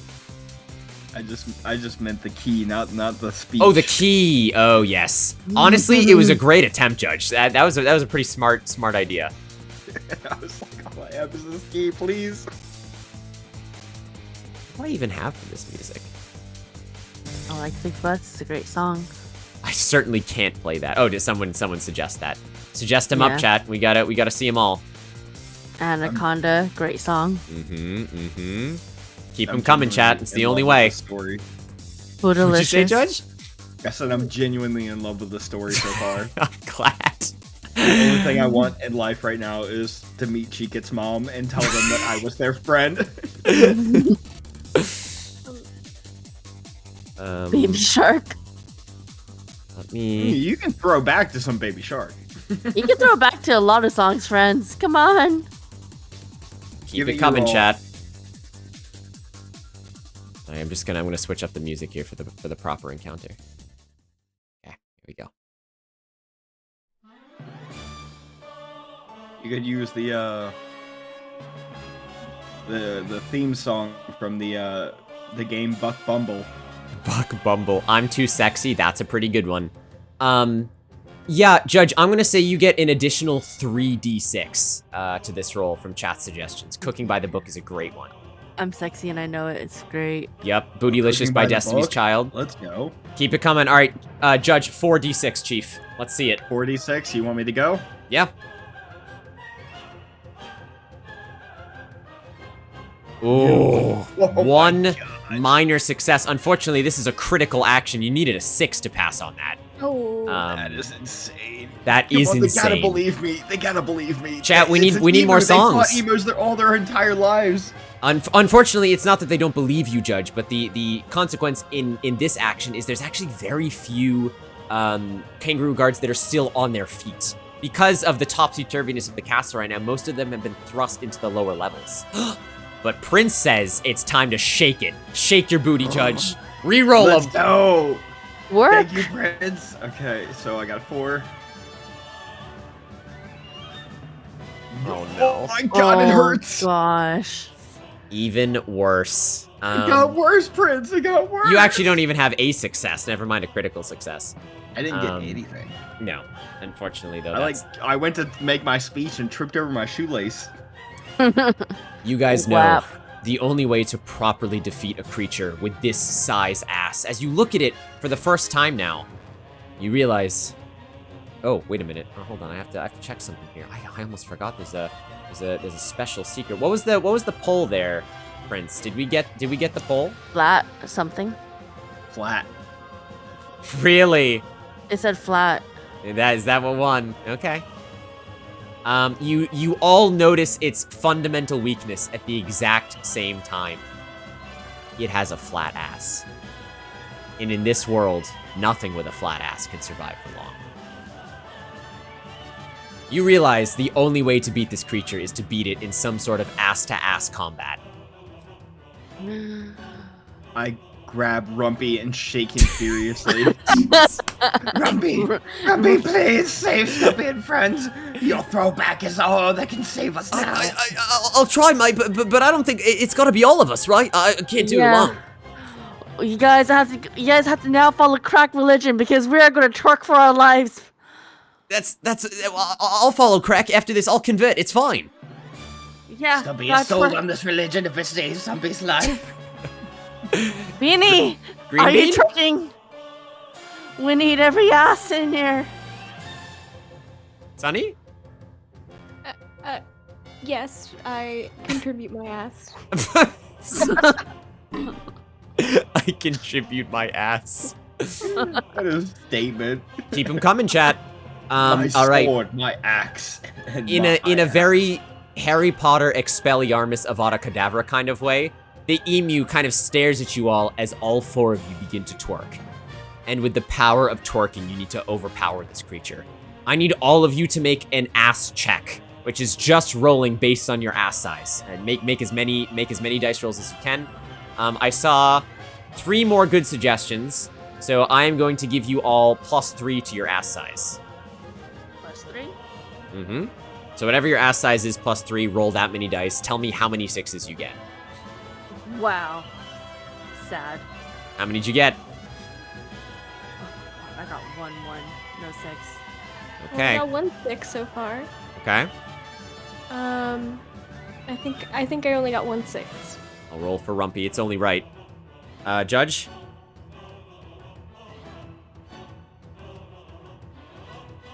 Judge? Uh-oh. So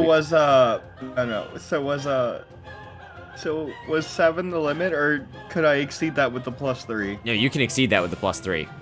Oh, am I allowed Okay. to have +3?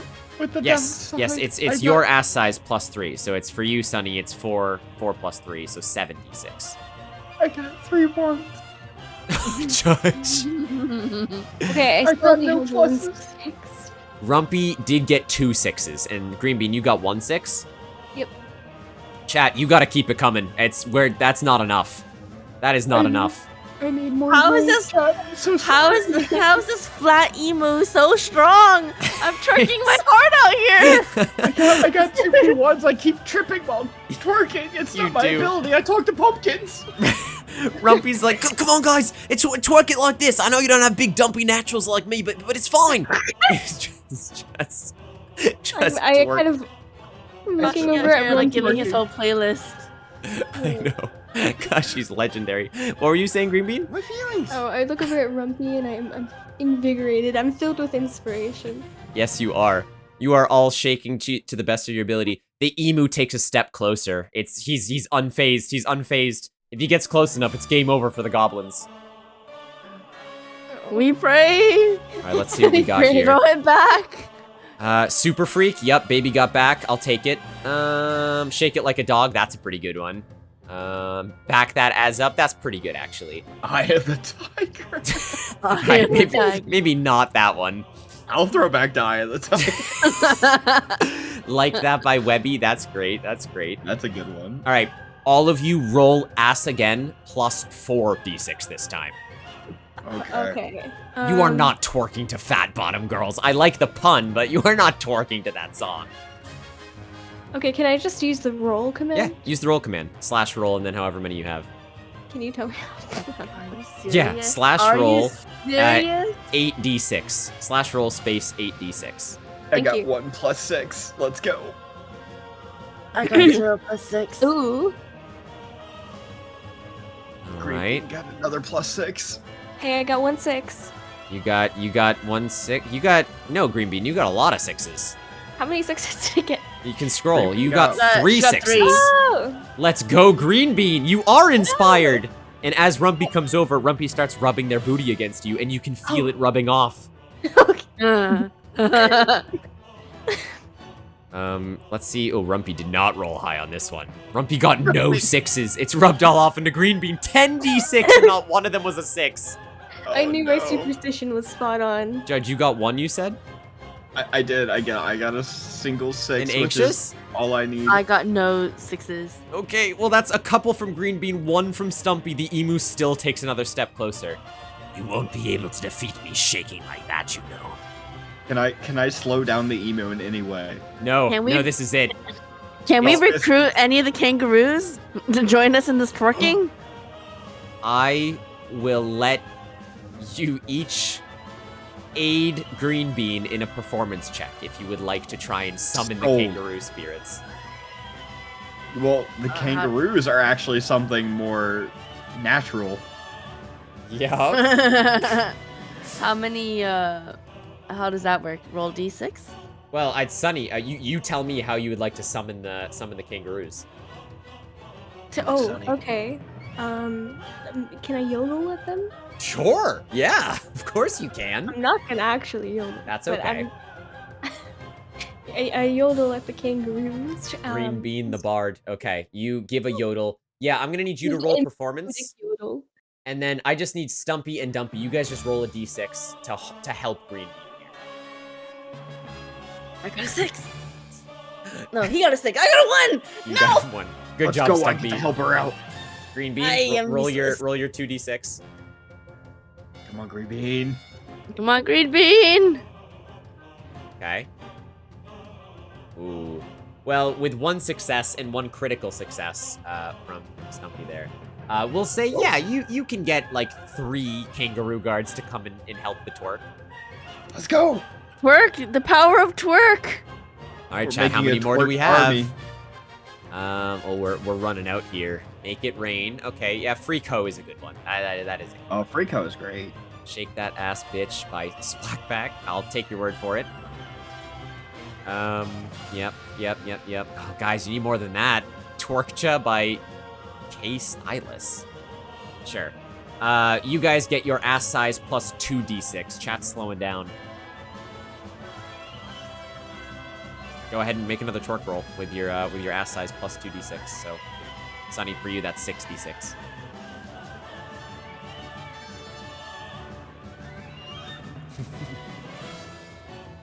I got 2 6s. 2 6s. We love to hear it. 1 6. Okay. Stumpy. Stumpy, that's a lot of rolls there, Chief.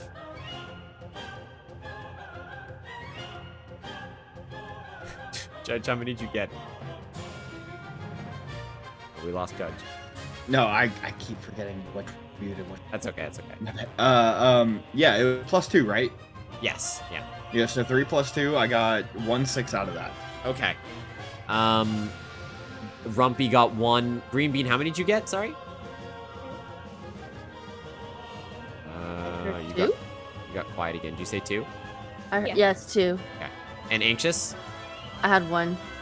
1. That's... You all got at least 1 this time. You watch as Ume the emu kind of slowly begins to fall down to his knees. He's... What is this power? I don't understand. It's the power of the twerk. It's the goblin Yeah. booties. The clap. The clap is undefeated. No, It is the ultimate clap. it can't be. I will still defeat you. And at this, you hear a... Guys? Oh no! He has the fattest dumpy of all. Cheek it. Guys, where are you? My friend, start twerking. You look and you see crawling down a vertical hallway is Cheek-It, your friend from the boat. And he's going, I was worried about you guys, so I got a rod, and it feels like you need my help. Oh, Chicken. Stumpy would really require the help of Chicken. Please clap your cheeks for me. I'll clap them. My cheeks. That's, you should thank the spider, though. She brought me up here. Oh my goodness. Sure enough, you see crawling behind Cheek-It with effortless on the walls is Charlotta. Says, "Hi, darlings. You need me to shake my little thorax?" Yes. Please, for the friends of Stumpy, to shake it. The power of the cheeks. The Rue guards are twerking. The spider is twerking. Cheek-It stands up and starts to fucking drop it back. And all of you are twerking. We got a couple more. Liquor some. I need a thug. Yep, sexy bitch. That's good. Rocket by message. I'm back. Freaknik the musical. All right, Judge. Choppa style. Yep. Okay. Okay. Sure, Cheek-It the MVP. Peanut butter jelly. I'd twerk to that song actually. That's pretty good. Yeah, you guys can roll your ass size +3. Low, actually low. Yeah, no one said low yet.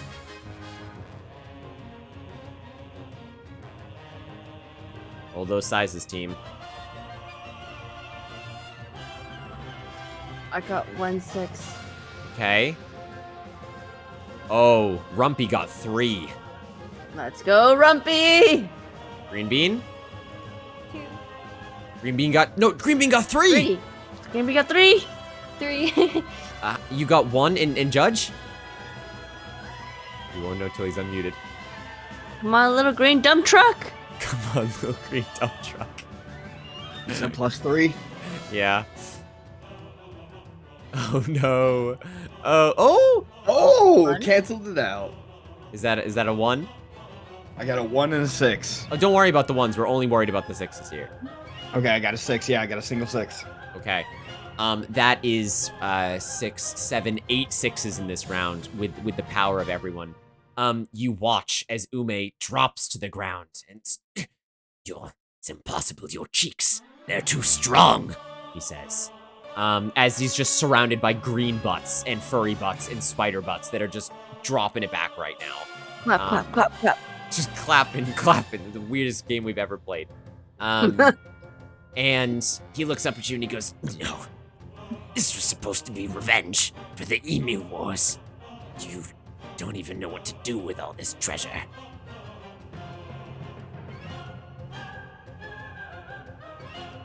We just want to live. Stumpy wishes to give it. We need to impress the Grubles. We need to give the money for charity. This is not the last you've heard of the emus. And with a small pop, you see him explode ass first. In an amalgamation of feathers. It just as he succumbs to the power of twerk. As it explodes everywhere, all over the place. And you wait a couple seconds until you realize none of you know how to fly this thing.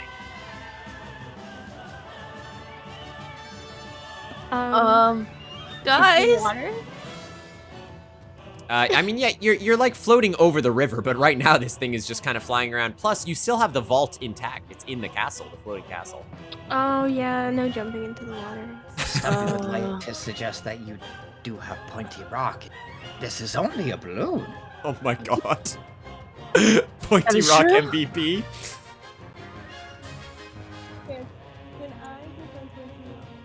You have gone far away, Sunny. Sunny, don't come back. It's Please always return. on her big Green ideas. Bean, vigorously shake that cord like your life depends on it. Kashi, you're amazing. Thank you. Sunny, please. It's okay, Kashi. You did it. You secured their victory. Yeah, the spider was all powerful. She is. She is. She gave me the ability to choke a snake. Sunny? You got this. No, Sunny. Come on, Green Bean. Shake vigorously. It's not working anymore, guys. It's Aw. Sunny. Sunny! Please. Yes! Please. We need your rock. It's not working. Pony Rock? Sunny. Tell me what you want. God Oh. damn it. Turn that gain to 500. Just turn me up, man. I have you maxed. You are fully maxed. I'm going to shout Yes. at you. There you go. You're back. There it is. You're back. Keep going. Oh, okay. Really? Yeah, come on, Yes, come on, I Sunny, can- quick. Proceed. I- Proceed. What are you doing? I would like to shove the pointy rock in the balloon, but I don't want it to pop. I would like it to kind of slowly ease out its air. So you're going to climb up to where the balloon is and just kind of like make an incision to let out the air slowly? I'd ask the Madam Spider to help me. Sure. Charlotta comes over and she says, "Oh, sure thing, sugar." And she leaps you up onto her back. And she crawls through the courtyard over your fallen tower of duct tape and chairs. And she makes it up onto the roof. And you notice up there on the roof is a familiar potted plant. Please. It's But nonetheless, you climb and Charlotta gets you close enough to the balloon. She says, "Is this good, sugar?" yes, this is perfect. Thank you. All right, you do your thing. So I do my best to I jam it in there, but I don't pull it out right away. I kind of like leave it in there and let the air kind of squeeze out around the rock, so it's not too crazy, you know? Yeah, you do. And very slowly, the castle begins to descend. Fortunately, you didn't quite realize where you were. And as the castle begins to descend, you are not that far away from Newcastle. No. And the castle is now heading straight for the city of Newcastle. Yeah, I didn't like this town anyway. Evidently, you told the barmaid you hated it. How close are we to the Wizard's Tower? Very close. You're on the Wizard's Tower side. Yeah. Charlotta I mean, shouts down, "Brace for impact, everyone!" And Cheekit grabs Dumpy, Stumpy, and Rumpy and just holds them tight. Cheekit, my friend. Sure enough, within a couple seconds, the castle smacks into the ground, not a couple 100 feet away from Newcastle. And as it continues to grind along the ground, eventually it comes to a halt, but not before destroying the Wizard's Tower, as it just completely levels the Wizard's Tower. There wasn't much left of that There's anyway. nothing left there anymore, as it's now there's just a castle in a pile of rubble next to the town of Newcastle. Hey, we should call the town Newcastle now, everyone thinks. And look at that, we've come full circle to Australia. You guys head down successfully out of the balloons, and for brevity's sake, you head to the vault, which is conveniently next, near the Bootylicious Battalion, Guildhall, which is a real benefit for you guys. And you head back to the Goblin HQ after getting everyone safely off of the castle. that was an adventure. Did it! Grubles is standing there, eyes wide, and just says, Oh, friends, you're back. What was all that sound outside? Stumpy runs over and shakes Gruble. So many things on fire, so much treasure acquired. Really? Oh, Grubles hopes you got some shinies from the Kangaroo King. We got all the shinies. Oh, that's Stumpy fantastic. Stumpy starts pushing Grubles to the treasure vault. Okay. Sure enough, Grubles eyes the vault that is outside, and his eyes just like explode out of his head. He's like, Oh my shinies! shiny. And he just gives one look at the vault and he just dives headfirst in, Scrooge McDuck style. And he's like, There are so many shinies. He says enthusiastically. The following is a montage of Grubles sneaking some shinies into the basement of Goblin HQ, meeting with the mayor of New Assel, telling him everything that happened, handing off a lot of the intricate gems and things like that. Eventually, Grubles tells you all to empty your pockets of all of your treasure acquired as well. Aww. But Grubles kind of winks, and you notice sitting in the guild hall, Anxious is the obsidian ash statue. Yes. And Charlotta comes up to Stumpy montage style and hands Stumpy the plant that she found on the roof. Stumpy falls to his knees and begins to cry. Aww. Oh my gosh. Let me just get this, because this is sort of where we are. And sure enough, Cheekit returns with his mother, who is not a size 6 on the ass scale, not a size 7. She's a size 8. Oh my goodness. My lady. She comes waddling over, and she... Oh my god, are you the friends of my little Cheekit? He's been telling me so much. Yes. Stumpy is an all of Cheekit and Cheekit's mother. Stumpy begins to bow in front of the mother. Oh, there's no need to do that. I'm just happy that my little Cheekit got some friends. And she pinches Cheekit's cheeks. And Cheekit goes, oh, Mom, come on, not in front of my best friends. We saved the world together. And the mom was like, oh, you certainly did. And then you hear a loud slap ring out. And Cheekit gets spanked across his cheeks. And his mom goes, and what were you thinking? Taking a flying spider all the way up to a floating castle in the middle of the sky to save some people you barely knew and kind of made you drunk. And she gets like, Mom, they're my friends, so they said so. And you could have been killed. You hear another couple slaps over his ass. He's like, Mom.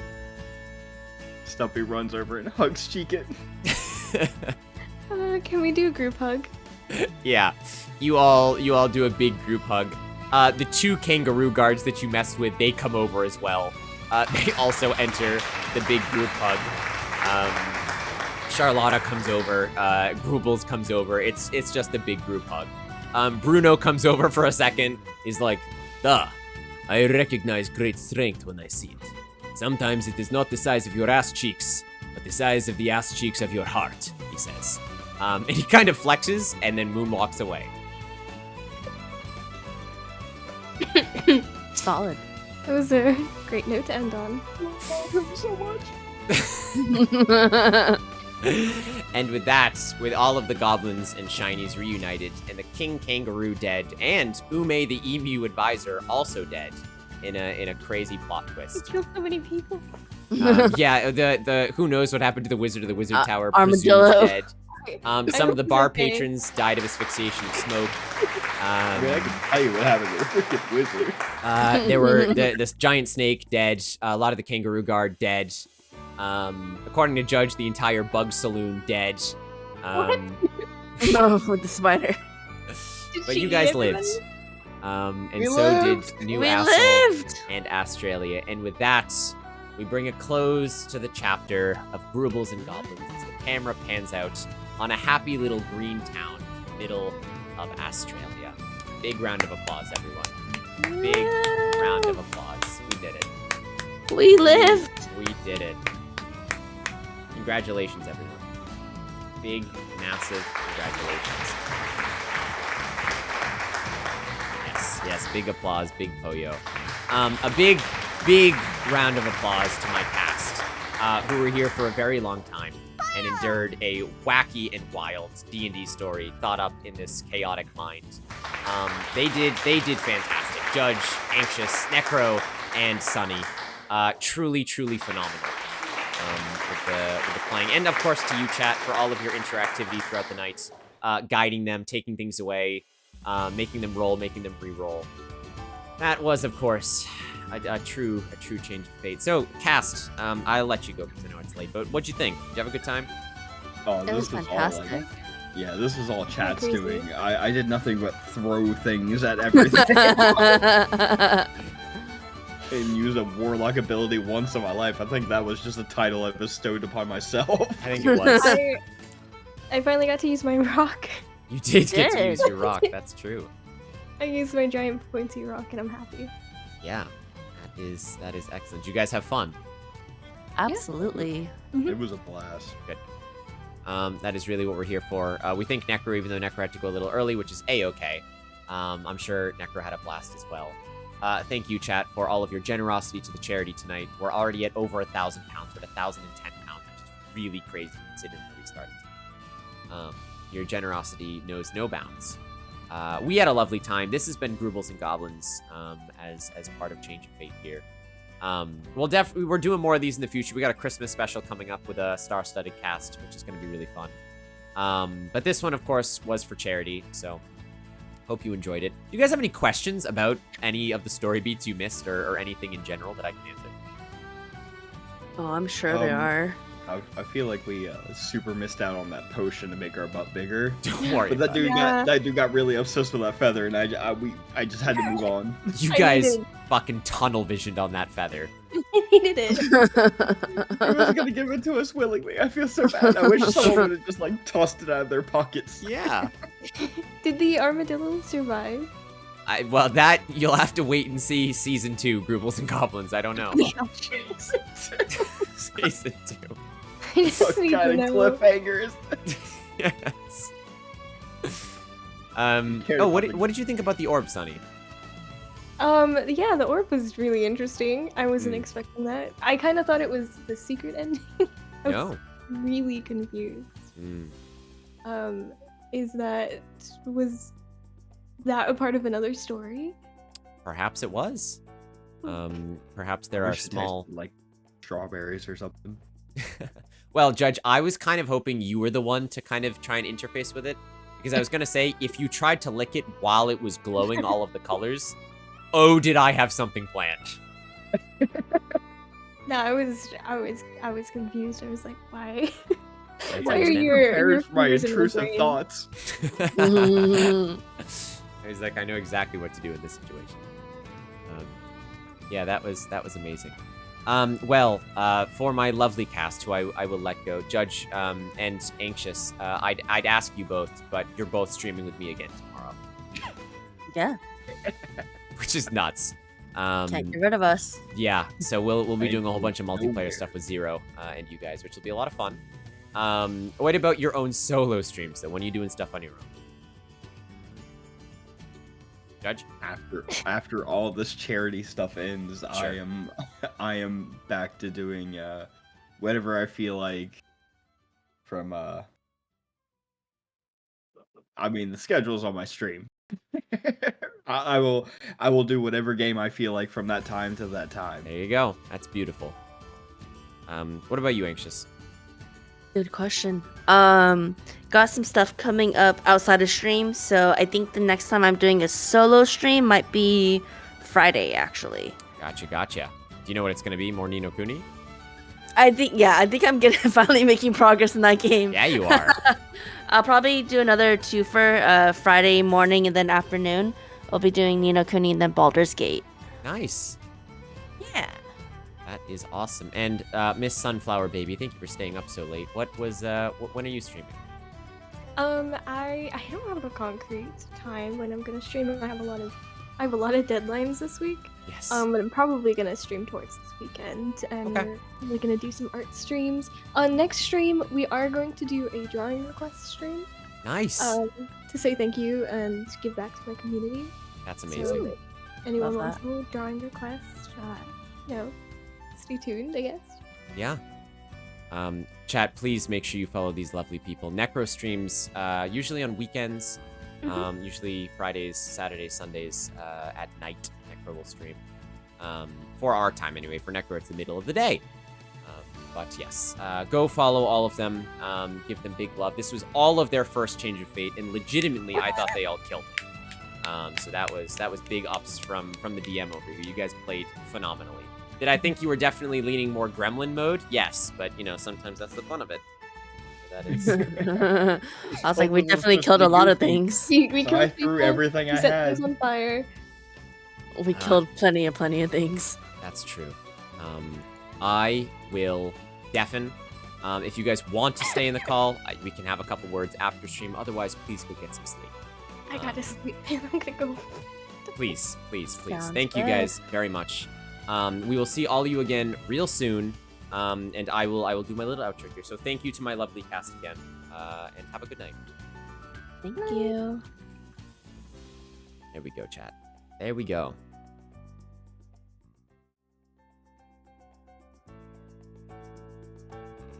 Crazy.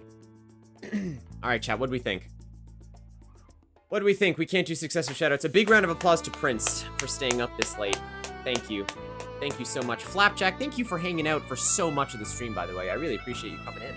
I hope you had a good time. I hope everyone that was lurking, I hope everyone that stopped in for even a little bit, I hope you really enjoyed seeing some change of fate, especially for charity. You guys are a real change for good. So, the cosmic heart, I don't know what you mean, Ash. I don't know what you mean. I'll never know what you mean. Thanks for making it Pat. Who's Pat? Is that me? Flapjack Pat Attack. I see. Yes, Prince is best mod. Hi, Mercy. Sorry, I was going through a lot of things. I did see you, though. I saw Alex as well. You guys know that I can't read chat as much when I'm doing this. That was a blast. That was a blast. Is there anything that people were unexpecting or expecting or thought was strange or liked? When I was creating this one, this was supposed to be a lot more silly. Oh my gosh, and I certainly can't forget a huge thank you to Sue Peachy, who wrote a lot of the plot hooks for this. Sadly, a lot of those plot hooks did not see the light of day, as Sue Peachy knows as a DM, of course, is what happens.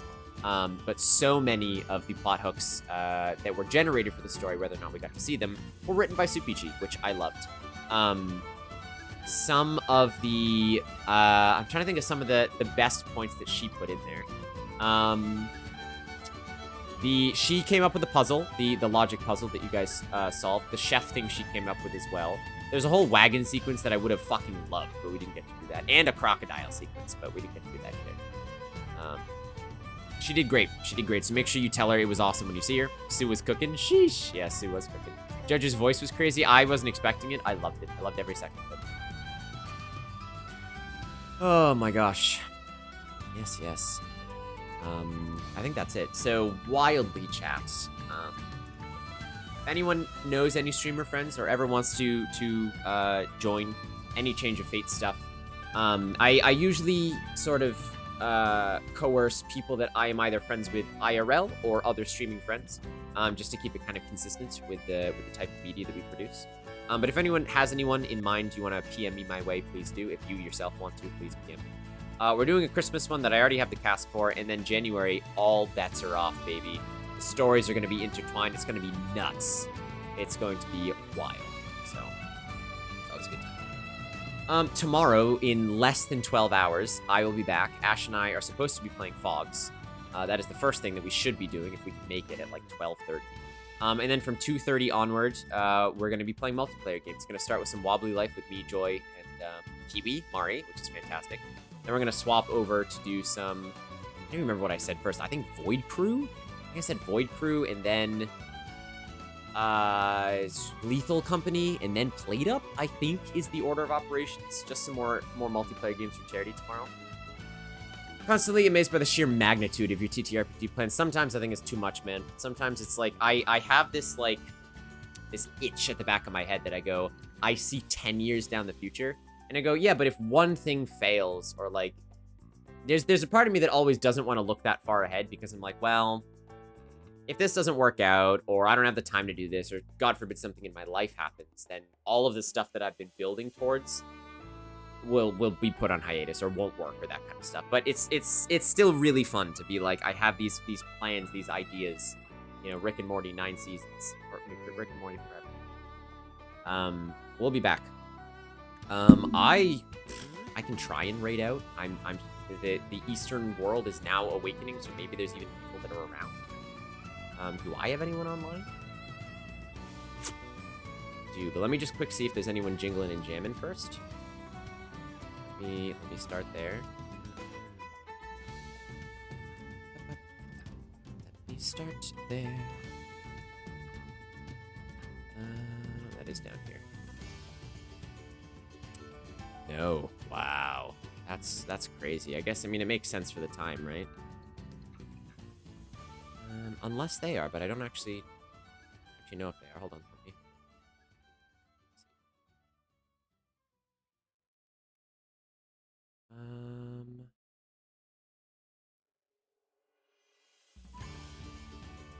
Nothing's coming through there, so I'm gonna go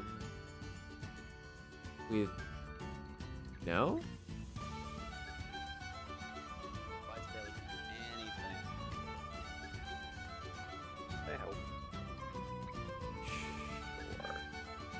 Let's go ahead and bring our community over to Aerith. He's the only one insane enough that I know is streaming this late, chat. So if you want to stick around and it is not that late for you, I'll bring the raid over. Give Aerith some good love and some vibes. He's a great guy. Does a lot of some great Persona streams and stuff on his own as well. I'm going to sleep now. No worries, Brent. Please. My approach is putting one foot in front of the other. Yeah, that's understandable. That's a smart way to do things. Prince, thank you so much again for staying up. I know this isn't your usual sleep schedule, so I appreciate you, man. You could have gone at any time. I know I did disclaim and say this to you before. I can always take over. I can always take over. But thank you. Alright. Let's load up the raid chat. Tomorrow is more jingling and jamming. Maybe we'll hit some of those stretch goals. That would be crazy on the leaderboard. I love you. I'm just talking nonsense now. I'm gonna go. Bye, chat. Goodbye. There's the raid message. Have a good night, everyone. Have a good night. Bye, bye, bye. D&D forever.